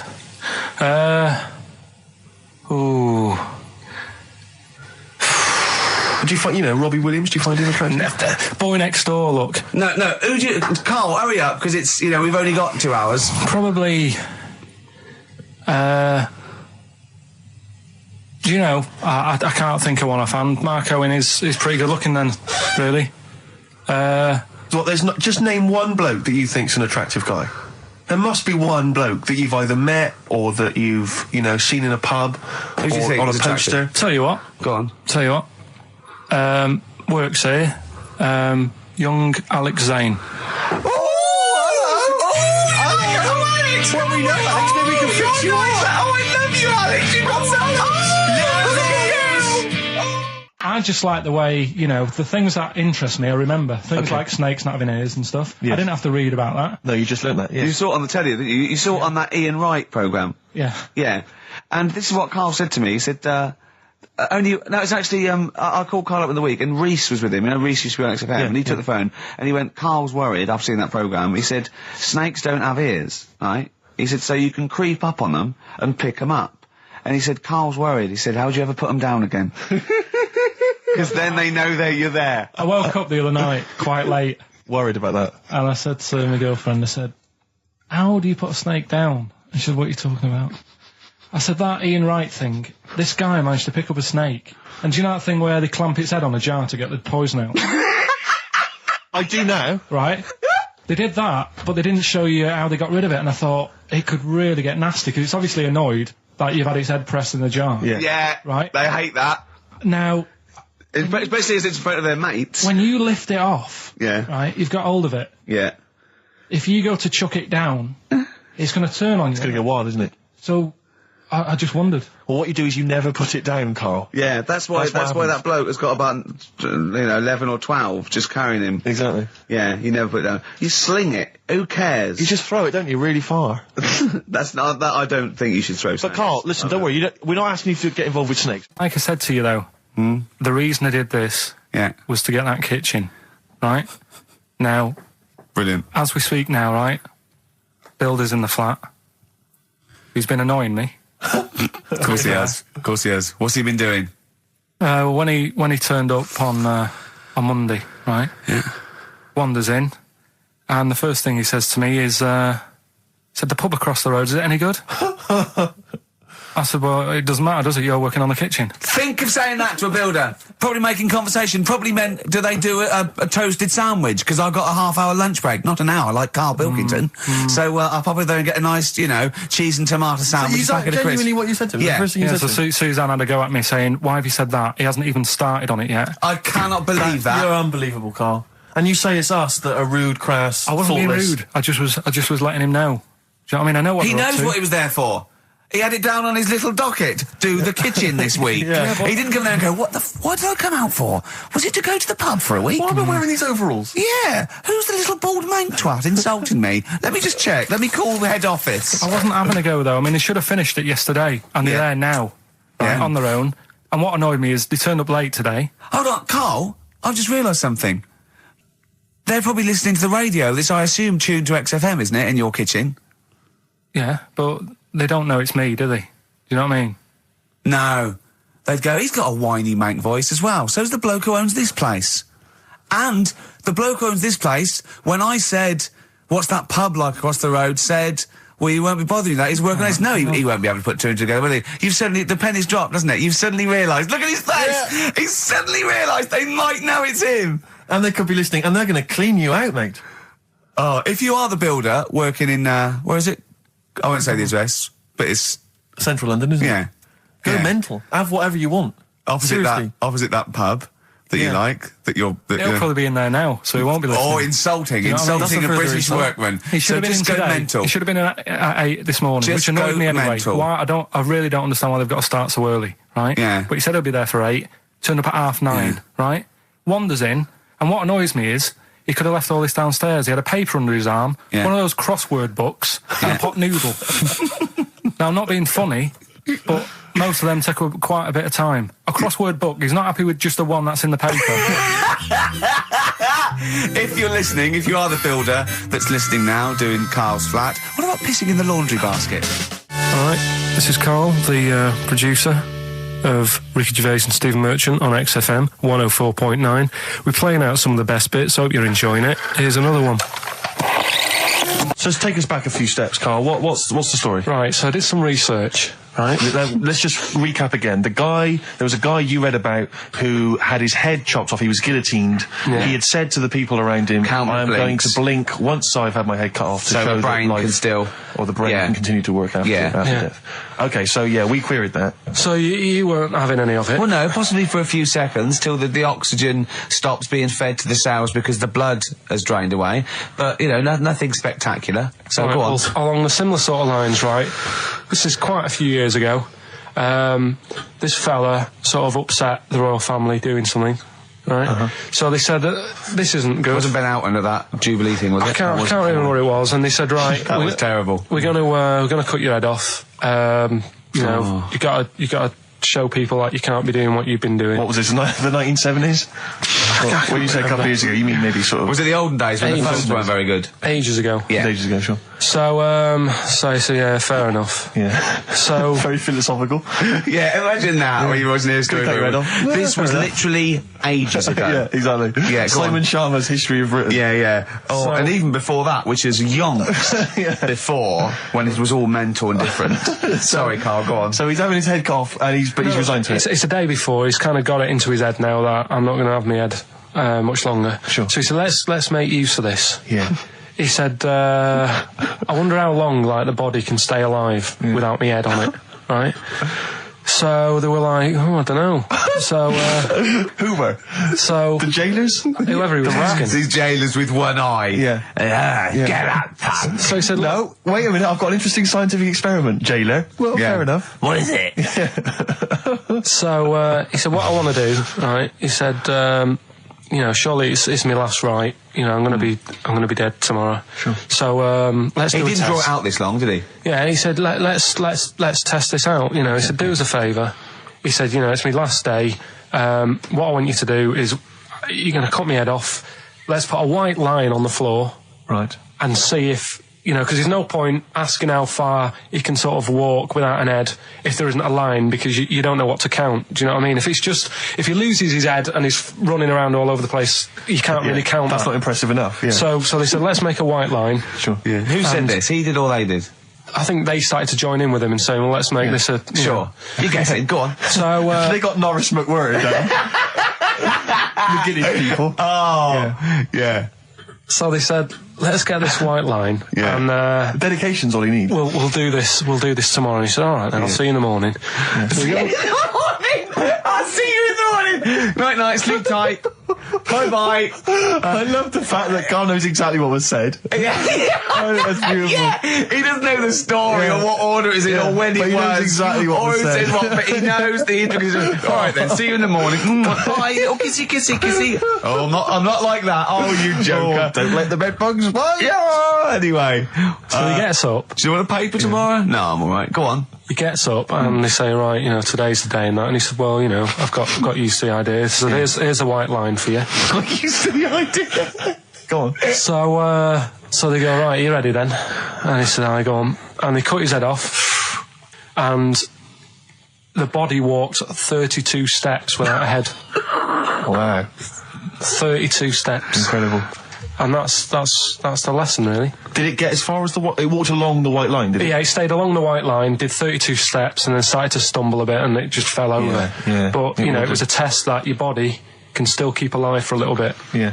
When you've lost your head. Absolute twaddle. Absolute twaddle. What do you reckon you can do then without an head?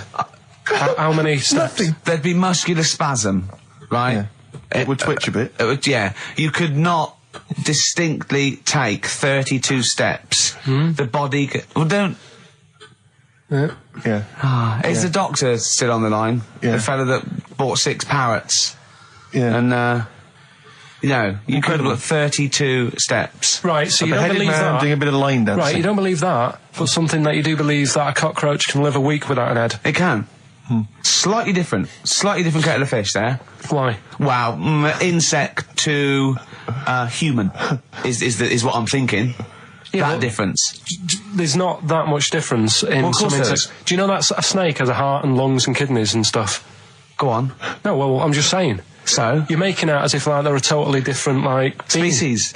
I am making that up. I mean, call me old-fashioned. Do you know what you're talking about? I don't want you embarrassing yourself, Rick. Yeah, I am suggesting they're totally different beings. Yeah, that is. Yeah. Now, Carl, the cockroach is a very different thing. The interesting there is that it lives without its head, because a lot of it's on. There's some of them are phototropic, chemotropic. Some of them just literally have irritation and muscle memory. I mean, they do have a central nervous system, but it's very different. So if you lose the head, it bypasses a lot of that anyway. All this is running around. The reason it dies is because it can't take on water.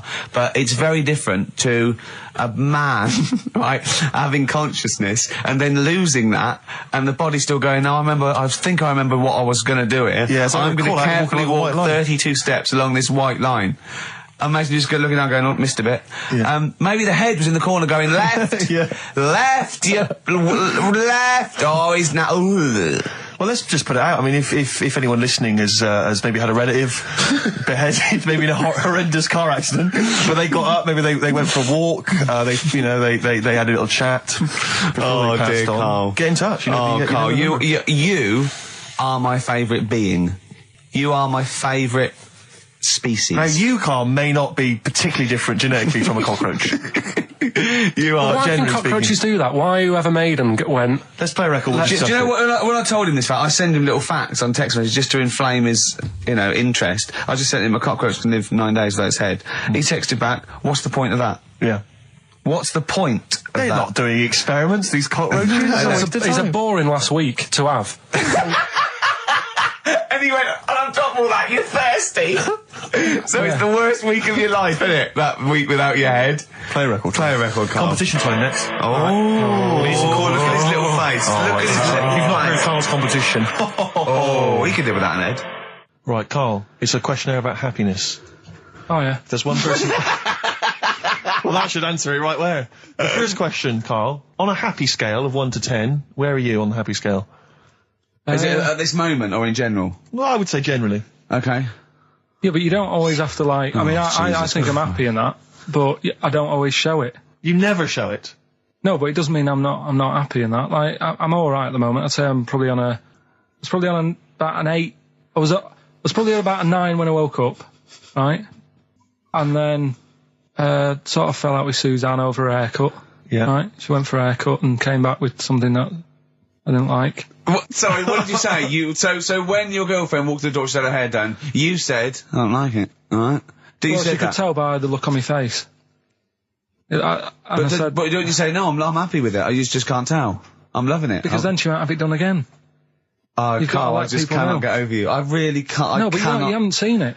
Right? Oh, So then I was fed up, but then I thought... Sorry, what authority have you got to talk about haircuts? Yeah, you had officially from a barber in Manchester above a railway station in a shack, it was £2 a cut, told you to have the hair of a Chinaman. Well, you wish you had the hair of a Chinaman now, you got no hair. You're a little bald man with your mouth open, so don't... Is she listening to this, Suzanne? Sitting at home with a woolly hat on? I don't know. But she knows now, doesn't she? What did you say? What words did you do about it, I just said you look like someone out of Slade. Interestingly, that's what I look for in a girlfriend. Oh, God. Which one is Slade? That one with the funny... Not Dave Hill. Yeah. The one with the crooked fringe and the goofy... She had her teeth done as well, did she? She had 2 front teeth put in. Dumper. So anyway, So prior to that, you're on a 9. Then you saw the haircut, you're on an 8. Yeah. Yeah. And now then, what you on? I'm probably on about a 6 at the moment. Why? What's happened? Well, while Star Sailor was on, bit more head squeezing going on. So, yeah, about a 5 or 6. So generally speaking, what would you say you are? About 4. You're on a 4 for a normal. All right. What would you give someone who wasn't very happy? What would you give them? What are you thinking, Carl? Depends why they're not happy. They're low, okay, so what would you give them? I mean, yeah, depends, innit? If it's someone who's just lost their arms and legs in an accident, you don't give them a lollipop. Sure, or some mittens. Yeah. You give them a hat. Yeah. Yeah. And dare I say it, a smile. A skateboard. Yeah. Yeah. I don't know. You don't know. You got to answer the question. Alright, so hang on, let's assume that you've upset your girlfriend because you slagged off her haircut. What are you right? going to do now feel to go and guilty. make her happy? How are you going to cheer her up? And not buy her a baseball cap. I don't know yet. I haven't thought about it because I've got this to sort out, haven't I? So when I get home, get her some gel or something. Oh, God! Oh, Christ. Oh, that's a wonderful, wonderful clip, and a great record that preceded or followed it, I'm not sure. But, could I make some dedications? Yeah. Because I, last week, just before we had to come in to record this, popped out trying to get onto the tube, and I had a nightmare because there were millions of protesters, so-called protesters. Now, a lot of them obviously doing good work. There was one fella, I think you'd have appreciated it, because I know you are very politically active, and I think this guy has really studied hard, and he's realised the best way to make his voice heard on the international political stage is to ride around on a tricycle wearing a jester's hat. He was really shaking up the bloody government. I wouldn't want to be George W. Bush about now. Not indeed. Once he sees that. Once he sees that guy. Imagine his aides rushing in and going, George W., look at this guy. Where's that? That's in London, England. Okay, call off the forces. Is that a large tricycle? Yeah. Is he wearing a nappy? Get me Colin Powell. Why'd you call him Colin, not Colin? It's the way he likes it. Don't about. Just call off the troops. There's a in a jester's hat. Call the troops off. Just bleep some of those bits. Well, we're running out of time. We've got to get on with the show. It's near the end. I hope you've enjoyed it. I hope the scientists stuck in a big, hut in the middle of nowhere in pitch darkness, 10 of them.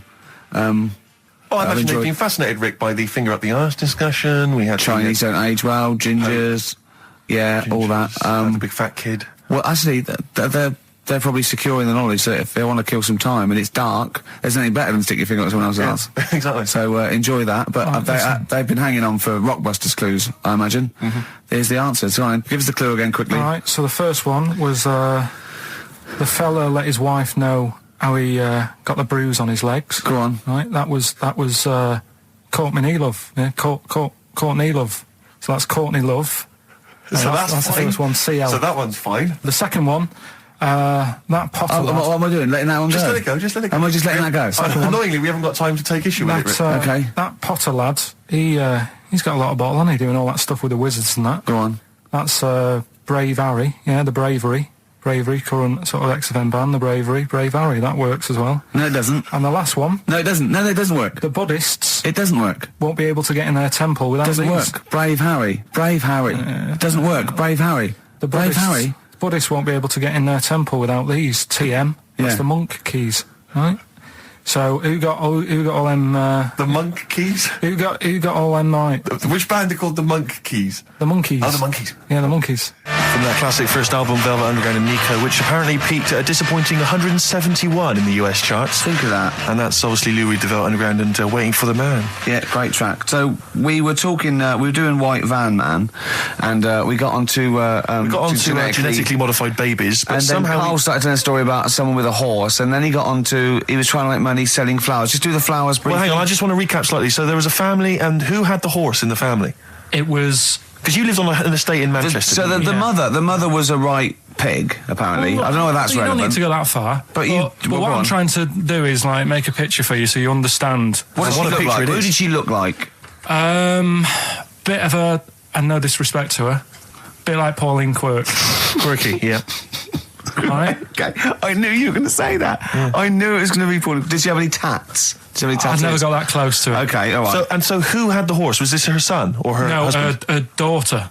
Her daughter had stolen a horse. Yeah, from I don't know where. I think there was some stables down the road or something. And they kept the horse in the house with them. They kept it in the house. Did they didn't get have caught? it for long. No. Sorry, and you said you were in the house one day and you saw the horse No, in there. what happened was I was... they did this thing at school about raising money for charity, right? For some local charity.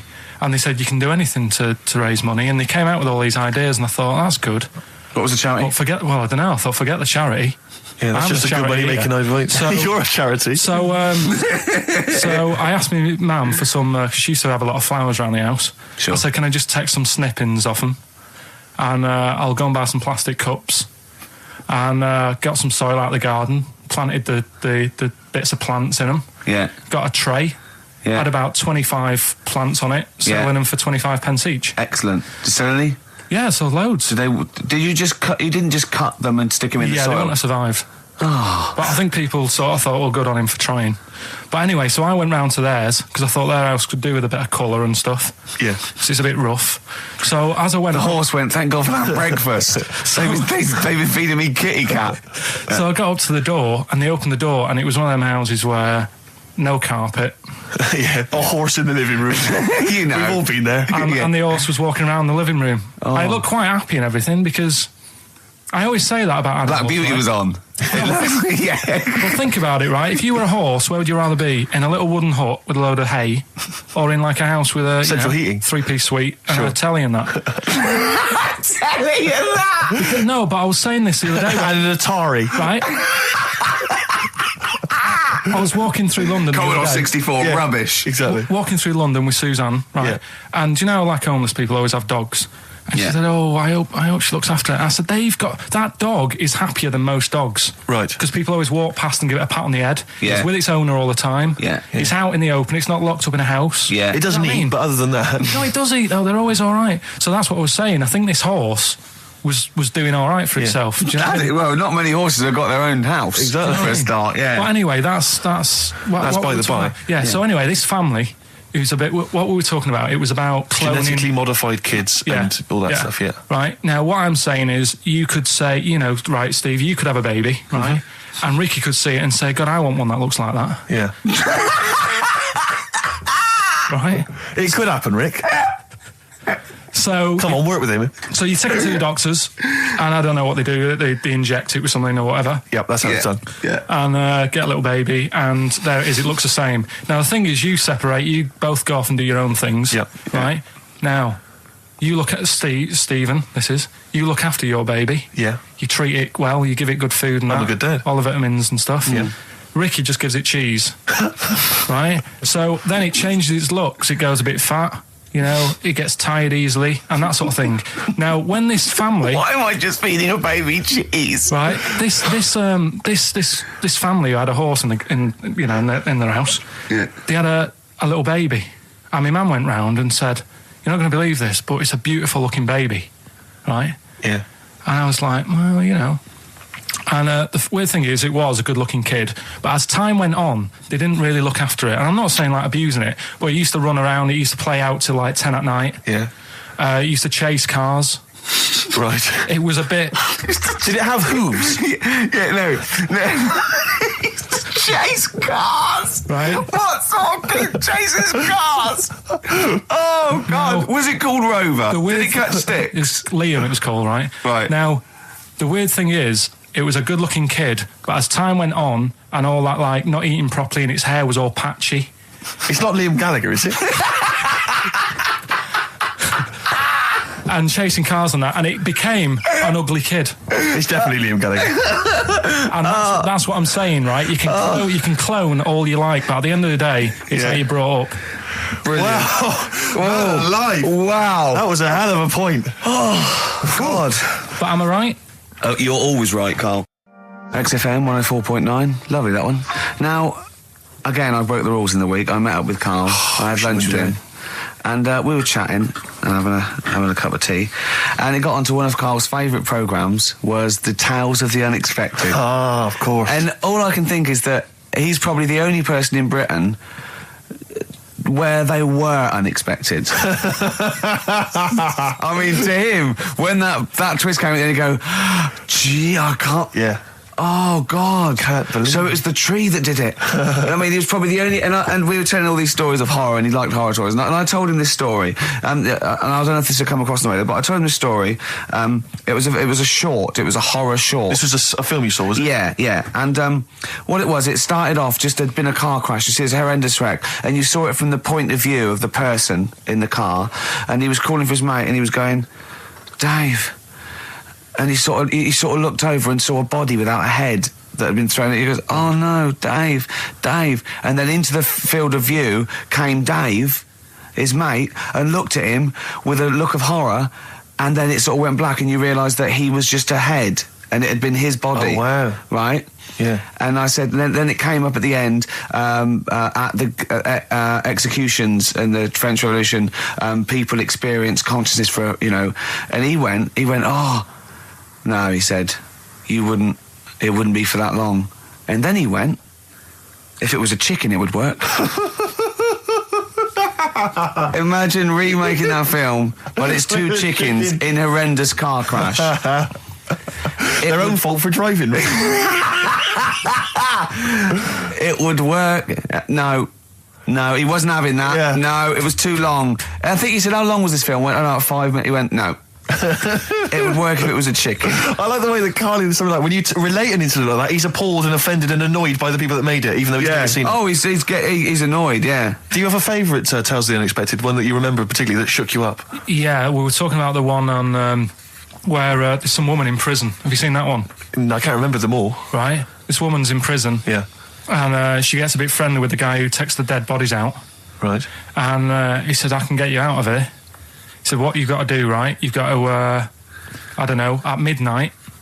When you hear the bell toll, that means there's been a dead body. Yeah, there's been a dead body. So what you've got to do is go into like the place where all the dead bodies are, get in the first coffin on the right, and then I'll come along and carry you out, and you can run away and escape. Yeah. Right.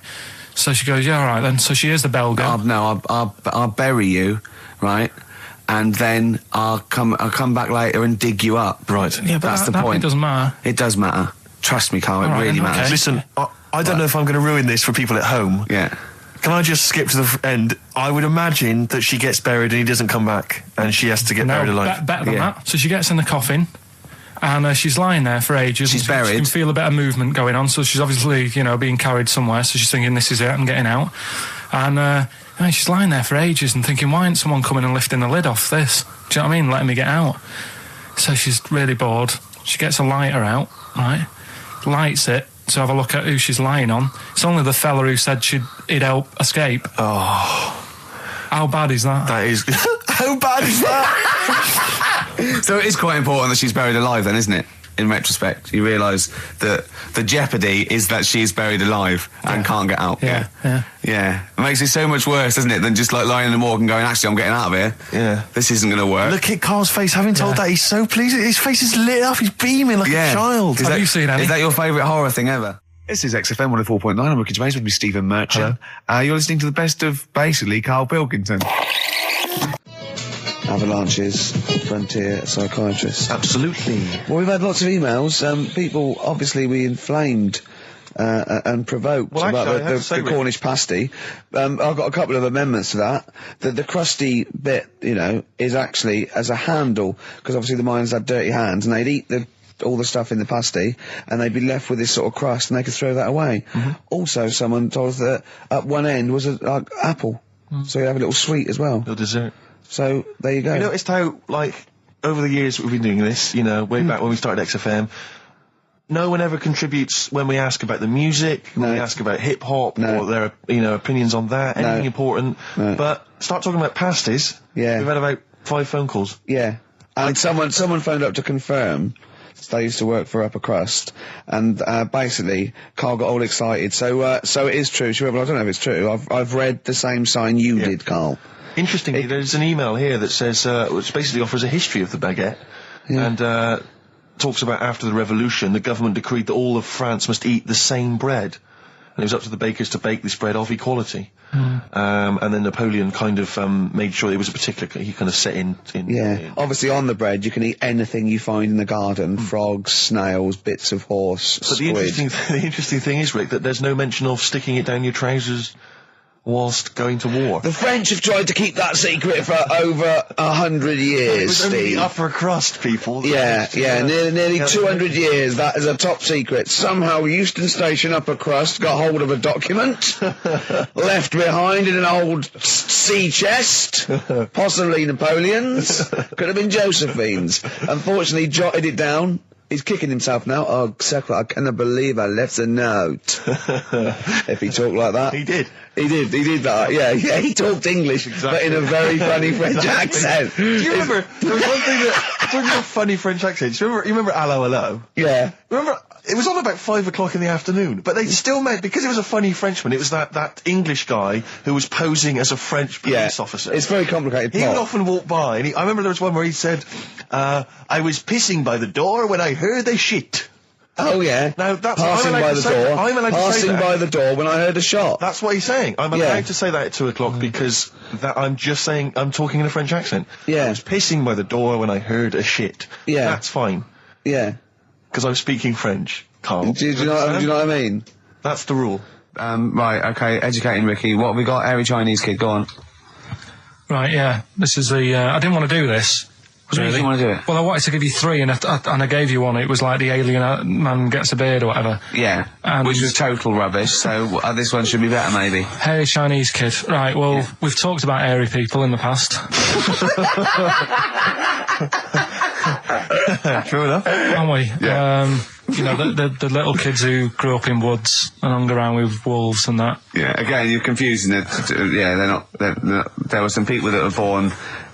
very hirsute. They were not the people who were brought up with wolves. You just put that together in your Homer Simpson type mind. Right, well, this is like a sort of close to that sort of story. But the weird thing is, right, Chinese people aren't that hairy as a nation.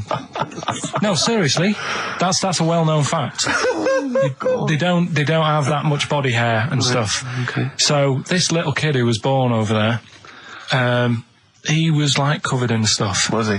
And it was only his nose that wasn't hairy. The rest of his body was caked in hair, right? And his hair sort of... What sort of hair was it? Was thick hair. No, what I mean is, was it sort of like a pony's mane, so he just looked like an Ewok? You know what I mean? Just like hanging down sort of straight, dark hair. In the picture, it looked like it grows from his eyebrow. It grows from his eyebrows quite thick. And then it just goes all the way over his head. You don't think it was just really long eyebrows that he'd done a comb over? No, it was all over his body. It had a picture of like his back and that. Yeah. And had he styled it? Had he styled it at all? Did he have it in a quiff or? No, it was just hanging all over him. Yeah.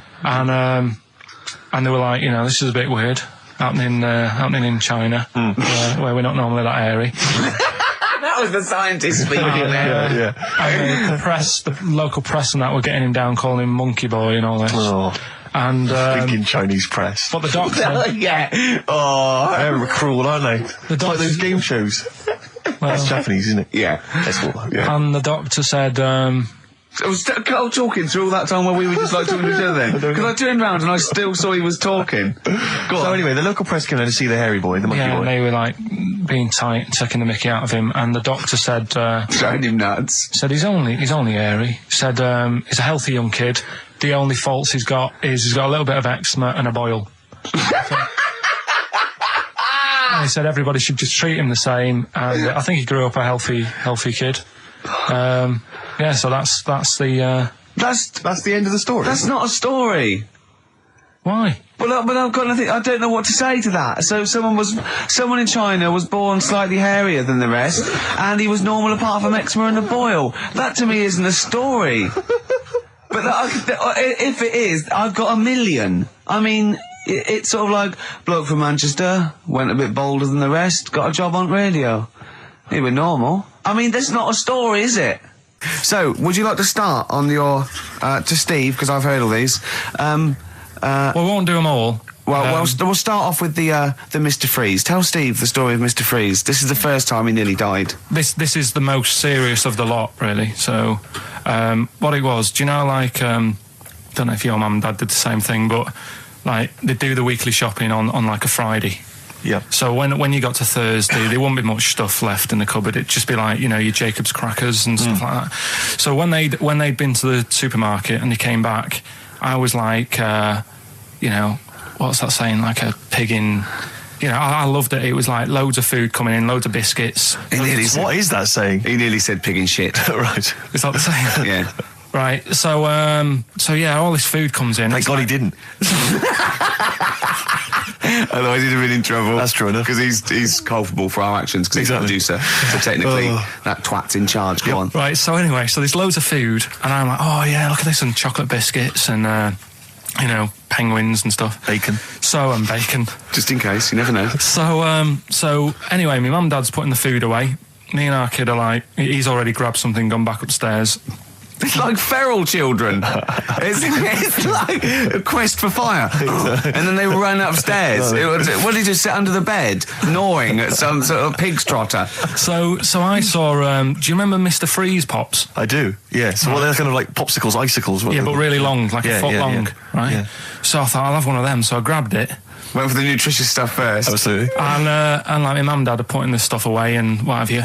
And I rip it open and knock it back. Right, straight away, just right back like Swallow that. Swallow it straight away, yeah. But it went down the wrong way, right? So what, down your shirt? So I was like, oh God, I can't breathe. And my mum and dad didn't even know what I'd ate. Do you know what I mean? I ate it so quick. Yeah. And I'm sort of tapping my mum on the back, going, and she's going, oh God, you know, he's choking again, because I was always choking. If it was one thing, I don't know if I've got like a small throat, but I mean, even Ricky knows I can't drink that much, can I? Yeah. Do you know, or eat pebbles. I'm not a quick drinker. I'd always, I think I'm scared of like swallowing stuff. Yeah. And it was like bottle tops and mint imperials and stuff. I was always choking on stuff. Oh, jeez. So anyway, she's going, oh God, what's he picked up on it now? Drop it. So, and hit his nose with a stick. So I was going, I'm choking. At this point, my dad had I think he'd put his share away, you know, his food away, and he'd gone. His share, I love it. He'd gone to watch like Winner Takes All or whatever in a lounge, and I was in the kitchen, and I was starting to I didn't care anymore. Do you know what I mean? I just got to that point where I wasn't struggling anymore. You just thought, I'm done. I just was like falling to the ground. And my mum's going, you know, get in here, I think it's serious. And my dad comes in and sort of starts shouting at me, saying that's what you get for being greedy. He didn't even know what I'd eaten. Well, it was the moment to teach you a lesson, certainly. So he's there like that, and my mum's going, oh, look at him. And my lips were going purple, and my eyes were rolling into the back of my head. You look like Marilyn Manson. And so anyway, she grabbed me from behind and did that fireman thing. The Heimlich manoeuvre. Yeah. And, you know, winded me. And it came up, and I was all right. What, the whole popsicle came flying back out? You see, that's what I don't understand, because there was nothing there. No, just a little bit. No, it swells up, doesn't it? Because it irritated it, so it went down your sort of like your epiglottis. It went down the wrong way, like it went into your air canal instead of your throat, and it sort of spasms, and that's the fear. You just got to calm it down and relax. So in time, I would have been all right. Yeah, anyway. you don't. Well, no, you might have. So that's so that's hang on. one. No. But the weird thing is, like for 3 days after that, I felt like a sort of special person. I went to school. I'm saying nothing. I did full days. A special needs person.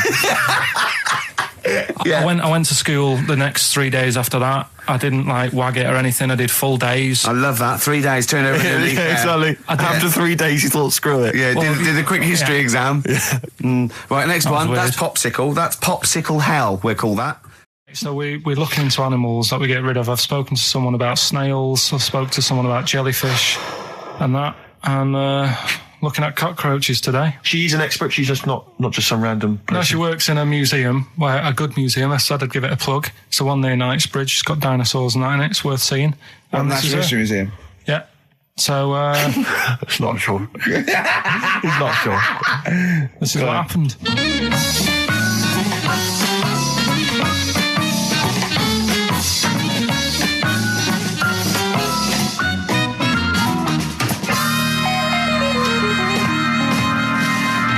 Now, what I'll tell you as much as I know, and then you can fill me in if I'm right or wrong. And then at the end of it, we'll get to the bottom of whether we need them or not. Okay. All right. So first of all, the first thing that I found out is that they have 18 knees. That's not exactly possible. They're insects, so they have 6 legs. Yeah. And a knee is usually the junction between femur and tibia. That's sort of classic human knees and every other animal knee. So with 6 legs, you can only have 6 knees. Could somebody sort of got mistaken for seeing one that was a bit double jointed? I think you're grasping at straws or something. All right. Well, we might have to come back to that one then. Okay. They can hold the breath for 40 minutes. Well, they don't do that because they don't breathe in the same way as us. They breathe through little spiracles, holes down the side of the body. So, no, they're not a very apt simile because the method of breathing is so different. What do you mean? Because insects have a totally different system. They don't have lungs in the way that we do and just breathing through one part of the body. They're actually breathing through every segment of the body all of the time. So even though they've got their mouth shut, they might be able to slide. Nothing to do with breathing. So only just feeding. So you see, maybe that's where someone's gone wrong. Someone's got hold of one and sort of taped its mouth up or something and got bored after 40 minutes and said, well, we'll call it right. It's a pretty unkind thing to do to an insect, even to a cockroach. Yeah, but it's all... You can't do that. Yeah, but... No. Pretty unkind thing to do to anything, even a cockroach. Something else I found out. Yeah. They can live for a week without an head. Well, that's true if they don't bleed to death in the process. But the weird thing is, when I told you that they had 18 knees, you seemed a bit sort of like, don't talk ridiculous. But then we're talking about an animal that can live without an head. So there's a little bit of truth in that one, yeah? Yes. Why, when it was invented, has it got that facility? Say if someone said to humans, we could do that with humans, and, you know, if you lose your head in some accident, it gives you a bit of time to sort of go back to your family and maybe write them a note. You won't be able to have a chat, but write them a note saying it was my own fault and it was nice knowing you. Well, that would be a useful facility, I agree. But cockroaches are great survivors. I mean, they've been around for over 300 million years. They're one of the most primitive insects. All right. Well, I've also... is it true that they do a lot of resting? Apparently they can sort of rest for 75% of the time. Rest? Yeah, they just sit about doing nothing. It's probably true of a vast proportion of the world's fauna. I mean, maybe the 25% that they are working, they're really giving it some, so it might make up. They're probably searching out food and, they can slow down considerably. You can chill insects in the fridge and they'll become very, very quiet. You might think they're dead. Yeah, but I'm sure, you know, if we were sat in a fridge, you know, we'd go a bit quiet, wouldn't we, you know? Well, you might not know much about it, of course. Yeah, but... You're not quite reading the right sources. Well, I've been using the internet. I'm sure there are many useful sources that you could find there, but some of those seem to have been a little misleading to you. So you don't agree with a lot of what I've told you there? No. So cockroaches, can we get rid of them? No. So we're keeping them then? I would say so, yeah.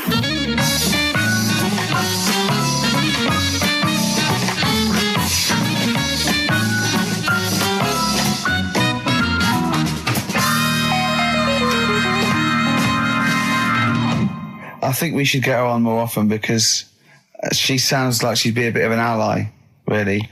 Because she knew immediately that you were talking nonsense. She even said, I think you should be more concerned about your sources, which I've been trying to tell you for a year.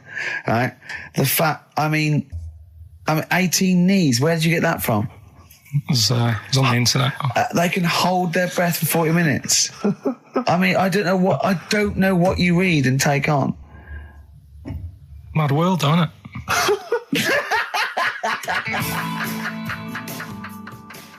Right. The Cure, obviously. Yeah. That song. Right, Carl's been taking phone calls for these clues. Right, and so everyone's been saying the same thing for the last one. He's been going, no, and I'm worried. I'm always worried. FD.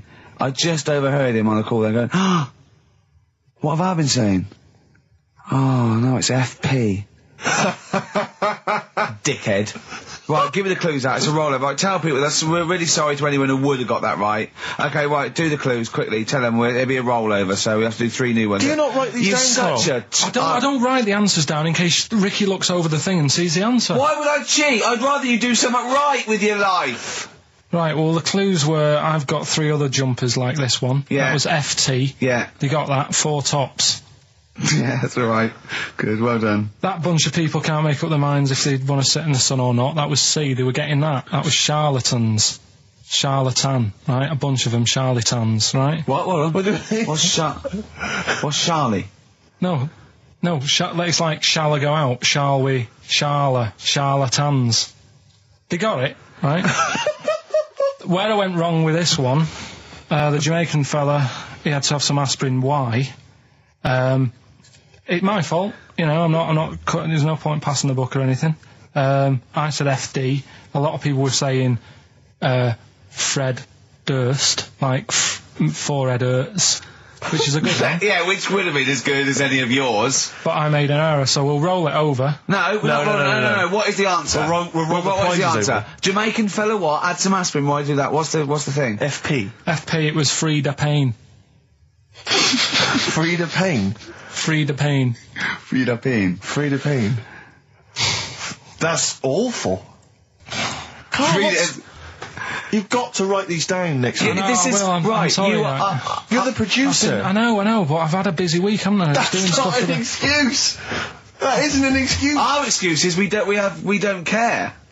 Yeah. You do put care. the work in and then make a mistake. Yeah. It's better not to try than try your hardest and be rubbish. Do you see what the point? We don't care. But you've got standards. Yeah, and you're not meeting them. Think of that. You're not even reaching your standards. God. Right, well, that's that, I guess. Well, the prizes will be giving those away next week. Again. Just completely... Song for the ladies to end the show with. It's from Nick Cave's new album, Nocturama. This is a track called He Wants You. Back next week.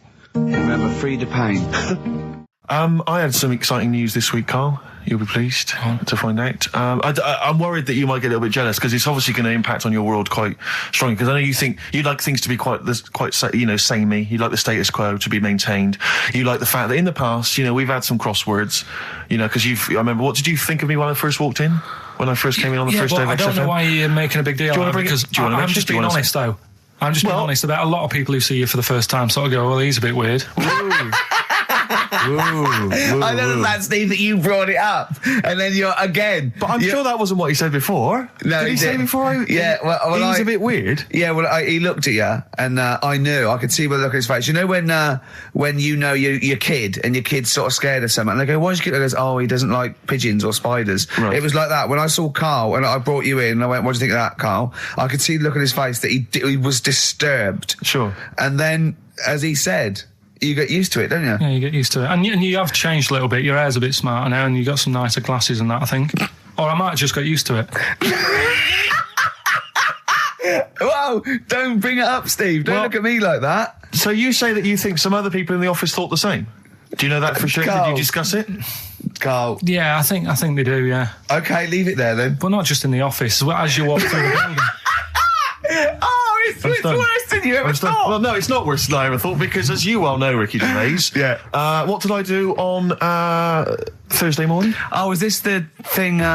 For those that perhaps are not of the female persuasion listening, there's a magazine. Apparently it sells quite well. It's one of the sort of female, kind of issues magazines. I think it's called Company Magazine. It's like your sort of, I guess it's a bit like your Moore or your Vanity Fair or whatever. Anyway, they run every year the 50 most eligible bachelors in Great Britain section. Ding dong, hello. Who's in there this year? In the 50, in the top 50 of the entire country. And then they vote, and they put them in order and see who's the most eligible bachelor. But that's 50 people, right? It always annoys me slightly because bachelor, it kind of seems like a more sophisticated word for loser. Yeah, doesn't it? Which always sort of unnerves me slightly. And also they try and do a different 50 every Yes, they're getting pretty desperate to get different ones. No, it's not many. Because no. also a lot of people who are sort of like successful, are married. So there's very little to. No. There's a huge. I don't know if this is international. It could even be international. I'm not sure actually. So I could be up there with the likes of Justin Timberlake, etc. So Fred Durst. Yeah, that sort of person, So anyway, this is what's exciting, right? Although I'm slightly frustrated because they were telling me that last year, all right, because what happens is the readers of the magazine, they vote for who they think is number one most eligible bachelor, right? Last year, the prize was a 2-week trip in the Bahamas. Okay, this year. I'm rather annoyed because all I'm going to win is a moped. That's the prize this year. That's the prize this year, a moped. Whoa, backtrack. What? Sorry? Last year was a 2-week trip to Bahamas, and this year just a moped. All I'm going to get is a moped. All you're going to win is a moped. Yeah, you've got no chance. You've got no chance. Who else is in it? Well, I mean, I don't know lots of people you'd never heard of. I know Duncan from Blue. So you're second to him at least already. I imagine you're going to come behind the other 49. No. Because there'll be people voting for me. They get to vote for me. Yeah, Steve. They'll see my photo and then they can vote for me. Yeah, according to Heat, I was 22nd most sexy man in the world. I better take that helmet back. I would. Here's a problem that someone's emailed in. We're taking emails today. If you've got a problem, a concern, or just a general query that you think Karl could answer for you, it could be about anything. It could be about some of the big kind of philosophical questions. Yeah. It could be something to do with war or famine, anything like that, or it could just be a personal dilemma. Something that's happening locally. Anyway, this seems one that I think you probably have. You and your father have probably come across this sort of dilemma in the past. And I'd be interested to know what your take is on it. Let me see. This is from Lee Matthews by the look of it. He says, he lives in a suburban area where the local teenagers also live on the same road, and they're running riot. They're smashing wing mirrors off the cars. They're crashing into parked cars on their skateboards. And they're just generally making mayhem, night and day. What can he do to stop this going on? The parents of the kids don't seem to give a damn. Anyone who complains to them, they just say, piss off. The police are useless because they never catch them in the actual act of violence, which is what they got to do to apparently convict them. So they don't know who to turn to, really. It's rather like when a little old lady went and got the A-team, and he was dressed as an elderly Chinaman. Exactly. She knew who he was. Colonel Decker didn't have a clue. Yeah. You see, it's weird because now it has got out of hand. Do you know what I mean? Like years ago when I was growing up on the estate, you had problems, but not like you have now. Do you know what I mean? Summers were nice as well, weren't they? Well, right. And police are getting shorter and younger. But you yourself kind of admitted in the past that you were something of a tearaway. You didn't do anything like these kids here. The thing is, I was scared that if I got caught doing it, my dad would go mad. Yes. And I remember smashing a car window by accident and legging it in the lounge and sort of pretending to go asleep on the settee. Right? Genius. And I heard a knock at the door. He chloroformed himself just to be unconscious when his dad came home. And there was a knock on the door, and I thought, oh God, this is a fella who saw me. I was chucking a stone in the air, seeing how high I could throw it. Of course you were. Did it keep landing on your head? That would explain a lot. And it came down. Chucking a stone in the air, love it. To see how far I could throw brilliant. it. So, I wasn't bothering anyone. Did you invent that game? Right, Did you get a stone for your birthday? Go and play with your stone. He gave one to Suzanne. Karl, go and play with your stone. The thing is, right, and it came down at a funny angle. And of course it did. It ate the back of this car, and the back window is the most expensive because it has that heating thing in it, in case you got a frosty window. Yeah. So I thought, oh God. So I legged it in, got on the settee, went to sleep, knocked at the door. Genius. It's a brilliant plan. It's a brilliant plan.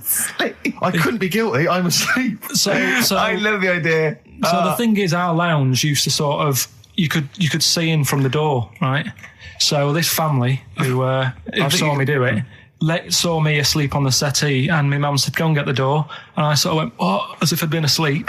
Yeah. I went to the door, like, rubbing my eyes, and the fella said, what did you run off for? I saw you. I was like, oh, no. And I didn't see my dad. I went out. It was when he was working sort of evenings. So I went out so I didn't have to see my dad. And then the next day I came home from school, and my dad said, 45 quid. Ooh. That's all he said when he looked at me. And then you fell asleep when he went, wake up. You know what I said? No, 45 quid. Now the thing Karl. He didn't have to do anything. £45, Karl. Now, I know you were saving up for a brick, but you can't have it. Yeah. Just equally, if you're doing a bigger crime, a bank job or a murder. Remember to take the stocking off your head, because they wake you up and go, why have you got a stocking on your head? Just go, oh, I had a weird dream. Right. A quick query for you. This is from Jay. He's got a problem here. He says, my parents won't let me ditch my studies. He's currently reading modern languages at London University. Sure. He wants to follow his dream, but his parents won't let him, of being a dancer. Carl. Worse than that, he says that they're trying to arrange a marriage to a bunch of minging daughters of people they know from good families. He doesn't know what to do, so he's got the arranged marriage coming along, and he's also got, he basically wants to be a dancer. His parents are forcing him into something more practical. Well, the first thing, right, I don't think Live your dreams? The arranged marriage thing is such a bad idea. Okay. Because I think too many people go on looks. Right. And then you soon get bored of that, and you find out the person who you're knocking about with, it's actually not your type. Right. Why don't you arrange marriages for people? Well, I'm just saying, right, so I'd say, Jay, go along with that. I wouldn't worry about it. Okay. I mean, if they're really ugly, then, don't go along with it. But if they're half bad, put up with it. That's Sure. all right. The dancing. Brilliant. Right. That's that solved. Brilliant. I wanted to be a dancer. After I did the boxing, right, I joined a dancing thing just near Man United's ground, right, called Twiggy's. Went along, I wanted to learn some moves. How old were you? Well, it was when Michael Jackson was like pretty big, so about 83, 84, 85, something like that, around there. Wanted to do it. When I went, it was shut, and it had become like a warehouse for toilet rolls. So in a way, I wonder what would have happened. Sorry. How is that an anecdote about you going through dancing? You've told me before you did boxing for a while, you did dancing for a while. You had a true fight in the boxing. You didn't even get in the. That's not an.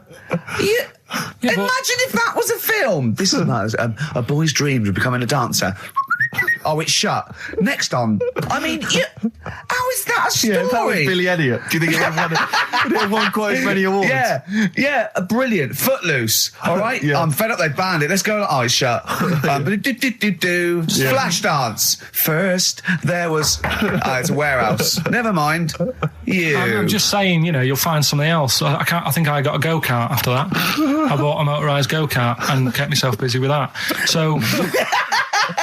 There's always other just things. Think, Alan Bennett has to sit down and really sweat over his stories. Yeah. He just opens his mouth. You are a living Alan Bennett character. So that's solved. Well, Jay, don't worry about that. There's no emotional problems I can foresee if you follow that advice. So the advice there is do an arranged marriage. If she's not ugly. minging, she's not completely minging. Yeah. And don't worry about dancing. Get a go-kart. Cheers. Great. Last week when I did Do We Need 'Em, do you know when I called up one of the museums, a science museum? Yeah, are you talking to me? Yeah, I'm just saying, I wanted to tell you before when the song was on, but you're so busy listening to it. Yeah, was I so busy listening to a song I was playing? Yeah, but we're doing a radio show, aren't All right, we? what's your point? Well, I just wanted to say, she emailed in to say I got her name wrong, so I'm just apologising for that. What did you call her? I think I called her Jessica. What was her name? I don't know, I've got it on email somewhere. What? This is not an apology. No, I'm You've just got saying. it wrong again! You've not even said her real name. How is that an apology? Well, I remember, I read the email, so, But who are you apologising to? I think her name's Jackie, I think. Oh, you've got it wrong again, haven't you? Well, anyway, and she just said if you want to see dinosaurs and that, go to the museum. You were complaining about that as well, weren't you? You went to a museum and there was too many dinosaurs. He said you just need 4. No, well, Steve, have you been to the one in Knightsbridge? I think this so. one that I called up, right? It's nice. You go in, you get a good collection of stuff. You walk in, there's 3 or 4 dinosaurs. You've had enough, right? I went into New York, right? I went to the museum there, hundreds of them. You can't move for dinosaurs. Yeah. It's almost like they're responsible for them being extinct. There's loads of them. So all I'm saying is, if you want to see a dinosaur, go to the one near Knightsbridge. They've got a nice selection, some old vases and stuff. It's worth going. So Oasis and Songbird. It's a nice little ditty. It's all right, yeah. Of a Saturday. Yes, thank you. XFM 104.9. Ricky Gervais, Steve Merchant, Karl Pilkington. I think we should go straight into it, Karl. I think we should do the competition. There's Karl in the corner. It seems a little premature. Do you reckon? Yeah, I do you think reckon so. It's so good. Exactly. We should tease it out of them. Well, it's a big thing. It's just that I've got absolutely nothing to say. Sure. So I haven't really... Well, I mean, like often I know you all have spoken to Karl in the week. This week, for some reason, I've been speaking to him. Oh, right. I spoke briefly to him about Michael Jackson and the documentary. Yeah. Now, of course, I thought that was extraordinary. Amazing, I asked amazing Karl's piece of opinion. work. Yeah. And he didn't mention to me the fact that Michael Jackson likes to climb up in trees. No. He didn't mention anything about his bizarre relationship with children. He didn't mention anything about his obsessive billionaire spending sprees. Right. He didn't mention anything about the mannequins he has in his thing, or the fact that he drives around his sort of 7 hotel suites in Las Vegas in a little kind of old people's scooter. The only thing of note for Karl was he said to me, "Did you notice how big his hands are?" I'll tell you what, though, I did. What? Yeah, how you look at the man's got like a face that he's had reconstructed. Well, I can't seem to say that. It's libelous. Yeah, but, no, he hasn't. He's got an old he's had two nose face. jobs. Yeah, And you're looking at his hands. But I think it's because you look at him and he looks a bit like there's a bit of androgyny there, but it's sort of like it is quite a petite sort of old lady's face in a way. But then you see these labourers' hands come out. That's always the way with a tranny, isn't it? You know what I mean? Well, you can't accuse him of being a tranny. No, he's not. No, he's not. What are you saying? No, I know he's got enough issues. Now you're accusing him of being a tranny. I like him. I thought he came out that brilliant. I thought it was really... I really felt sorry for him. No, I think he cleared up a few things as far as I'm concerned. I thought it was a fascinating piece of work. But...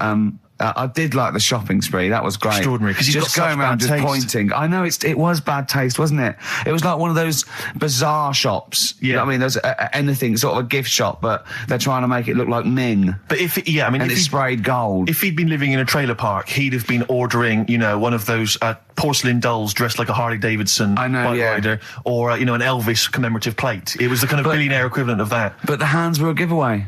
It's the same as those sort of transvestites. It's like you get. What was it about his hands? You know when you get like a cab driver or something, right? And he decides to turn transvestite about 60, and he goes on Kilroy. Do you know what I mean? That way, he got a twin set of pearls, and he goes, "I've never felt so comfortable." But his hands are still big. He's got a little wig, and he's got the lipstick on, and he's with his teenage kids who are going, "Kill me." Do you think he's been having surgery on his hands to make them larger? Bigger, yeah. Is that why he was wearing that glove through most of the Exactly. But I think he wants to be a goalkeeper. Right. And they said, well, you can't, Michael, you've got a big hands. It would help him climb the trees. Yeah. And he can play tennis now without a racket. Yeah. So what did you make of it, Karl? Were you intrigued? The Michael Jackson thing, it was all right. But, that got a load of attention in the press. But the Trisha programme got nothing. Okay. Which, I know, Steve called me up in the week, right? 10 o'clock in the morning, I was at work. And he goes, I think so at 10 o'clock. Preparing this show. Most people go to work about 8 or 9. Are you watching Trisha and that? I said, no, what is it? He goes, oh, you'll be loving it, right? Freaks. Was it, Help Me, My Mum's a Freak? Siamese twins. Right. So I couldn't watch it, but he said, it might be on again because they repeat stuff on ITV2.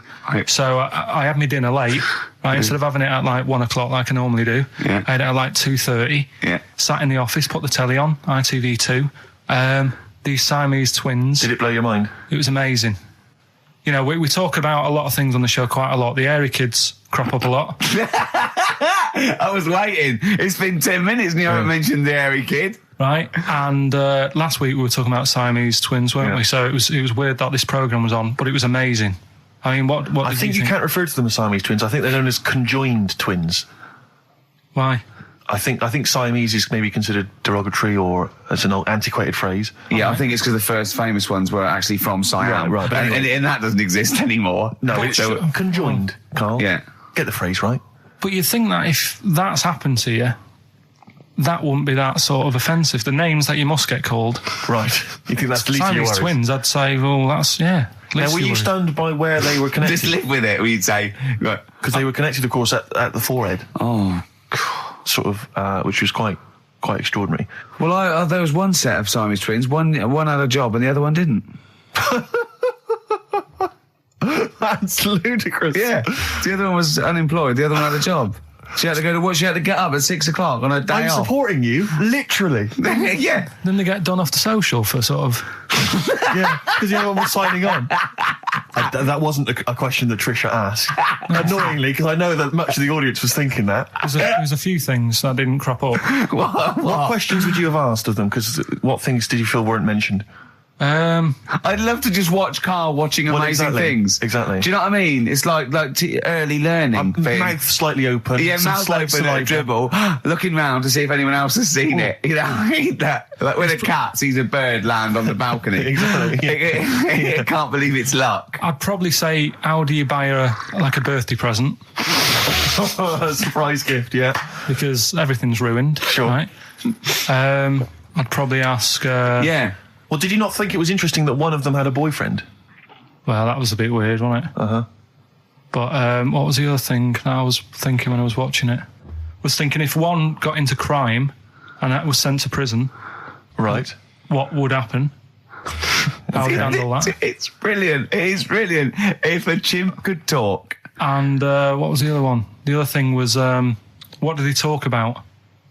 Because it's not as if you can say, oh, well, guess what I did today?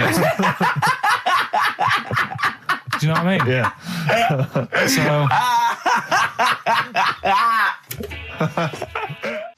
Taking the mickey. The really weird thing about all this, right?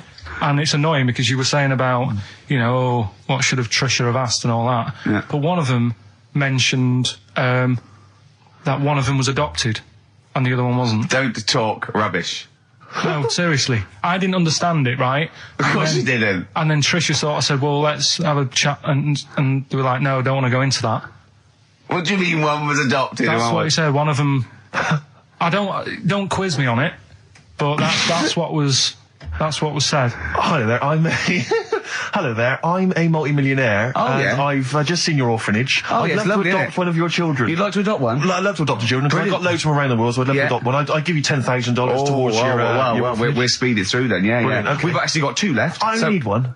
I'm only interested in one. Yeah, I don't need any more. Don't need any more. They're sisters. I know it would be tragedy to break them up, but I really only need one. Now, break it up. There's the rub, you see. Sure. You just need the one. It's $10,000 now. You can have that. I'll sign it now, but I don't want to discuss it further. I'll bring her around. Brilliant. Okay. Ding dong. Hi, yeah, brilliant. You brought my kid round. Yeah, there she is there. That's a joy. Yeah. Okay. Just standing next to a bush. Yeah, can you bring her out to No, me? there's nothing behind the bush, so you just want... I just want to be able to walk 360 degrees round her. Do you want her or not? Yes, I can't believe it. What's that little trolley? She's talented. Oh, dear. You're talking nonsense, Carl. Well, whatever. Well, listen, still to come, right? We've got the monkeys thing. Oh, chimpanzee that. And when I was out last Sunday, right, at Johnny's birthday party, Steve was there. Yeah. Got talking about stuff. And a debate that we didn't really finish cropped up. It blew your mind, didn't it? Amazing. Oh, I know about this. Steve told me. This is the infinite amount of monkeys. Or a monkey with a typewriter and an infinite amount of time would eventually come up with the works of Shakespeare. Yeah. There was no debate. It's a philosophical, mathematical problem. There's no debate. It's true. It won't happen. No, listen, Carl, listen. Infinity sorts it all out for you, right? An infinite amount of monkeys at a typewriter, right? They do everything. They type everything. Infinity just sorts it all out for you. There's no getting to it and they're going, oh, well, let's have a look what they've done. This one's come close. Did Romeo and Juliet. It would do it all. It would type everything ever possible, conceivable. Yeah, but... It's a mathematical... Well, we've heard your side of the argument, Rick. And I'll be honest with you, it's a persuasive one. But let's hear Carl, because he heard about this in a pub last week. Yeah, so he's got some strong What's your problem himself. with it? What's your problem with it? Well, first of all, right, you're saying it's a load of monkeys. It's not just one monkey that depends. can live forever. No, wait. It's either a chimpanzee with a typewriter with an infinite amount of time. He would eventually, by definition, mathematically, type everything ever possible, okay? Or it's an infinite amount of chimps with typewriters, and one of them will type it first time. But already that's not right. You either need to have what do you mean? monkey. What? You mean employment laws? What do you mean it's not right? Let's hear him out, please. Okay. If it's one monkey, with a typewriter that's got loads of ink in it and that, right? At least it knows where it's done in the past. It's not. Keep going. Crime. If you've got a load of monkeys, it's like if you have too many. What's that saying about too many chefs? Too many chimps spoil the soup.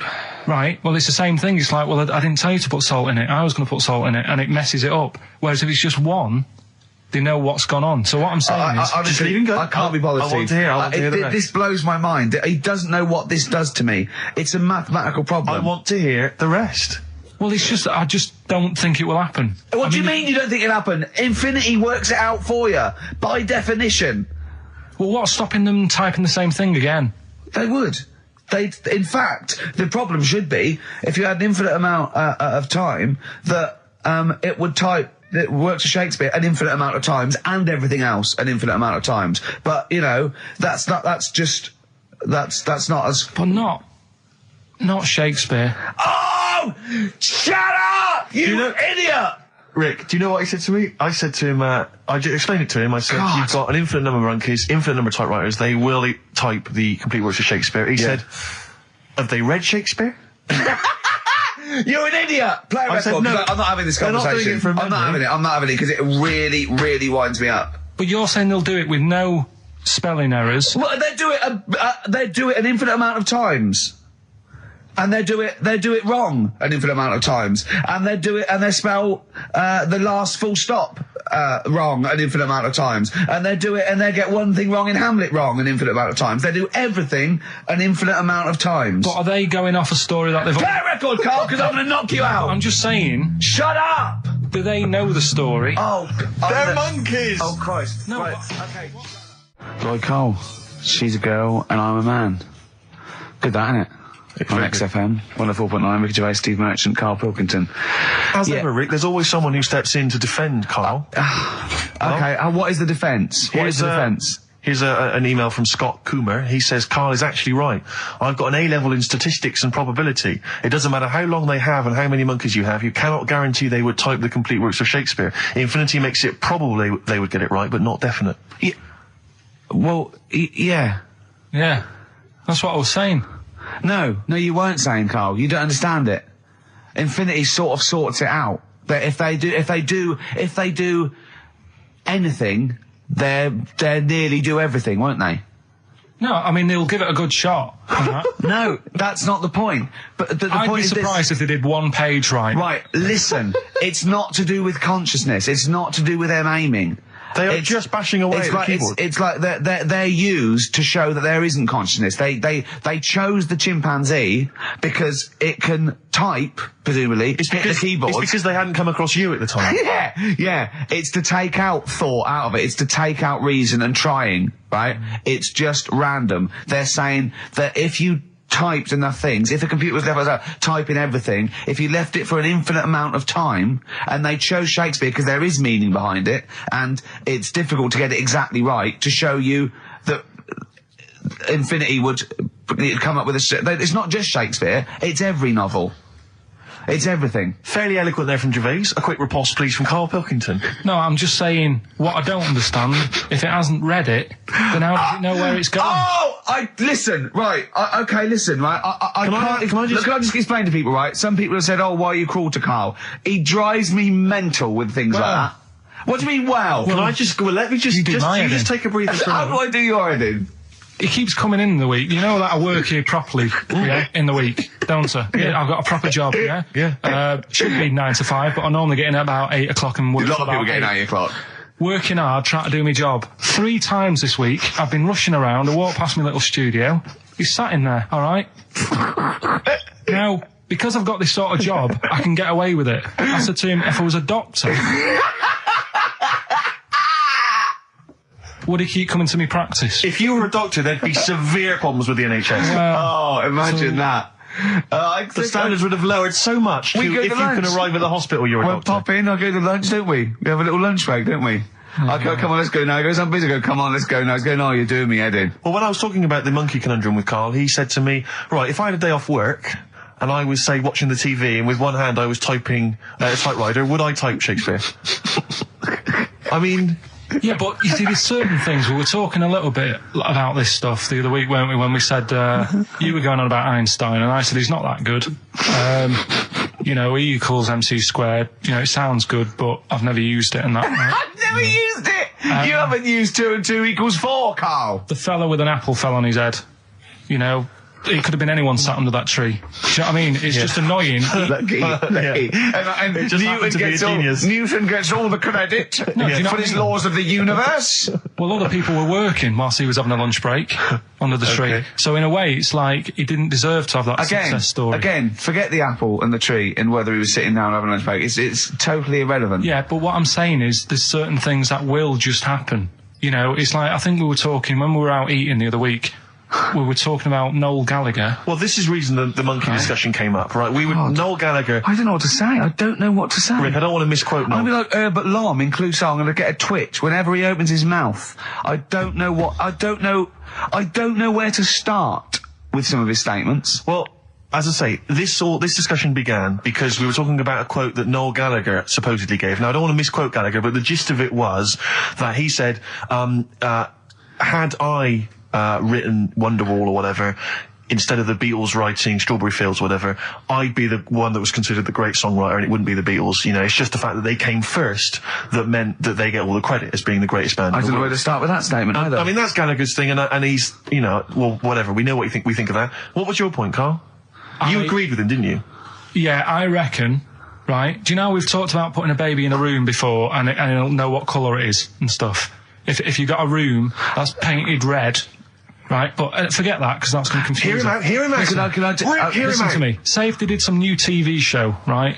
Like, what's that film with Jim Carrey in where the Truman Show. The Truman Show, right? So they make up a little room and some woman has some kids and you say, right, let's put the kids in this room, and they don't know what's going on outside. They don't know anything about, like, EastEnders and that. It's like their little world, right?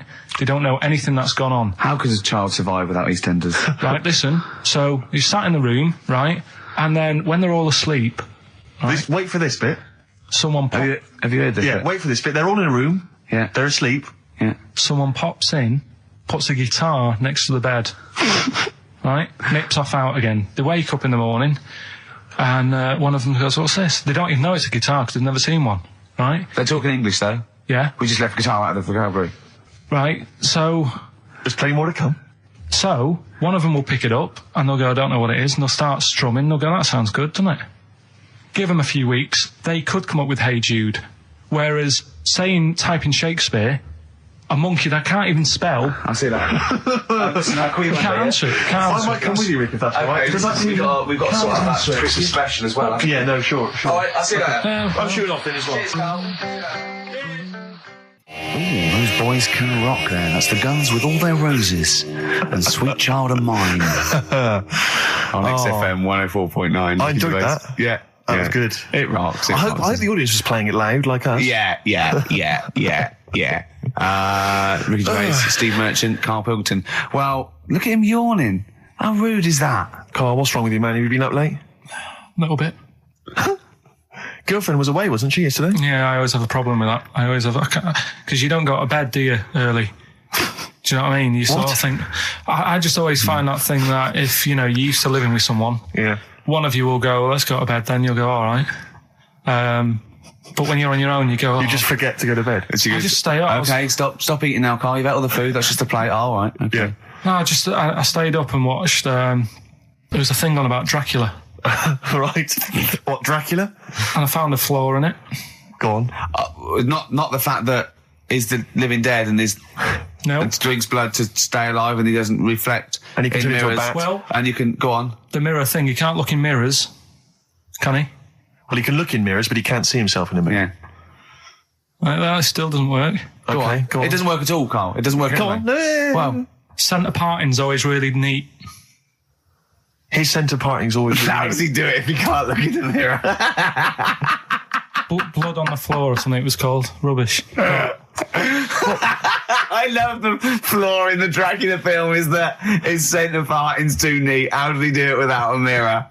Oh. Was it a documentary about Dracula? No, Yeah, there was the real Dracula. The real Dracula. Yeah, the real Dracula. The It's true just a film. It had blood on the floor or something. It's called. Yeah. It's rubbish. We had a little lunch yesterday, didn't we? We did indeed. That was a nightmare. Yeah. I hate going out with you two. I was explaining to Carl, right? I like to excite Carl's imagination, right? And if it involves chimps or monkeys, all the better. Brains he likes, parts of the body, deformity. You know, I know where to, what buttons to push.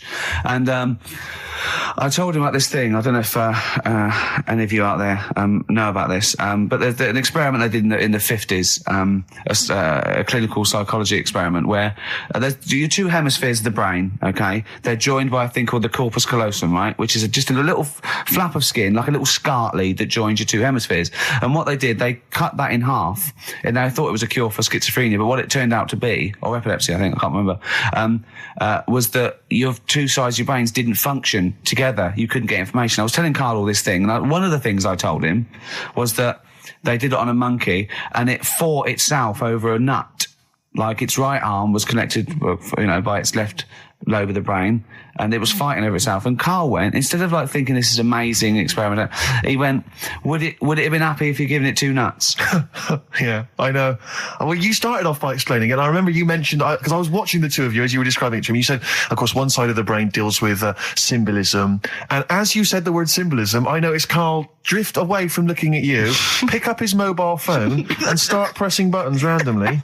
And I thought it was the word symbolism that got him. And I noticed it took you just a moment longer. And I think the first thing you said was, when did I lose you? Yeah, I knew I'd lost him. It's extraordinary. And he doesn't even try to disguise it. I think I said nomenclature at one point as well. Right, yeah. And I knew I was dicing with death there. Yeah.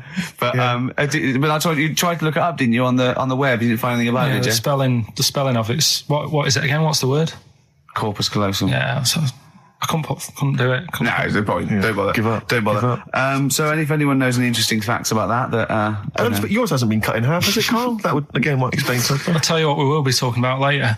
I don't know if you're sort of aware of them, Steve. Go on. Bonobos. Oh, I don't know much about bonobos. I told him about he was looking for stuff. I said, put in bonobo. He was having no luck with chimp. And they're a form of chimpanzee, but they're even closer to us, evolutionarily speaking. They've got their social groups are more like ours. They're more intelligent, and he was loving it, weren't you? So is it human bonobo Karl? Is that how it works on the evolutionary ladder? Chimp Karl. Yeah. Talking about him. So we're talking about bonobos. You're excited about that? Yeah, That's coming up in monkey news? No, I think it's a bit of a monkey bonus. Something else we're giving away. The Shining. It's more throwing away, isn't it? Once again, is it on video? Once again, it's on VHS. Just because you buy it out of your own money, Karl, stop being so mean. And I want to watch it tonight because it's one of those films that. So you're going to watch this video and then you're going to send it to someone as a prize. Yeah, it's one of them films that. Sorry, what you just said yes to that without blinking. Oh yeah. You don't think, like, Les Dennis doesn't have a quick go in the car on Family Fortune before he gives it away? It costs $5.99. Jim Bowen has a go at those his and her towel racks. It costs $5.99, Karl. Okay, this is Karl in the classic The Shining. And what's the question? Well, we might ask that afterwards. Okay, then. Fine. Still trying to write the book then? Yeah? Yes. Good. Funny, someone told me the other day, weird thing about a typewriter, the top row of letters, the longest word you can write is typewriter. I'll just show you. That's weird, isn't it? It's just the typewriter being... You're not in the mood, are you? You're in one of those grouchy moods again, like you get into when you're writing. I'm not being grouchy. I just want to finish my work. Yeah, just being a bit funny, a bit offhand and that. Let me explain something to you. Go on. Whenever you come in here and interrupt me, you're breaking my concentration. You're distracting me. And it will then take me time to get back to where I was. Understand? Yeah, but I just was coming in to try and cheer you up. You know, I'm full of ideas as well. You know, if you're having a problem coming up with stuff, got loads of ideas you could write about. The other day I read about this airy Chinese kid. What do you want me to do about it? No, it's just that it could make a good book. Do you know what I mean? Sort of following round. That's swell. Well, I'd buy it. You know. But if you don't want to know,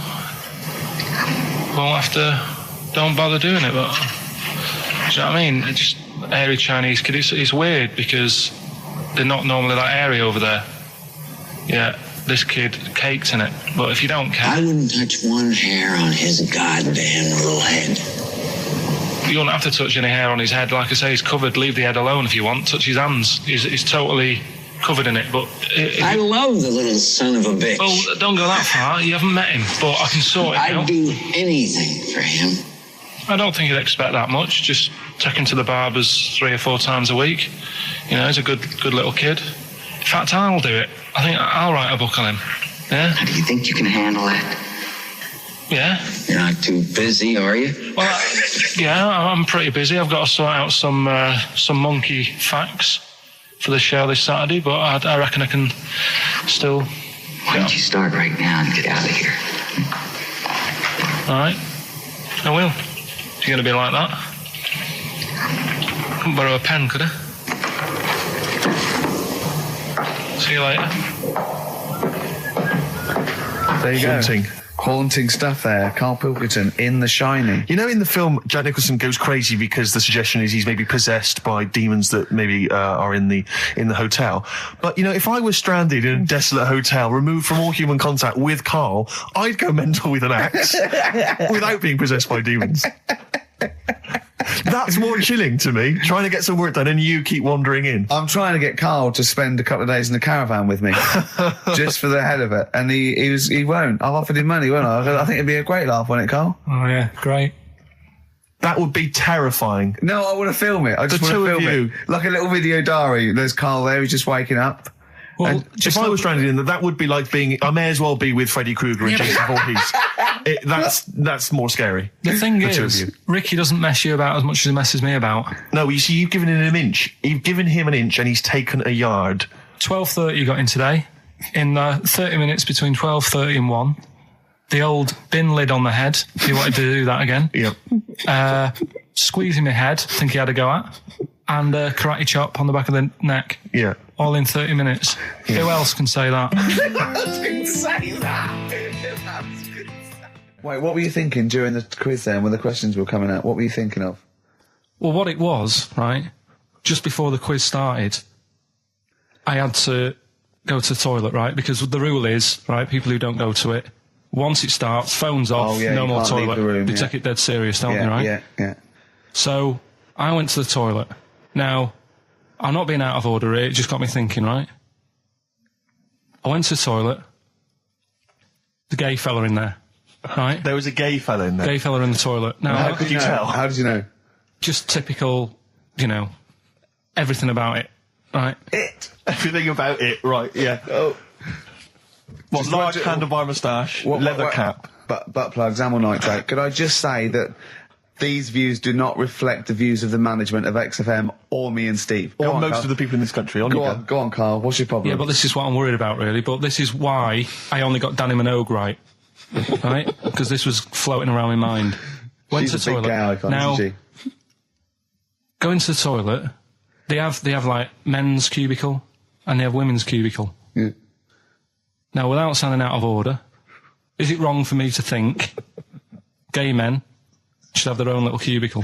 Go in. They should have their own... Well, not cubicle, you mean an actual toilet, I suppose. When I was at the urinal, normally, you know, there's a fella there and then you go, all right. And there's no pressure. But I couldn't go. I was thinking, should I wait? If I go into the toilet, it'll look obvious. Yeah. I had loads of pressure and this was going on. What were you worried about? I'm so sorry. What were you concerned about? Viewers? I'm so sorry. It's like, right, listen, when I was a kid, right, and it's all right for you to go into women's toilets when you're a kid, it's like, oh, it's a bit cute, right? As long as you're not, like, over 15 or something, right? Right. But when I was a kid, I went into a toilet, and women, when they use their little cubicles, they don't shut the door. Some of them just sit down on the toilet, right? And you see everything. And, no, seriously, that's probably one of the first times I saw, like, a woman. Yeah. That, right, and my Auntie Nora when she was staying over. What happened with your Auntie Nora? She was, she's into wearing caftans. Into wearing what? You know, caftans. Oh, yeah. What caftans? Big, bellowy sort of dresses. Right. And, yeah, I used to sit on the floor at home in front of the telly. Sure. She was on the chair behind. Yeah. She did a bit of a sort of a Sharon Stone scene. Oh, God. Yeah. Did you see it? There was no underwear? No. What age were you? What was it like? What age were you? It was like a ripped tennis ball. What? Right, we're off air. Either that or put us in for the Sonys. I'm a little bit concerned about your toilet discussion. What exactly is your point again? I was just a bit bemused. You see, it's a tricky one. All I'm saying is, right, there I was at the pub quiz. I go to the toilet, not thinking about anything. I try to go, right? There's a little gay fella next to me. I love this little gay fella.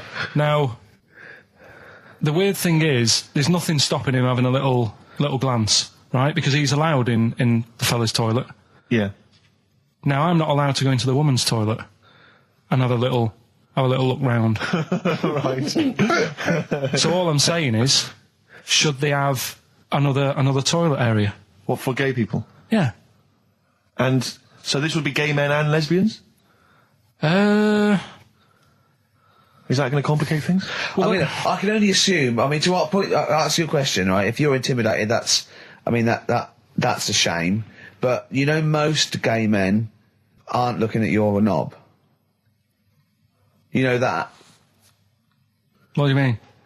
I can only say that 99.9% of gay men who use a urinal standing next to what they assume is a heterosexual man aren't looking at his knob. And what they're doing then? They're emptying their bladder. No, but the thing is, I can't talk. You're saying like, you know, about would you have one toilet for lesbian women and gay fellas, right? Well, does that mean? Would it be mixed? Would it just be? Would it have a man on one? That's heterosexual man. One little picture of a woman, other, and then what? What would the little icon be? A man and a woman. A man and a woman. Just having a chat. Yeah. In pink and dot lines. But you couldn't mix them, because then what would happen is you'd get people who are going, oh, I'll play up to this a bit. What, pretend to be gay? And yeah, you know, sort of grow a moustache and shave their head. And pretend to be a lesbian. Right. Yeah. So I see. So you know, people pretending to be gay so they could go in and have a look at the lesbians. Yeah. Right. So that would mean that we need 4 cubicles now, would we? Yeah. No, this is fine. 4 cubicles. So every pub now. How many toilets do we need? Every pub's now got 4 toilets. Oh, Carl, bisexuals. Yeah. Now, interesting. Bisexuals. How many toilets do we need now? Call the council. Do you use any? Huh?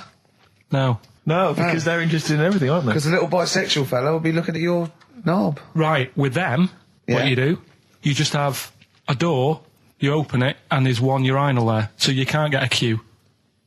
They have to sort of wait. I just thought that, well, why can't there just be a thing between the urinals, so no one can look at anyone else's knob? Wait a minute. Just to go back to Ricky's point, what stops, even if we've got the toilet for gay men, what stops the gay men who want to have a look at your willy going in the regular toilet and pretending that they're straight? Most men don't wear gay across their head. Exactly. They don't have a tattoo. There's no branding yet in the British house where they have to declare. So we're going to have to expand this. So we've all got to carry identity. Do you know you can see a gay, can you? Coming a mile off.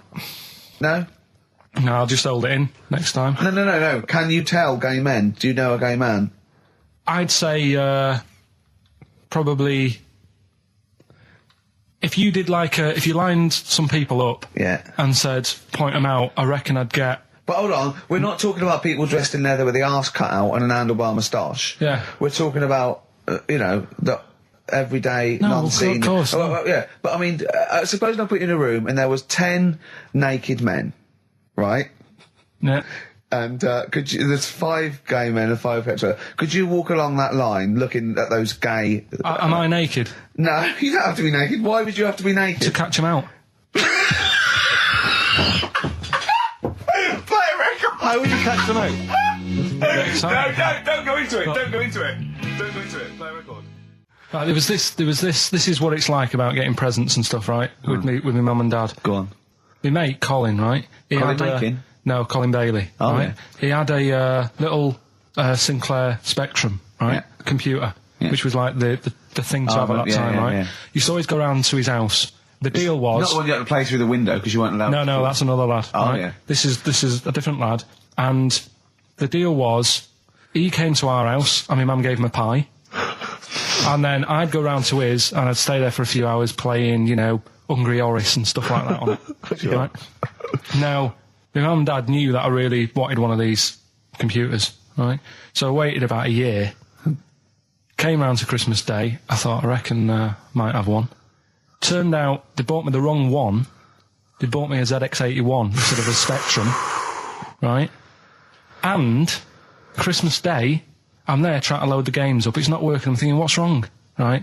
And the thing with me, when I was a kid, I used to get quite sort of agitated. This is the moment, right?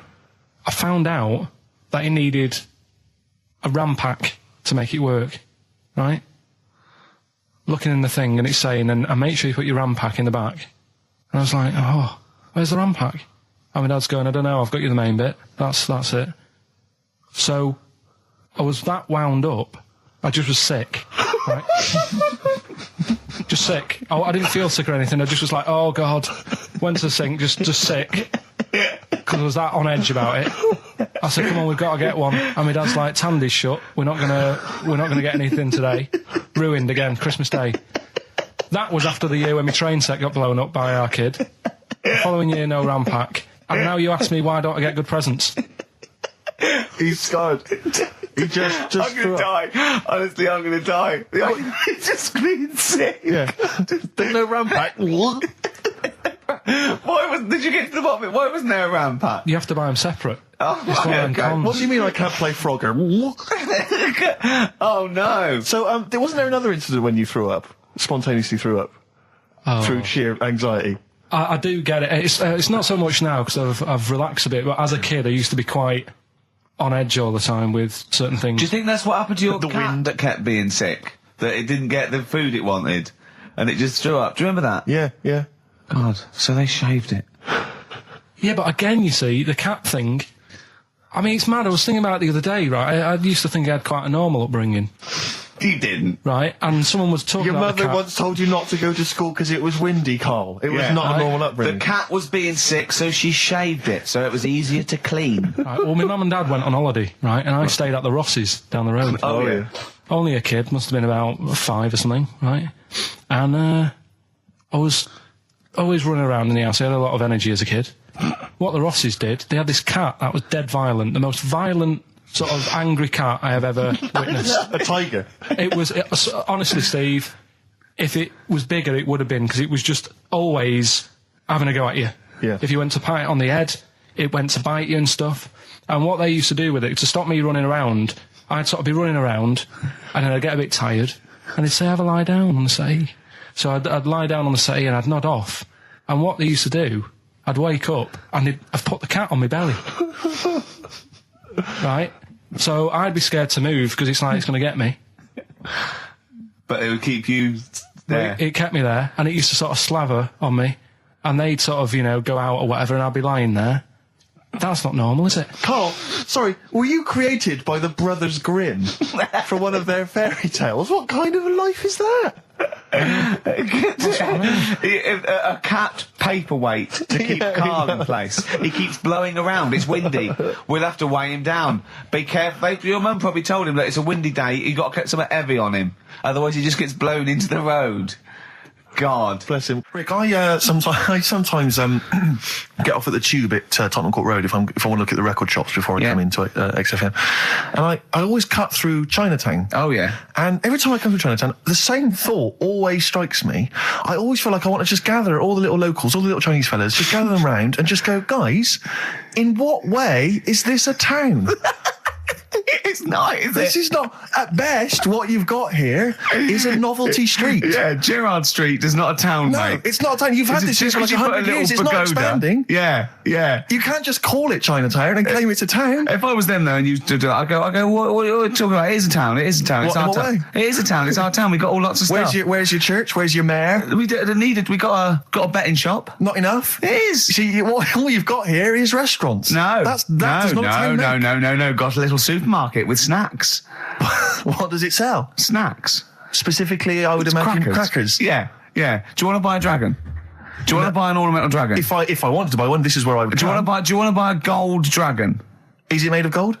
No, it's made of plastic, but it's sprayed gold. Do you want to buy that? It's not a town. It is a town. It's not a town. Yeah.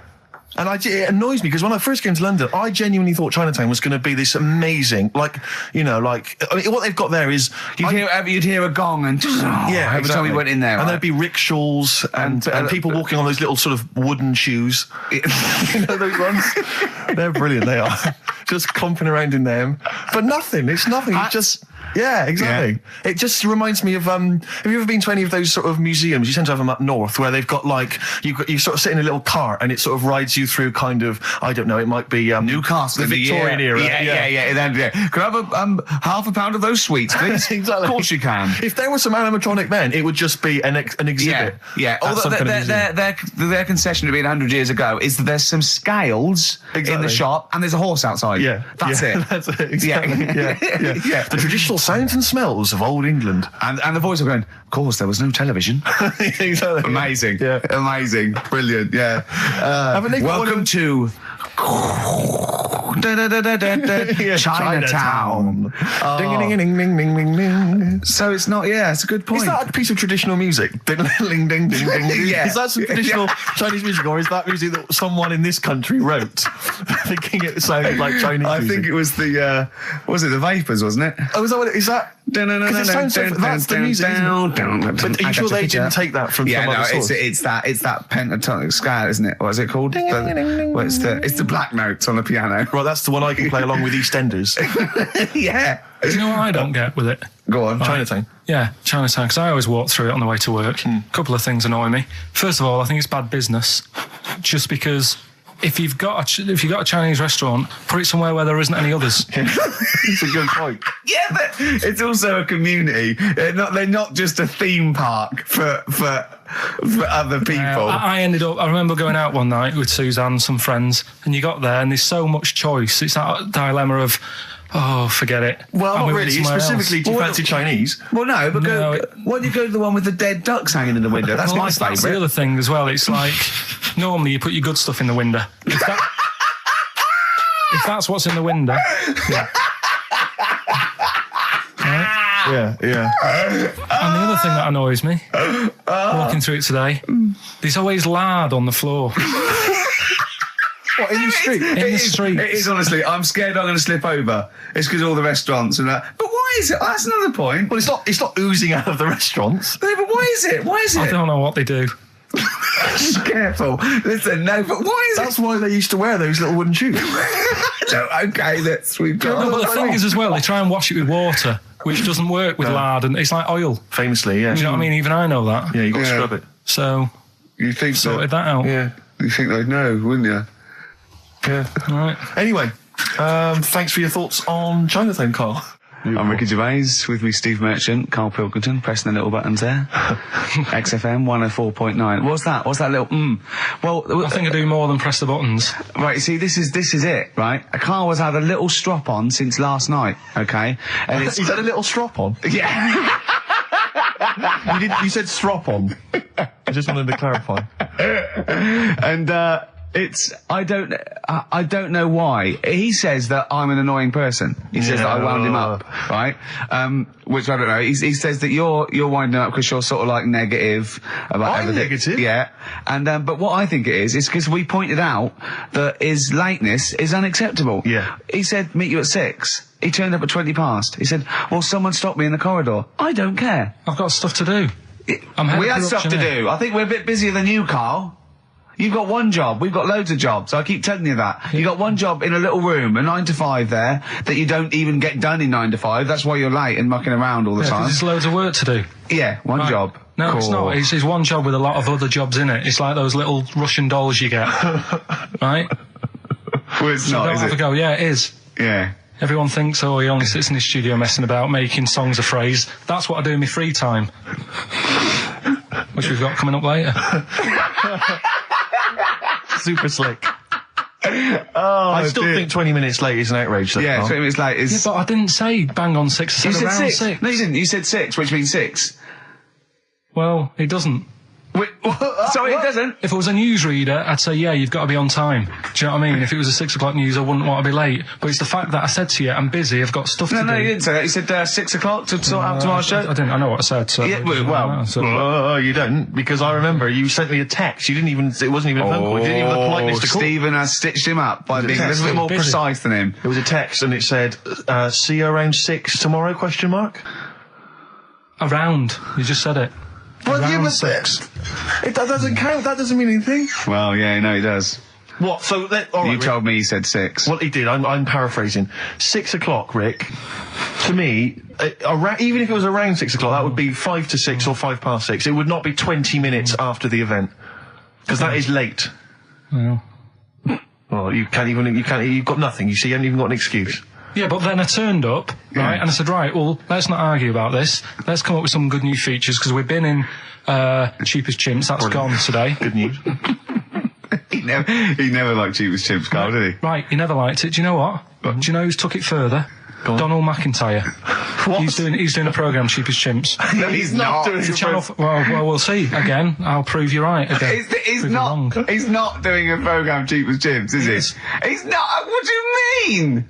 He's doing. I saw a trail on Channel 5, and it was saying, you know, is it 5 or is it about 20 past 5? He's doing this. He's done that. You know, now see him on Channel 5 because he's moved to Channel 5. Right. He's saying first big problem, chimps. You know, they deer and that. And no, they're not deer. He's getting confused. No, 50 odd grand for a chimp, and he's saying, you know, he'll look into how much you can get gorilla for. What are in the name of God are you talking about? We'll talk about that later. But I don't know. I'm just saying that that's another idea. And then so go on. You got off. This is why you never get stuff done, and you're late. You got off the point. You were talking about arriving late. Yeah, I know, but I'm just saying to you now. I turned up late, so I said, right, well, let's not argue. Yeah. I said, let's do some stuff. Yeah. You weren't having any of it. I think at one point you were trying to be sick on my leg. I do remember that. Yeah. Why? Just for fun? Yeah. All right. That's when I started getting annoyed. He was very annoyed last night. No, yeah, okay. Yeah, I can see where that could be annoying, but you just got to think, hey, look, so what? It's, you know. Well, I think you rub each other up the wrong way. Yeah. No, that's the problem. Well, no more Cheap as Chimps today. Right. Nothing to replace it because we didn't have a chat. Songs of Phrase, we're doing that. You can win some stuff. Yeah, we've got the film that we haven't done for the last 2 weeks. The final film, we won't be doing that. Let him down. There's 2 weeks. So you're 2 weeks late on that. Can I just ask, guys, is there going to be some great music? Yeah. Well, what about something from the Only Ones? Yeah. Planet. Brilliant. Yeah, but it's all the time. It's not just, I mean, you haven't done that with me, taking your clothes off and that yet. But, like, last night we were sat in the pub and I was saying, right, you know, let's not even worry about new features then. Let's get the current ones, you know, going. Like what? Good. Like, the one that was trying to work out, the Cheeky Freak of the Week. Think of that! Yeah, but Think of that, though, as a normal conversation. Yeah, I'd looked online, right? I didn't find that much. I found, actually, I'll tell you what I found later. Brilliant. We're looking for them, right? And then at one point, I think you said to me, go on, you know, what about the Guinness Book of Records? Yeah, you know, they'll have, like, the best freak in the world or whatever. Yeah, ever. So I said, yeah, bring one in. Now, you've got one at home. Yeah, I've got a couple. But you couldn't be bothered carrying that in today, so I had to go out of the pub that I was at. Yeah. Nip into Borders. Yeah. Buy a Guinness Book of Records. Yeah. Out of my own money, $18.99. Yeah. Bring it back, and then you said, I don't know if I want to do this feature. So it cost me 20 quid for that. I had to buy a video for Silence of the Lambs film clip. I'm actually out of pocket at the end of this. But do you want to work with me is the thing. If you want to work with... people would pay that sort of money to work with me, Carl. You're a lucky bloke. Think how many people think, Carl, he gets to drink and sit. Yeah. You making a cup of tea and I surprised, didn't I? Little surprises. Steve, you know, last night, do you know when I left the pub in a bit of a mood because I was just fed up with not getting anything done? Yeah. Walking down the road, I was thinking, how can I get out of this? How can I stop having to work with them? And thinking, I wonder if I leave, I wonder if they'll be funny and they'll go, and then my boss will be giving me stick. And thinking, how much notice have I got to give out? And all this is going through my mind. I'm walking home and I got in, said to Suzanne, I'm sick of it. She's going, you need to do it when I get a new kitchen. And I was like, yeah, but how big does the kitchen need to be? I was saying, do we need a big kitchen? Can we get a small one? Have we got enough for a small kitchen? Do we need so many cupboards? Can we just have wood instead of steel? All this, trying to get out of doing this. Yeah. It's always just, I always feel like, because I like to think that I'm not perhaps as bad as him. Yeah, You annoy me in different ways. Like what? How does he annoy you? Well, stuff that, I come up with ideas, say Cheap as Chimps. Yeah. Rockbusters springs to mind. Yeah. 15 Taiwan. 15 Taiwan. Let's just remind people what 15 Taiwan was. It was a little feature that I wanted to give a run, give it a little run, see if people like it. The premise being? No, there's no premise, it's just a title. No, we were going to get 15 sort of ornaments, you'd explain them, and then people would call up and say, that one's from Taiwan. See? God, you just explained why I didn't think that was a good idea. By explaining the good... No, the funny thing is, Steve, right, I was walking down Regent Street on Monday, walked past one of these big stores, right, and they've got all famous quotes on the windows, right, and one of them was something like, an absurd idea is often a great idea. Yeah. Do you know who said that? Go on. Einstein. Yes. Which made me wonder, if you were his mate, would he ever have done E equals MC squared? Or would you have said, don't bother with that, it's not going to work? Because that's all you seem to do, everything I come up with, you put down. Yeah. Well, that's one thing, he's negative, right? I don't know why, I don't know why he is. What else? He messes me about, I get him concert tickets for stuff, and you say, I didn't bother going. Yeah. That is annoying. You come in, 5 minutes to go with tracks that need editing. Yeah. The little bag, that bag that was free. Yeah, you got a free bag today, an XFM little rucksack thing. Yeah. You were like, oh, what's this rubbish? Yeah. Ricky said, I'll have it, they're great. He said, no, I want it. Yeah. Well, it was free, I needed it. I'll give that as a gift or something. So, I mean, I think on reflection, Steve is probably a little bit more annoying than me. I won't go that far. You are annoying. If I had to go away for a week somewhere, if it was a quiet place... Well, you are again, aren't you? That's 2 holidays you had this year, I mean. If it was a busy place, I'd probably go with you, because people, do you know what I mean, staring at me all the time and that if I'm walking around with Steve. No, I'm just... Can I draw up a list of reasons I don't like you, Carl? Just being honest. What? I'll tell you, because the list of reasons I don't like you is incredibly long and getting longer. Just saying. Do you want another slap? Eminem, Sing for the Moment, on XFM 104.9. I'm Ricky Gervais. With me, Steve Merchant, with 5 little hamburgers. Got 5 burgers here, yep. And so I don't know, how should we begin, Carl? Do you want to just look at the size of these burgers? Look, they can see it on webcam, can't they? They can see us stuffing these burgers into your mouth. And by the way, I'm filming this, Steve. Look, brilliant. Look, I've got a camcorder. Yeah. We'll put this on unseen footage on a DVD or something. Or maybe on the website. On the Oh, Carl, what if you break the record? Okay, Carl, I'm coming round now to just monitor this and adjudicate. What's the web? If people want to see this on the webcam, what is it? xfm.co.uk. Right, okay.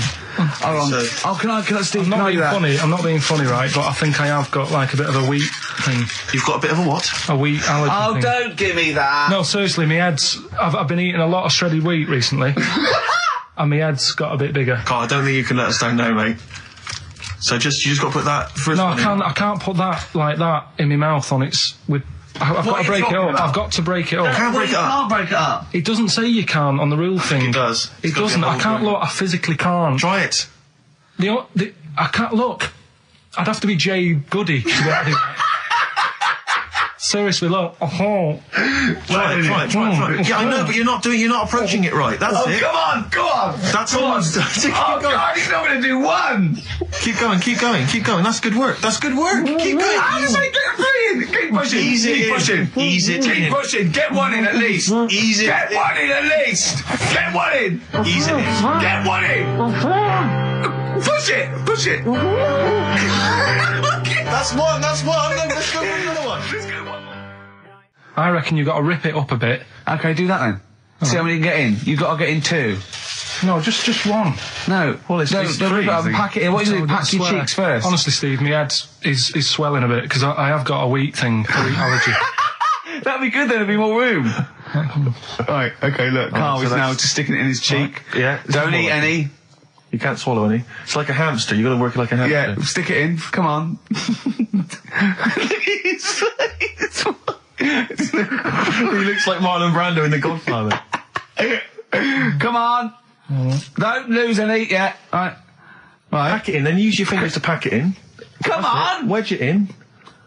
Like you're grating the bath. I can't do this either. Keep going, keep going!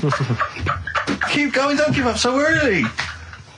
This is part of the problem. You just give up, Carl, too quickly. You failed again. It's like your history O level. Come on, Carl. Come on. Do something well. Succeed at something. Push it in. You've got nearly a half a burger there. Oh, I'll come round there. You're chewing. Don't chew. I've got a bit of food. I don't know what he said, but... Is that a whole one? No, it's not. I can see bits left. Come on, Carl. Come on, keep working at it. We keep working at it. Look, there's so much space in your mouth, I can see it. He's going red. Okay. Okay, we'll do another one. We'll do another one. That one then. We're doing a... Oh, are you alright? Are you going to be sick? Are you alright? Alright? Oh God, should we play a record? He's making my eyes water now.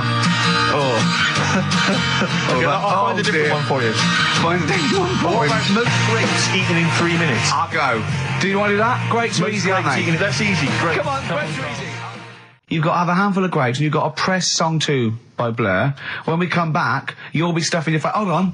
You ever do that? How can you work the buttons? I can do that. No, I don't think you can. You cannot touch the grapes until the opening note of song 2 begins. When the Blur 2's, when song 2 stops, can we just push up the fader so because you'll be stuffing your face? We're almost. Let's go. If we go. Okay. Any second now. Okay. Right. Okay. Ready, 3, 2, 1, go! And he's off. Good work from Carl there. He's approaching it cautiously to begin with. Cautiously. And he's keeping it. Well, let's just, he's keeping people. Come on, don't make him laugh. He's choking. He's choking. Oh, Carl. Quick! Keep going, Carl. Come on! What happened? Did you just throw up? No! Don't make him laugh! Oh, come on! We can make wine. Come on, Carl. You're doing so well, Carl. mate. I want to go. Come on. Only. Why are you making him laugh? That was a world record attempt. Come on. He's over. Keep going. Come on. You got 25 seconds. Come on. Oh, I think that was a shame actually because you were doing well, but something went wrong. I know, and I think those are bigger grapes than the ones I've seen before. They're quite big grapes. Look at his face. He looks so despondent. Come on, Carl. 8 seconds. Just a few more. 5. Come on. What's the matter? 2.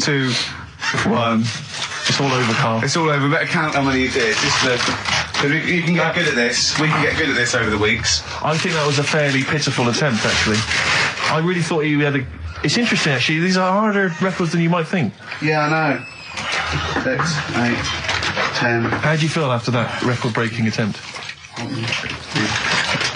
Not happy with that. What are you not happy about? The fella who did it, was he in hospital and just had loads of grapes? I was bored. I'm sure he wasn't producing a radio programme, that's for sure. Well, to be fair, neither are you. What was tricky about it? What did you find hard? I think having Ricky standing over me, sort of shouting, "Go on!" isn't normal. No. But that wasn't... He hasn't eaten any! Hold on, that's 50, you have to. That's quite a poor attempt then, by the seam of it.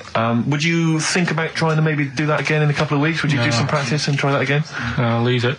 Leave it for the experts.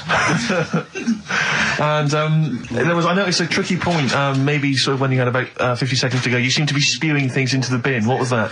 Again, mainly Ricky standing over me. 88. He's got 88 left. Okay, so what's the mental arithmetic there? Because we put how many in? It was 150 in the thing, wasn't it? What did I say? What did I say I had left? Well, I'm not doing it again, 88. so... You had 88 left. So it's 62. God, you're only at 62. What's the matter with you, Carl? There's people start you at 62. That is rubbish. That's disappointment. Let's leave that. So you failed on 2 world record attempts there. 62, and the record's that is rubbish. What were you doing? Oh, yeah, but like I said, I've got a small throat. I can't drink a drink quick Ever since the Mr. Freeze Pops when I was 6, that I nearly choked on, I nearly died on, I can't go back. It'd be like asking, I don't know, someone who got run over to play Frogger or something. What's Frogger? What, you mean real life computer game? Well, just a computer game brings back memories, doesn't it? And I can't do that. What's Frogger? Does Frogger get run over? Yeah. It's a little frog that has to run across a busy road. Do you know who he reminded me of? Apart from Hamburglar and Zippy and all that. When he was munching those grapes, because the shape of his head, it looked like a game of Pac-Man. Yeah. It did, as he was getting to him, it looked like... We should have had that music. It looked just like it. Oh, God. Do you remember there was a board game version of Pac-Man? Was there? I mean, the only thing that Pac-Man had was the fact that it was on a computer and it was a little face eating things. But imagine that as a board game. But there's board games of, like, things that you don't need board games for. Yeah. It's like there's board games of charades. Do you know what? You don't need that. It's like parlour games. Board games of let's watch the telly. Yeah. Let's play sit around. And it's all like 1999. You don't need it. New from Mattel, a stick. Simply run along, clanking it against a fence or a metal grate. It's fence stick. And a picture of it, like, oh, Nan, that's my stick. I'll tell you That's what. my fence stick. Do you know I saw in a shop recently the board game of Cold Feet, the TV show. That is a winner. You are John Thompson. Yeah. Go back. Yeah. It's a good game. Drink 8 pints. Go on. Songs of phrase. Songs of phrase, nicely done. Right, we'll get this going. How do you feel, Carl? Yeah, all Again, right, all disappointment. right. Disappointment probably to your family and friends. Well, I don't think they'll be that gutted, to be honest. Right, songs of phrase. Well, Carl, why don't we play we'll come back with songs of phrase, because it's a big tease. People love that. Yeah. It's one of the hot new We've got quizzes. one more thing for you to eat. No, I'm not doing any more of that, seriously. Play a song? Right, songs of phrase next, right? That was rubbish, that half hour. Rubbish. That worked, didn't it? See, panic over, calm now. You're on holiday soon, aren't you? Yeah. You got to go off early. Well, about How many holidays have you had? Because I only ever have time off when I'm working, like doing another job, like, you know, filming or something. But you seem to have a lot of holidays, just like, and you were sick as well. You was just like, because you had wet trousers, which is a little bit. Do you not care about the job? I mean, I've got to ask because, you know what I mean? If I was in charge, I'd worry about your motivation or because yesterday we were trying to work out what you enjoyed doing, and we got to Manchester United and moaning. And that is the two we came up with. I don't know where you get the moaning thing You're from. always whinging. About what? Everything. When did I last have a moan? Just before we came on air. Right, and why was that? I don't know, I can't remember. Because we were in good mood. We were in a good mood, me and Rick. I'll tell you why. Go on. Because you brought a song in at 10 to 1. Yeah. With a load of effing and jeffing in it. Yeah.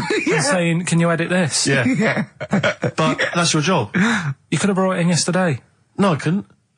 Why not? I hadn't thought of it.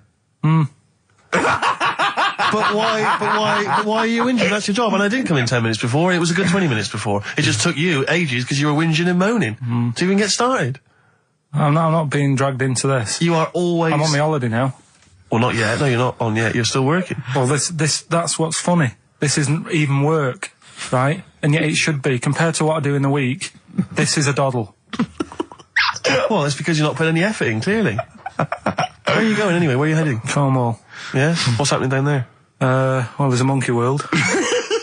You're excited about that? We're going to go and see that. Probably go twice to that. Yeah. Whilst I'm down there. How long are you in for? The whole week? Yeah. Yeah. So, this is with your parents, isn't it? Yeah. Taking them out. Your father, what do you think your father will be up to? What's he going to be nicking on this holiday? Well, tin. There's a lot of tin in Cornwall. Since they've shut the mines. He's just called Suzanne, said they've got there. Said it's a nice little place. Mm-hmm. There'll be no towels when you get there. So what are you do? What are you to do? Just going to chill out and sort of like go to the pub and stuff? Yeah, like I say, I mean, all I've got planned is probably probably Tuesday and Thursday at Monkey World. What about Wednesday? What are you thinking of Wednesday? Just wandering around? Just sort of think about, you know... King Arthur and that. Where he was down there, wasn't he? I don't know, but I'll tell you something. Where are you going? What town? I don't know. I don't know where it is. Susan sorted it out. Yeah, she sorted it out. I heard you on the phone to her saying, well, pack 2 pairs. Poor woman. She's packing your bags for you. Yeah. Right. But, you'd spend more time at home if Steve didn't come in at 10-2 with a rap record with, like, obscenities all over it. Yeah, well, we'll play that next week. Well, you didn't even get the job done, that's the thing. We can't even play it because you didn't get finish in time. I'll tell you what.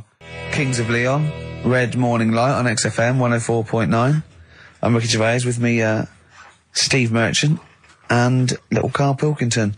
Getting excited because it's his special time of the week where he gets to talk about a cheeky freak of the week. Well, just get Rockbusters out of the way, right? Because I've got to put these prizes in the post bag now, so I'm shooting off. Yeah, because you've got to go early. So, I don't know how you do your job. You went to Manchester, you went to, Madeira, you had a day off because your trousers were wet and you had a cold, and now you're shooting down to Cornwall, you're leaving early. How do you get your work done? You've got one job, me and Steve have got loads of things to do. The man fast let me work, like I said, the prize is ready and packed up. Here. No one's being affected by me shooting off early. Right? Okay. Are you actually going to be here next week, or are you still going to be in Cornwall? No, you see, there again, I'll be back in time. Oh. And in the week, when I go to, Cornwall, see the Monkey World. Yeah, you're 2 days past the Monkey World. That still work. Yeah. That still work? What? You're going to interview some of the monkeys? I love stories. That. I love that. You were going, could a monkey live without bones? And so I'm going, Karl, please, just look at the monkeys and eat your ice cream. And that's work, is it? Right. Right, are we having Cheeky Freak of the Week? Do you want to do it? What time have you got to shoot off? Could do with shooting off sort of soonish. Okay. To be honest. This is not radio. Have you ever heard that on a radio show? Chris Tarrant going, I can't shoot off right now. I couldn't get a later train. I know!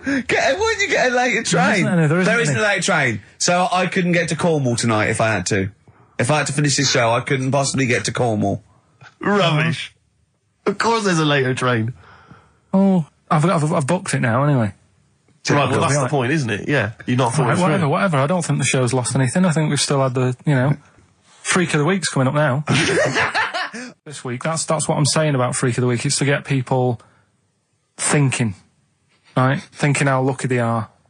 That, they don't have to comb their face. What are you talking about? What do you mean? Freak of the Week is to let people know how lucky they are. What about the little freak you're talking about? What are they thinking? They're going, oh, he's talking about me. I'm a little hairy lizard man on a stick. Pop in, give us a call. I thought, that's what I'd like to do on a TV programme. That's what I want to do. I want to go and, meet these people and say, right, let's just go shopping. Let's, we'll film what your normal day's like. Yeah. Let's pop out. Nip into Sainsbury's or whatever. Yeah. Buy a comb. Park right up close to it. You know what I mean? Yeah, yeah. So what you're saying is you just want to get a little message out there, which is that there's always someone worse off than you. Well, there's proof of that in this room. You know what I mean? Oh, Karl, when's your train? In a minute. I'm going to get going now. I'll see you later. Thanks, Karl. Brilliant. What are you playing? You going to play a song? Kirsty MacColl. Yeah. I'll see you later. Kirsty MacColl, New England. Karl Pilkington has left the building. He's rushed away. He's on his way down to Cornwall. And we're left by ourselves. Indeed. In the room.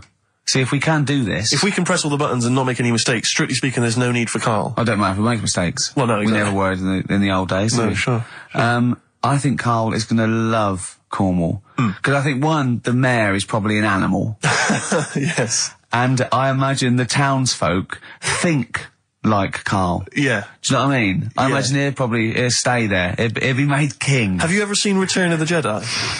In Return of the Jedi, the Ewoks, the little furry creatures, they see C-3PO, and because he can talk and he can speak their language, they actually elevate him to godlike status. What are you doing here? Hooray! He's back. What are you doing? You could have stayed till the end. I'll see you later. What are you doing? What are you doing? Right, well, there he is. He's on his way. Yeah, if you're listening online in Cornwall, I mean, I can't imagine that's ever going to happen. But, on a clothesline with a bean tin at one end and a big bean tin in London. Or if I'm cool in London. Yeah, or if the foil helmet you wear to fend off laser rays from aliens out of space are somehow picking up the show, then Karl's on his way. Look forward to meet the bold one. Because he's got a sort of the obligatory sort of red face that would go well down there now. Because I think he's been out in the sun, or he was pre-boiled when he came in. But he's rushing down to Cornwall now, going from Paddington Station. So, if you're in the Paddington Station area, you want to pop down there and sort of wave him off, then do. Yeah. Don't be afraid. That's not a dirty sexual act. Wave him off. Yeah, I'd love to wave him off. And, call in the week as well, carl.pilkington@xfm.co.uk. Send him anything. Just clog up his email. Yeah. I mean, because he gets stressed at work. So if you can send him 3 or 4 emails each. Yeah. Over the next week, so he's got to read them all. But disguise them, don't make them look rubbish, so at least he's got to sort of open them and look at them. Or, some of them might be correspondence, so he will. It's, just phone his line as well. Just ask for XFM, ask Carl, and leave long messages on his voicemail. Yeah. So, if you can, just for us, just for me and Steve, remember, it is mine and Steve's show. Carl is merely like, the icing on the cake. Yeah. If Carl can come back, maybe next Friday or Saturday or Monday, whenever he comes back, to about 250 emails and 200 voicemail messages. If you put down, when it says, what's the name of the message, the title of the message, if you put monkey news or monkey information, he'll have to open it then, because he'll be intrigued, even if it's not about monkeys. Yeah. Do that anyway. Yeah. Voicemail messages. Leave them long. I like this information. Disguise it, so it might be important. Yeah. Just so he has to listen through. I wish I'd give his mobile out, but, that is just too cruel. But anyone can get him at XFM, and of course we've given out his email before, so I mean, go mental. There are plenty of ways to torture Karl Pilkington. I mean, we're doing all we can on a Saturday. But we're only 2 people. But we're only 2 men. You know what I mean?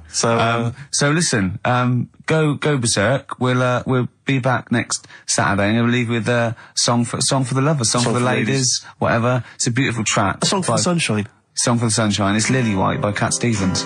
And we've done it. We don't need Carl. Definitely not. See you next week, Rick. Bye.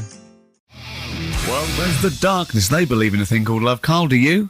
This is XFM 104.9. That is my favourite band at the moment. You love them? I absolutely love them. I think they're funny. I think they're straight down the line with a little bit of tongue-in-cheek. Ah, brilliant. See them on Jules Holland last night? I didn't, sadly, no. Brilliant. Were they good? Yeah, absolutely jumped. Oh, I mean, Jules didn't know what to do. was he playing some Boogie Woogie? They wouldn't let him play Boogie Woogie over their song. That's why he stayed back. But I can't imagine it was very good. Then. He shook that. I'm surprised you say they were good. Jules wasn't thinking. I mean, I thought. Hold on, this is missing something. Yeah. This is missing someone from Squeeze vamping over them. Exactly. But they did well without him. Extraordinary. Yeah. Well, here we are. Then we're back. XFM 104.9. Carl had to leave early last week, but you stay to the end this week, mate. Or yeah. Yeah, you don't need another holiday. Oh, he's started already. I mean, Steve's made you look like a bit of a twat already, and it's only 1:05. But the only reason you don't go on holiday is because you have to spend money. Oh, and he's come straight back. Well, he's gone straight back. I can't come back to that. Oh, it's just dynamite. It's just absolute. That was searing. Last holiday Steve had, he sort of found a third world country so he could live like a king for a week. It was Cuba, wasn't it? Going to Cuba, amazing. You can almost rule the place. If it weren't for Castro, I'd have been in charge. Kind of cash I was flashing around. They do anything for $1 over there. It's extraordinary, literally. I mean, it's amazing. Yeah. Oh, definitely. And I went to Kenya before that. So he thought to the prostitute, said no. You were going. Yeah, well, it was $2. I mean, I'm not made of money. Did you have a good holiday, Carl? Yeah, it was all right. It's all right. Went down to Cornwall. Now you're going to the monkey some odd sanctuary. people down there, Steve. Well, don't look at me. I'm not from Cornwall. Well, you're from that sort of area. Well, not really, but never mind. Genetically means. Right. They're weird. Well, you must have slotted right in. What are they weird? What do they look like? Just all sort of odd people. A lot of old people, but not just old, sort of messed up old. What do you mean messed up old? You can't just say that. There was a woman with a funny neck. Okay, in what way was it funny? Why did she have a funny neck? If you were writing an essay, you wouldn't say there was this woman with a funny neck. How would you describe it? She sort of had her head pointed down all the time. Like Don't do it. This is radio. No, but just for you, I do like that. Walking about like that. Yeah. Okay. Right. So brilliant. I don't know. I was saying to Suzanne, what happened? You know, what do you think? Because Suzanne knows everything. That's the good thing about her being with you. You just ask her what happened to her, and Suzanne goes, "Carl, I don't know. Yeah. I haven't been here before." Suzanne, your girlfriend, or mummy as you call her. Oh, sparks are flying. Yeah. I got a little bit of chocolate. Can you just lick a tissue and wipe it off? Oh. Well, she said it might have been because back in the olden days they carried stuff on the. The olden days? What do you mean the olden days? This woman was probably what, 50? No, she looked about 70. Yeah. But like I do on Cheeky Freak of the Week, right? I always turn it round and we get like something good out Something of it. positive, yeah. I said to Suzanne, I bet she finds a lot of money. Always staring at the ground, yeah. Oh, So dear. It was always good. So, you're Maybe back. she just had new shoes and she was admiring them. Yeah. Did you think of that? Before you point the finger and judge? Or a necklace was too heavy. Exactly. So, you're back refreshed. So, what have we got for this week? Have we sort of... Because we didn't meet last night, which we usually meet I called you and said it'd be good if we could... I wasn't getting back into London. Well, I was up for it. I was up for it. 7:30, but... Yeah. Yeah, but we all need to be there. It's not just me and you being there. Yeah, so... Yeah. No, you're right. I mean, you're absolutely right that I wasn't there yet because I wasn't willing to just be governed by your particular schedule. You want to jet back in from another of your holidays It wasn't a at holiday. 8 o'clock. It wasn't a holiday, though. Well, so what? You What were do you out mean? of town. What do you mean it wasn't a holiday? What was it? It was a treat, wasn't it, for my mum and dad? So it wasn't a holiday. What, so you didn't enjoy the 5 days off? You'd rather have been here moaning 8 hours a day, 7 hours a day? You see, we said last week that you're always whinging. Here you are whinging now. And you're saying it's not even a holiday. You're saying it's not even a holiday. What was it then? Would like a nurse who take sick children to Florida, would they say having a great holiday? Sorry, what particular ailment did your parents have for the week that they had to fly in? Karl Pilkington, MD. Yeah. What are you talking about? Well, all right, it was holiday. Well then, good. Now some honesty, now some truth. So you came back from your holiday, you wanted to start back to work straight away, Steve couldn't be bothered to meet. Is that what you're saying? That's what I'm saying. So we've got nothing prepared for this. Well, you can rely on Rockbusters. Right, that's coming We've got up. nothing. Monkey News. Even though you were away, you were still working. Still doing stuff. Did you go to the Monkey Sanctuary? I'll tell you about that. Tell us about it. Play a record. All right.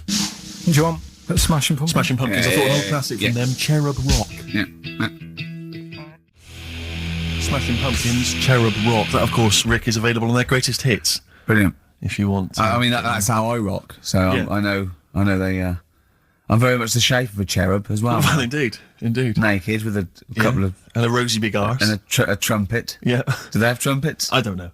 I've just had an email here. Monkey News. Yeah. From a listener. Yeah. Monkey spotted holidaying in Cornwall. A chimp was spotted holidaying in Cornwall last week after befriending a family of 3. One onlooker said, "It was incredible. He dressed and behaved exactly like a human being. He even settled the hotel bill at the end of their stay. The only telltale sign was his lack of table manners and the incoherent babble when he opened his mouth." There we are. So, well, what do you think of that, Carl?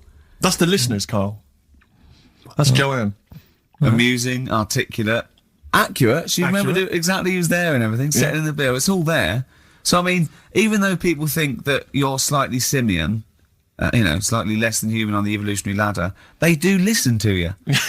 So, I mean, I don't know who's more stupid in the end, you or the listeners. Well, you may recall, Rick, at the end of last week when Carl had to shoot off early, we issued a little request for listeners just to bombard Carl's email with just pointless emails that really weren't about anything, just to clog up his email for when he returned. Yeah. Rick, they sent them all to us. Brilliant. I mean, that's the kind of listeners that we've got. We've got reams here on our email of just junk. I mean, it's like a Marx Brothers plot, isn't it? I mean, just listen. Listen to what we say. I got one about a shaved cat. Well, that's not pointless. I'll be reading that later. Oh, you're loving it. Yeah. I'm happy. That'll keep you going for a couple of weeks. I'll be reading that later. Did you get to the Monkey Sanctuary? Because this was the big thing. You were going into Cornwall, you were going to visit the Monkey Sanctuary. I've never seen someone more excited. You had 2 days put aside for the Monkey Sanctuary. How did it go, Monkey World? We were on our way, right? I found like a little, in the little cottage that we had, right? It's like a little folder, with little leaflets in saying if you're into mountains, you want to go here. Yeah. If you're into castles and that. Little monkey on the leaflet, right? So I thought I'll be needing that. Took that out, made sure that's safe and that, right? We get in the car, getting ready to go.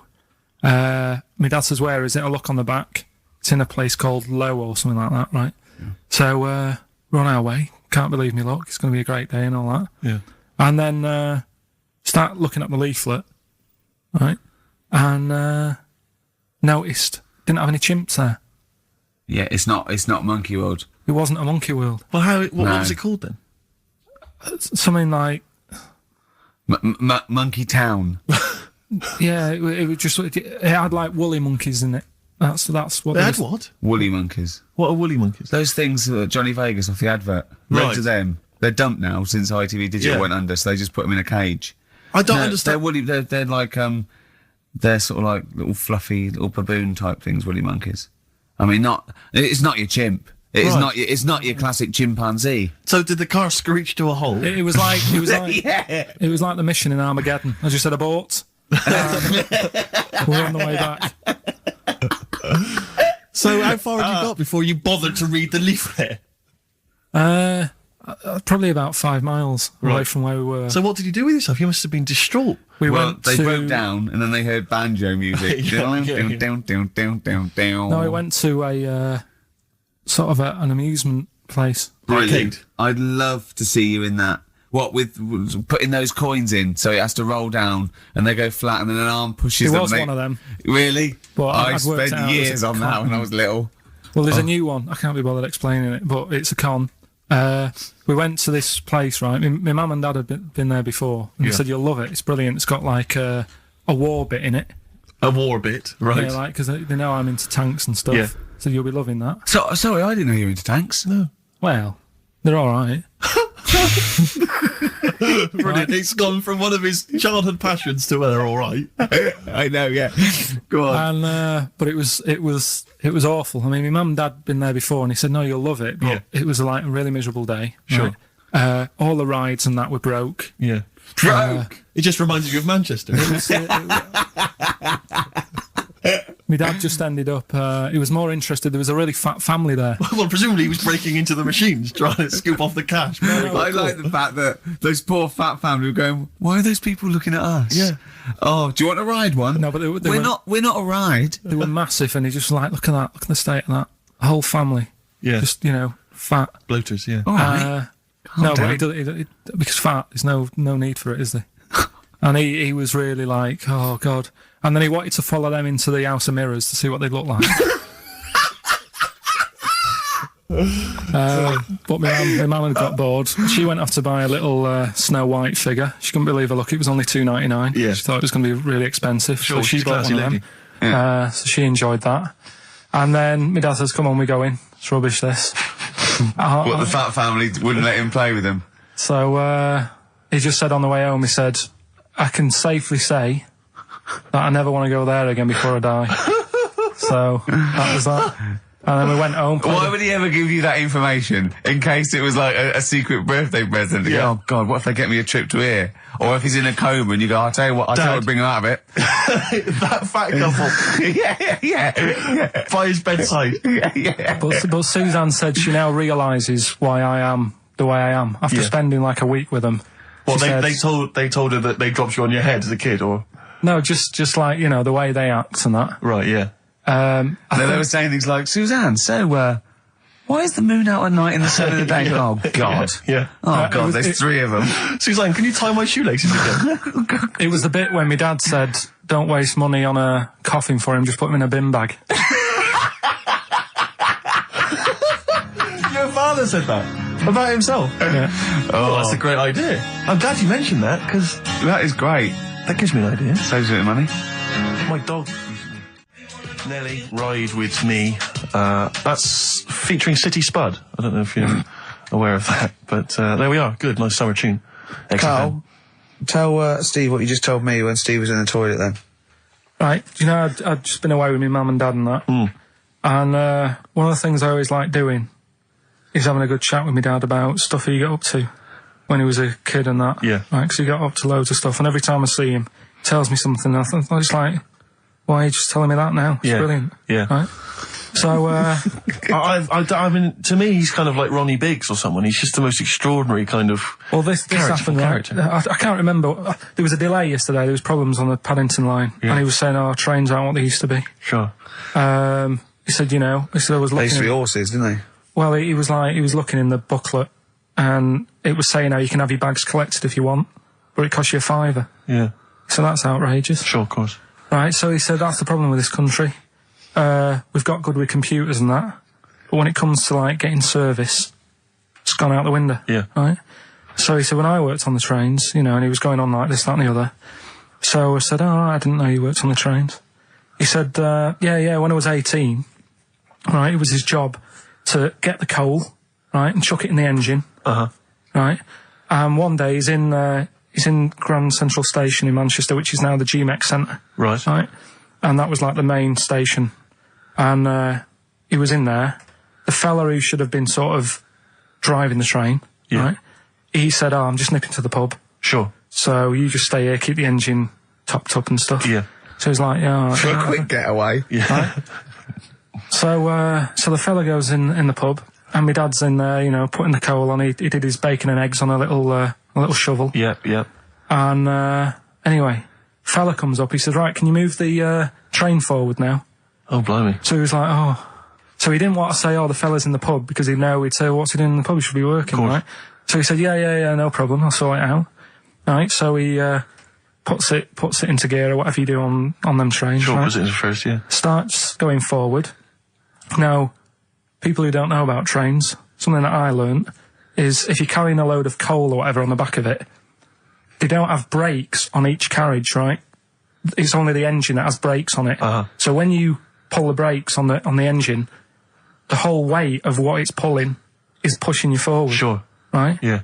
So he doesn't realise this, though, because he's just used to cooking bacon and eggs and chucking coal in. Of course, yeah. Right? So you've got to slam the brakes on sooner than you would normally. Yeah. Well, you have to anticipate it, I suppose. Yeah. But he didn't know that, so he's pulling in, he's thinking, right, I'll put the brakes on now. Yeah. Right? Puts the brakes on, the train just keeps going, he's going, oh God, it's not stopping. Sure. It ploughs right through the signal box. Right? Loads of damage. Pulling the signals, don't know what they're doing. Yeah. Loads of damage done. Apparently, if it was today's money, it'd be about £3 to £4 million worth of damage. It shut the station off for 4 weeks. But he didn't lose his job. The fella had lost his job, the one who was in the pub. Yeah. He said the funny thing was, he said like £4 million worth of damage. He did his ankle, his wrist in. He had 3 weeks off sick and got paid. So it's brilliant. So I love your family. It's extraordinary. The Pilkington gene. Weird, isn't it? I'd like to see a documentary following you and your family. You'd have to get the family involved. No, the sort of stuff my dad goes on about. They'd never put it on telly.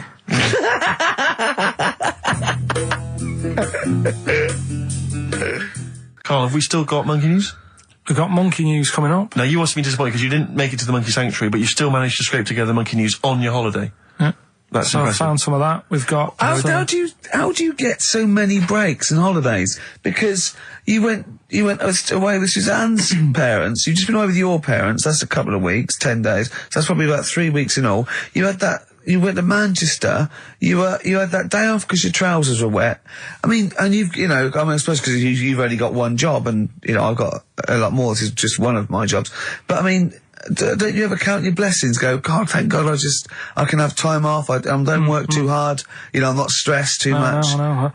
It's just all to do with when you do work, do a lot. So I get a lot done. Yeah. What do you mean? I'm always doing stuff. I mean, even though when I was in Cornwall, right, I'm sat there on the grass.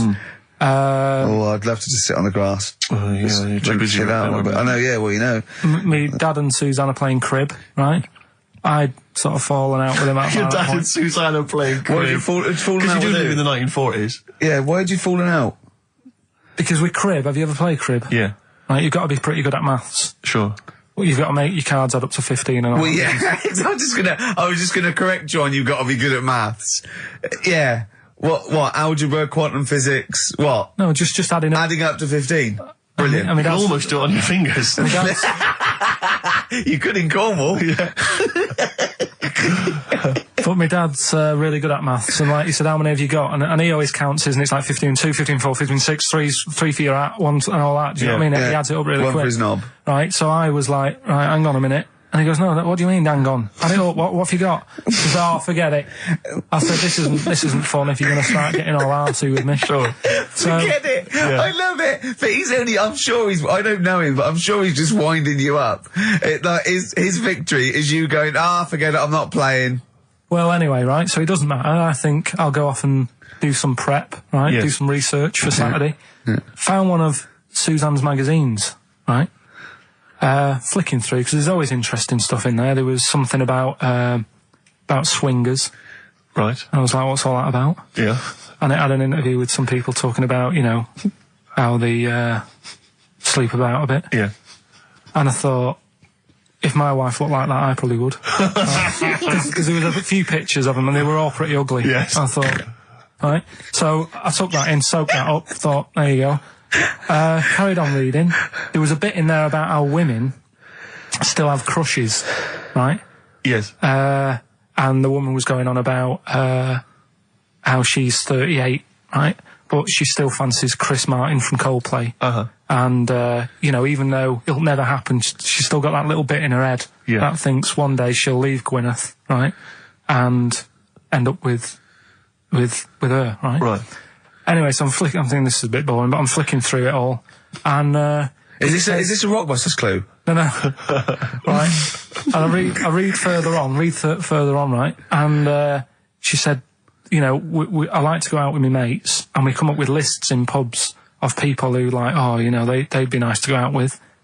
She also came up with a list of unlikely lost objects, I think she called them. Yeah. Guess who was in that list? Ricky Gervais. Think again. Karl Pilkington. Right. Next one. Johnny Vegas. Said, lanky co-writer. Rubbish. Lanky co-writer. What do you mean lanky co-writer? Well, do I need to say any more? He said... Hang on, wait a minute. Let's not talk about... I don't know why you're laughing at my expense. I'm an unlikely lust object. Yeah, but you... Yeah, what was it called? The list? The unlikely lost object Yes. list. You were in there, right? Who else was? Well, you weren't in there. Richard Madeley. Fine. Yeah. He's a good-looking guy. Alistair Campbell. Brilliant. Another handsome dude. Hmm. What are you talking about? You think I'm ashamed or embarrassed about that? I'm proud of it. What magazine was it? I need to buy a couple of copies. Yeah, it was. Need to get a t-shirt made. Yeah, and did she leave her number? Yeah. What magazine was it? I was just out of interest. I think it's called Red. Yeah, sure. Yeah. But now you've dissed those people that are putting themselves in their swingers because you've said they're ugly. So now we know what magazine it is. People are going to look at that. People are going to look at that poor woman, and they're going to know you think she's a hog. No, but I think they even know.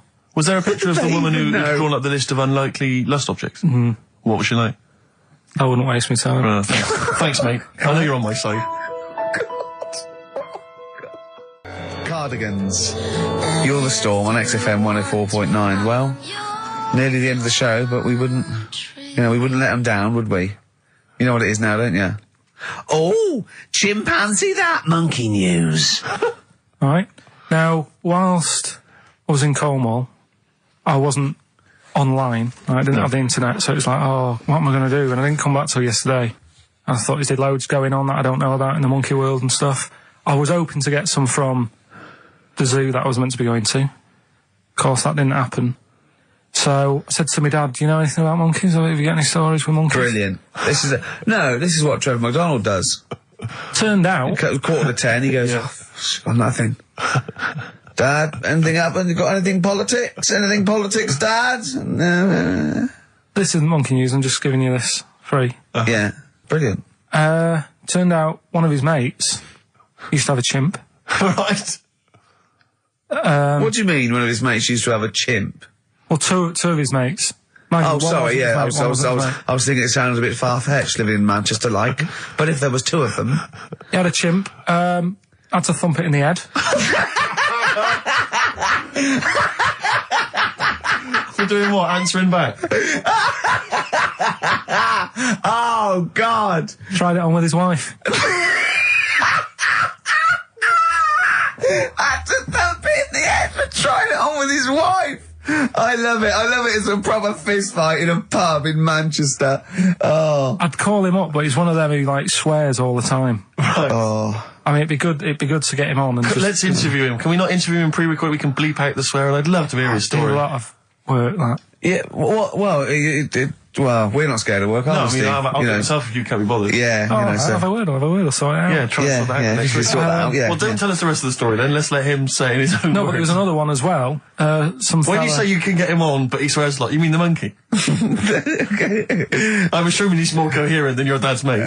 But there's him, and there's some other fella he knows who had a funny name. I'll have to find out, because you'll love his name. But he was a drag artist. Yeah. And, I think he said my dad went round one day, I don't know why, right? Went around there, knocked on the door, chimpanzeed. Carl, I don't know what you're doing, mate. I don't know where this place you live, next door there's an horse in the front room. There's chimps running round. Mad. Anyway, chimpanzee! Is that it? Is that the end of the story? There's a chimpanzee in the door and that's the end. You sure it wasn't the drag artist before he shaved? No, sure it wasn't your gran? Because I like the really airy ones that decide they can be female impersonators. Yeah, your gran. Oh, proper rock band. Best band since Thin Lizzy. The Darkness. Well, big words. Growing on Me. XFM 104.9. A bit rash, I think. R. Gervais. S. Merchant. K. Pilkington. With a little bit of... I know for a fact, that Steve is getting a little bit sick of Carl's attitude. Oh, his attitude's appalling. I quite like it though, because it's straight away friction and he's sort of like, you know. To be fair, I genuinely don't think I'm the culprit in this. I think I come in and I just ask him a simple request. Yeah. And immediately on my back. Whinging, moaning, whining. I mean, I don't know if there's any evidence. Well, it's funny you say that actually, because in a survey, it came up this week. It's quite extensive. Mancunians take more sick days than anyone else. Mancunians take more sick days than workers in any other city in Britain and Ireland, according to Manchester-based employment firm. Survey by Peninsula found employees in Manchester take 11 sick days per year, whereas closest rivals Edinburgh and Dublin take an average of 9. Liverpool, Newcastle, Birmingham, Cardiff only 8. Is Reading mentioned there? Or no, Bristol? it's not even in there. They don't take days off. London is only 7. So the point is, I mean, I don't know you can take anything from it, but if you're an employer and you had a Mancunian and a Liverpudlian and they were equal on everything else, but you really couldn't afford them to be away, Liverpudlian's going to probably be away for 8 days. Sure. The Manc's going to be away for 11, phoning in sick. And so what can you? I mean, just analysing the data there. What would you extrapolate from that? I really don't know. I mean, call in if you've got any clues, or email us in if you've got any. I don't know why they. I think maybe. I don't know. Mancunians. I don't really know many people from Manchester. Well, I only know one, but I know he was off sick because he put on wet trousers and he got a cold, I think. Yeah. Well, he just said he was. Didn't come in for. Yeah. He left early as well once. Yeah. But I don't know. I mean, that's the survey. I don't know. I mean, it's evidence because it's statistics. So there you go. It's guaranteed evidence that's proof. Any thoughts on that, Ricky.Gervais at xfm.co.uk? I mean, oddly enough, you're from Manchester, Carl. Yeah, I am, yeah. What are your thoughts on that? On what, sorry? No, on the survey. Wasn't really listening. Sure. Well, Mancunians take off more sick days. They call in sick. I mean, presumably spuriously. Yeah. I mean, because they've got the same body. They're biologically the same, so... they're obviously making up. They're lying. Yeah, some of the days. Maybe just the 3 extra they're making up. Yeah, they're moaning. Probably because we work a lot harder than the others, so we're tired, so you're sick, so you need time off. Probably. Seems unlikely. I mean, the Scousers, to be honest, take them on, let them work in your office. But you know how many computers are going to go missing? Right, that... So offensive. Is offensive. Right. This is a survey that proved. You just made that up. You just carried on the myth that Liverpudlians thieve. Now that's not true. That is not true. Well, it's not. Well, some of them do. There's been no survey that you're more likely to thieve if you're from Liverpool than if you're in Manchester. So that hasn't been proven yet. So all I've got is the evidence from a survey of, I think, 3,500 people. It's proof that Mancunians take off more sick days. XFM 104.9. This is April Come She Will by Simon and Garfunkel. Brilliant. So, if you're from Manchester, sorry about that. I mean, it is true. We aren't making that up. We weren't doing a stupid stereotype like Kyle did with Liverpudlians. It's just a survey that Mancunians take off more sick days. But they might be genuine. They might be sort of an iller people, or it might just be people who are in Manchester go, I can't be bothered to go to work, it's rubbish. Whereas if you're in London, you go, I can't wait to go to work. What a lovely place this is. And some great jobs, don't you? Great jobs, don't they? Yeah. Jane's Addiction, Just Because on XFM 104.9, broadcasting from London, where people prefer to only be off sick when they actually are ill. Sure. I don't think I've ever taken a day off sick. Except when I had that terrible tonsillitis. Is that when you went home, stayed with your mum and dad? Yeah. Why is that a problem? Nurse back to health. No, I'm not saying it's a problem. Nurse back to health. Yeah, I've got a loving family. So sue me. What do you make of that? The antagonism and piss taking is just like, oh God, 3 blokes in a pub. There's people listening. I can't go. Are there? So what have we got? What have we got? It's 1:20. What have we got? We're on till 3. Well, we've been talking, we've been doing well, we've been playing some great rock and roll, we've been playing some lovely songs, we've told them, we've explained a survey, just for employees, be careful. Yeah. We've, put that out there, we put a shout out there, people know would you say it was probably safest, if you are an employer, to never employ Mancunians? Well, I wouldn't go that far. I wouldn't go that far because, you see, that's only an average. So I imagine some Mancunians, like, Londoners, are nice, reliable people. It's probably just a few bad eggs that throw the stats up a little bit. People that would go, I'm not coming in today, I'll put on some wet trousers. Sure. All right, stay in bed. Yeah. Stay in bed. Yeah. You still got them on? Yeah. Well, pop them off. Yeah. Put them on the radiator and go to bed with a little duvet. That'd be the best thing to do. Yeah. Yeah. So, all right, Carl? Right. What's your attitude? Is it because you're tired? Yeah. Well, why are you tired, though? You weren't staying up watching those Channel 5 films again, were you? Did you ever go on a picnic, Carl? Was there places to go in Manchester, or was it like Quarryland, mostly?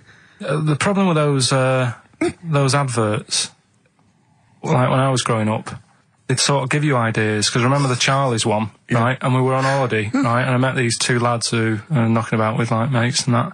And that advert came on, and we thought it'd be a good idea to wind his mum up, because this advert had just been on saying, kids are going missing in Wales, right? Yeah. So we said, this will be a good laugh. We put the kid in the wardrobe. His mum came back from shopping. We said, he's gone missing. We haven't seen him for hours. That's terrifying. I know. That's appalling. How old were you? About 13. And what was his mum? She must have been... Yeah, she was going mad, and that's when we thought, oh, God, we've gone... Will we say anything? Will we pretend we don't know where he is? Open the wardrobe, he'd suffocated. Yeah. That's horrible, Carl. I know, but Such it's a just cruel what you do, isn't it? It's just what you do. Well, no, you do. What do you mean? It's just what you do. What was it? Was he in the wardrobe? Was he listening to this? Why didn't he go, Mum, it's all right, when he heard her crying? No, she wasn't crying, she was just panicking and, screaming a little bit and that. Screaming a little bit. Okay, we'll tell her when the screaming starts. Exactly, yeah. And then, what's the other thing? Like, on the same, all this was going on when I was growing up. And, one time we're on holiday, and my mum says, right, if you're going on the beach, it's a big beach. But, if you're going to go out and play there, I need to know where you are. So where are these bells? Where this cowbell around your neck? She gave me a balloon. Good idea. A balloon. And it just, sort of attached to my arm, so wherever I was playing in the sea and that, you can see the balloon and that. Brilliant. But then the problem was, everyone else thought that's a good idea. And it was just like loads of kids with balloons and that. Oh, I ruined it. So that didn't work. Yeah. Had to bin that idea. Yeah. This is what we were talking about, actually, weren't we? We were talking about the fact that, you're quite proud of the fact that you've got no formal education, really. And yet you've pulled yourself up from the bootstraps.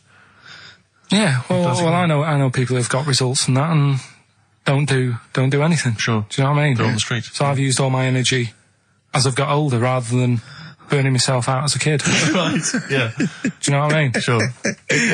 So I don't know if that's advice. Should we advise that to young kids out there? Don't take exams, don't work at school, just, move away from Manchester and get a job on XFM. They'll employ anyone. Yeah, you get an hour's lunch break, you're away by 5:45. You need no qualifications to work for XFM. Because you don't have to think for yourself, because your boss tells you what to do, you can have some time off to go shopping for hobs and shower units. He's alright, he's a good boss. Yeah, I know. He'll let me have next Saturday off. He knows how tired I am. How many Saturdays has he had off? He's going away again. He's had 2 holidays. He gets 26 holidays, 6 days a year. 26 days a year. It's unbelievable. He was sick because he put on wet trousers. Yeah. And now you're going down to Hastings. Are you leaving early? Because you left early last time, didn't you? No, I wouldn't do that again. Now, what are you going to Hastings for? Just having a break. What's the verve? Unlucky man. That's for Carl, who is a lucky man. 2 hours every Saturday, yeah? Just a little bit of chat and laughter. Some great records. Alright? What are you going to Hastings for? Just to chill out? Yeah. What are you going to do? Just chill out. What specifically is in Hastings that's of interest to you? They having another battle? Nothing, it's just cheap, isn't it? If you can get a B&B for about 40 quid. Sure. The weather's good, so... Well, let's all go. Why not? Yeah, why not? Do you want Ricky to come down with you? No. Right, okay. Anyway... Hastings answers soon. to Rockbusters. It's going to Hastings in 10 minutes, isn't you? Can't wait. He's looking forward to it. Lovely day. Lovely town. Nice little trip. Chill out, come back refreshed. Monday. Let's do some work. Ooh. you'll sleep tonight. What does the boss want me to do? He's done you there, Carl. I was letting it lie, and he comes back with that after we were getting on. All right. Off to Hastings. Off you go. Eminem, Business on XFM 104.9. Carl, can I ask, because after last week's show, when you had your breakdown, you went off to Hastings with your girlfriend, stroke carer, Suzanne. Now, what does she... Because whenever we meet Suzanne, we bumped into Suzanne recently at the BBC, Ricky and I. She's always very nice to us, very polite. We have a nice little chat. But I'm always wondering, what is it that she thinks of us, really? You know, because I'm assuming you immediately go home and whinge. No, but they tortured me. You saw they tortured me on air. Now, what does she make of us? Did she listen to the show last week? Yeah, she did, yeah. She knew I was annoyed. Right. So, she sort of gave me a look like... You know what I mean? Like that, because we went to Hastings. That wasn't because you had, like, Marmite or something over your face. No, it was just like, that's good. That's last week, after your nervous breakdown, you went to Hastings. Yeah. Can I ask, why the hell did you go to Hastings? It's so arbitrary. What do you mean? Why go to Hastings? You lost him on arbitrary.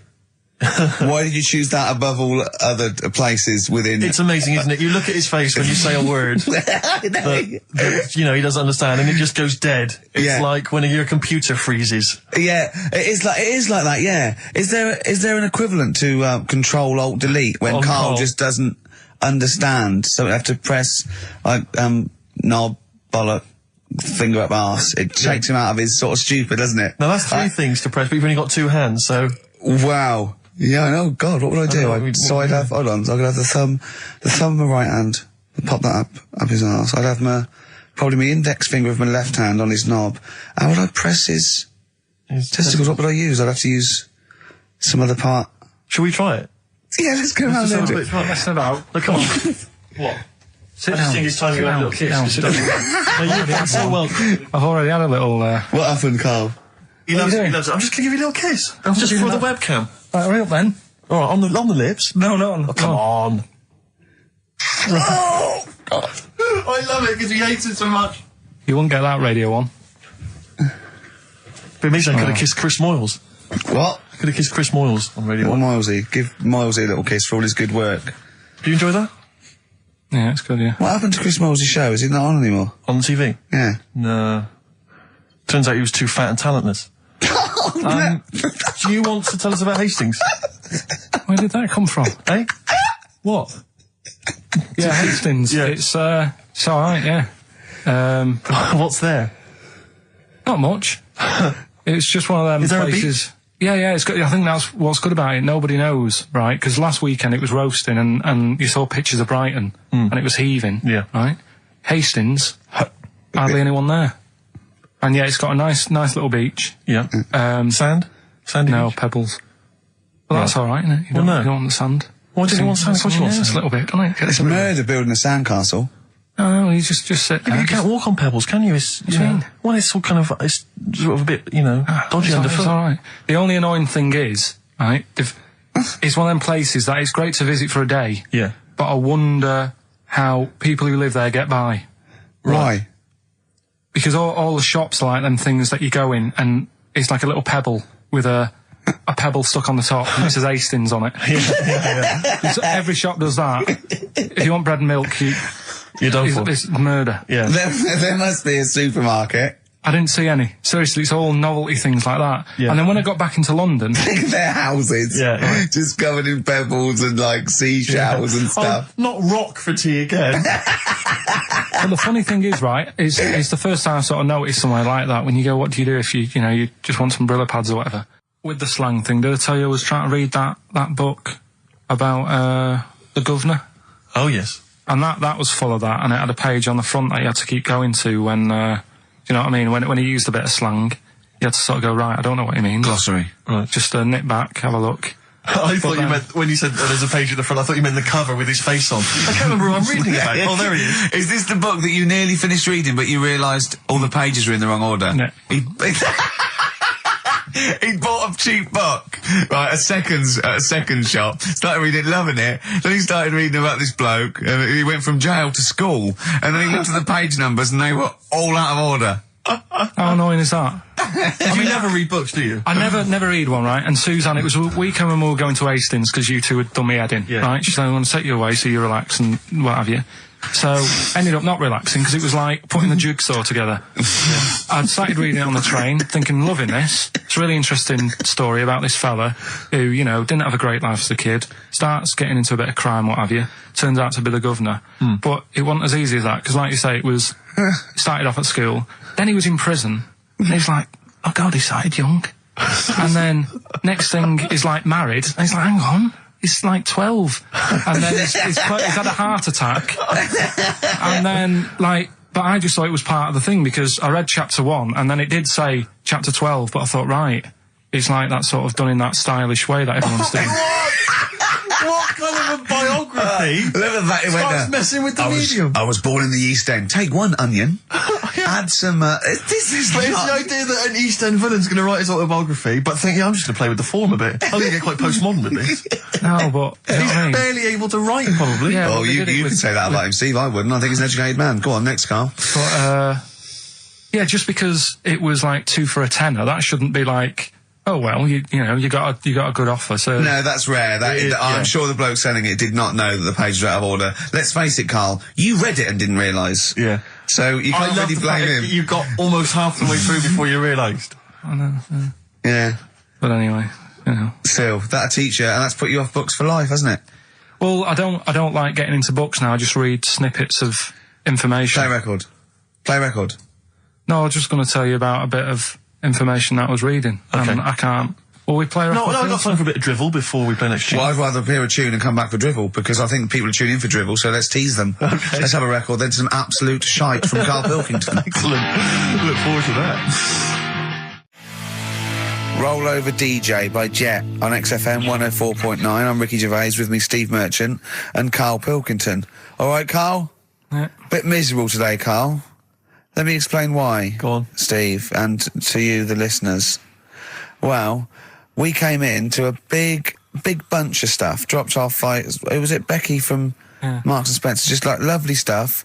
Food, presents for the cat, books, just, you know, to Ricky and Steve who do the show, right? Ricky Gervais and Steve Merchant. GQ presenters of the year. Creators of The Office, right? Award winning. Carl's looking over, I go, well, maybe, it's not for you, no. And then he told me why he's grumpy anyway. Go on. Do you know what XFM are giving everyone? How long have you been here? About 6 years. What are you getting for Christmas from XFM? 2 CDs. Is that of your choice, or do they choose them? There's a list of about 30. Right. Tell them what you chose. 30 CDs. I've gone for Kings of Leon album. Yeah. And the best of Bob Marley. Haven't we, like, given them away in the past or something? Or you could have burnt them off, couldn't you? You could have done copies. Illegal, but you could have done that anytime you wanted. I don't think Bob Marley minds if you bootleg his CDs. It's out of order, though, isn't it? It is bad. Although is that always the case? Has it always been the truth of all the time you've been here? No, it has been better than this. Yeah, although you do get paid quite well and you do have an easier time. Yeah, but don't give me the CDs then. If it was a milkman, you don't go, I have 2 bottles of semi-skimmed. Happy Christmas. Yeah. That is a valid point. Do you know what I mean? Have you complained? Who is it who made this decision? There's no point. No point, is there? Why? Just no point. I don't like moaning anyway, just... Has it come from up top? Is it like from the capital people? Just everyone. That's what everyone gets. Yeah. Yeah, but will Christian get 2 CDs for getting up at 4:30 every day for about 5 years? And keeping this station afloat. Probably. Yeah. So that's why I'm a bit fed up. What do you listen to first, Marley or Leon? Well, you have a bit of Marley. I'll tell you what Marley's good for as well. You'll go have a little beach holiday, aren't you, over Christmas, going to Lanzarote? Listening to that on the beach, you'll realise how wise XFM are in the long run. You know, you go, well, look, they could have given me 400 quid, right? Well, I'd have spent that. But this is, you know, the legend lives the gift on. that keeps on giving. So you'll probably, you know what I mean? Think how much what you got to think of is how much all his great songs took, not only from the depth of his soul and, you know, all his sort of angst and knowledge and love, and then all the studio time, the marketing, and they're just giving you one that. They go, don't worry about that, Carl, just have it. And you go, what? All the time we spent with Bob Marley and everything. You can have it, Carl, have it, Carl. And practice. Yeah, have that. Thanks, well done. Carry on. We're still going to pay you for the work. Yeah. That's just some on top. Here's a little piece of bob, free. Yeah, so don't moan, it's extra. So, they didn't have to give you it at all. Play a record, you ungrateful little swine. Some people, like the homeless, aren't getting anything this Christmas. This is my Except to favourite chill. Elvis Costello track of all time. It's Alison. This wasn't on the list. Right.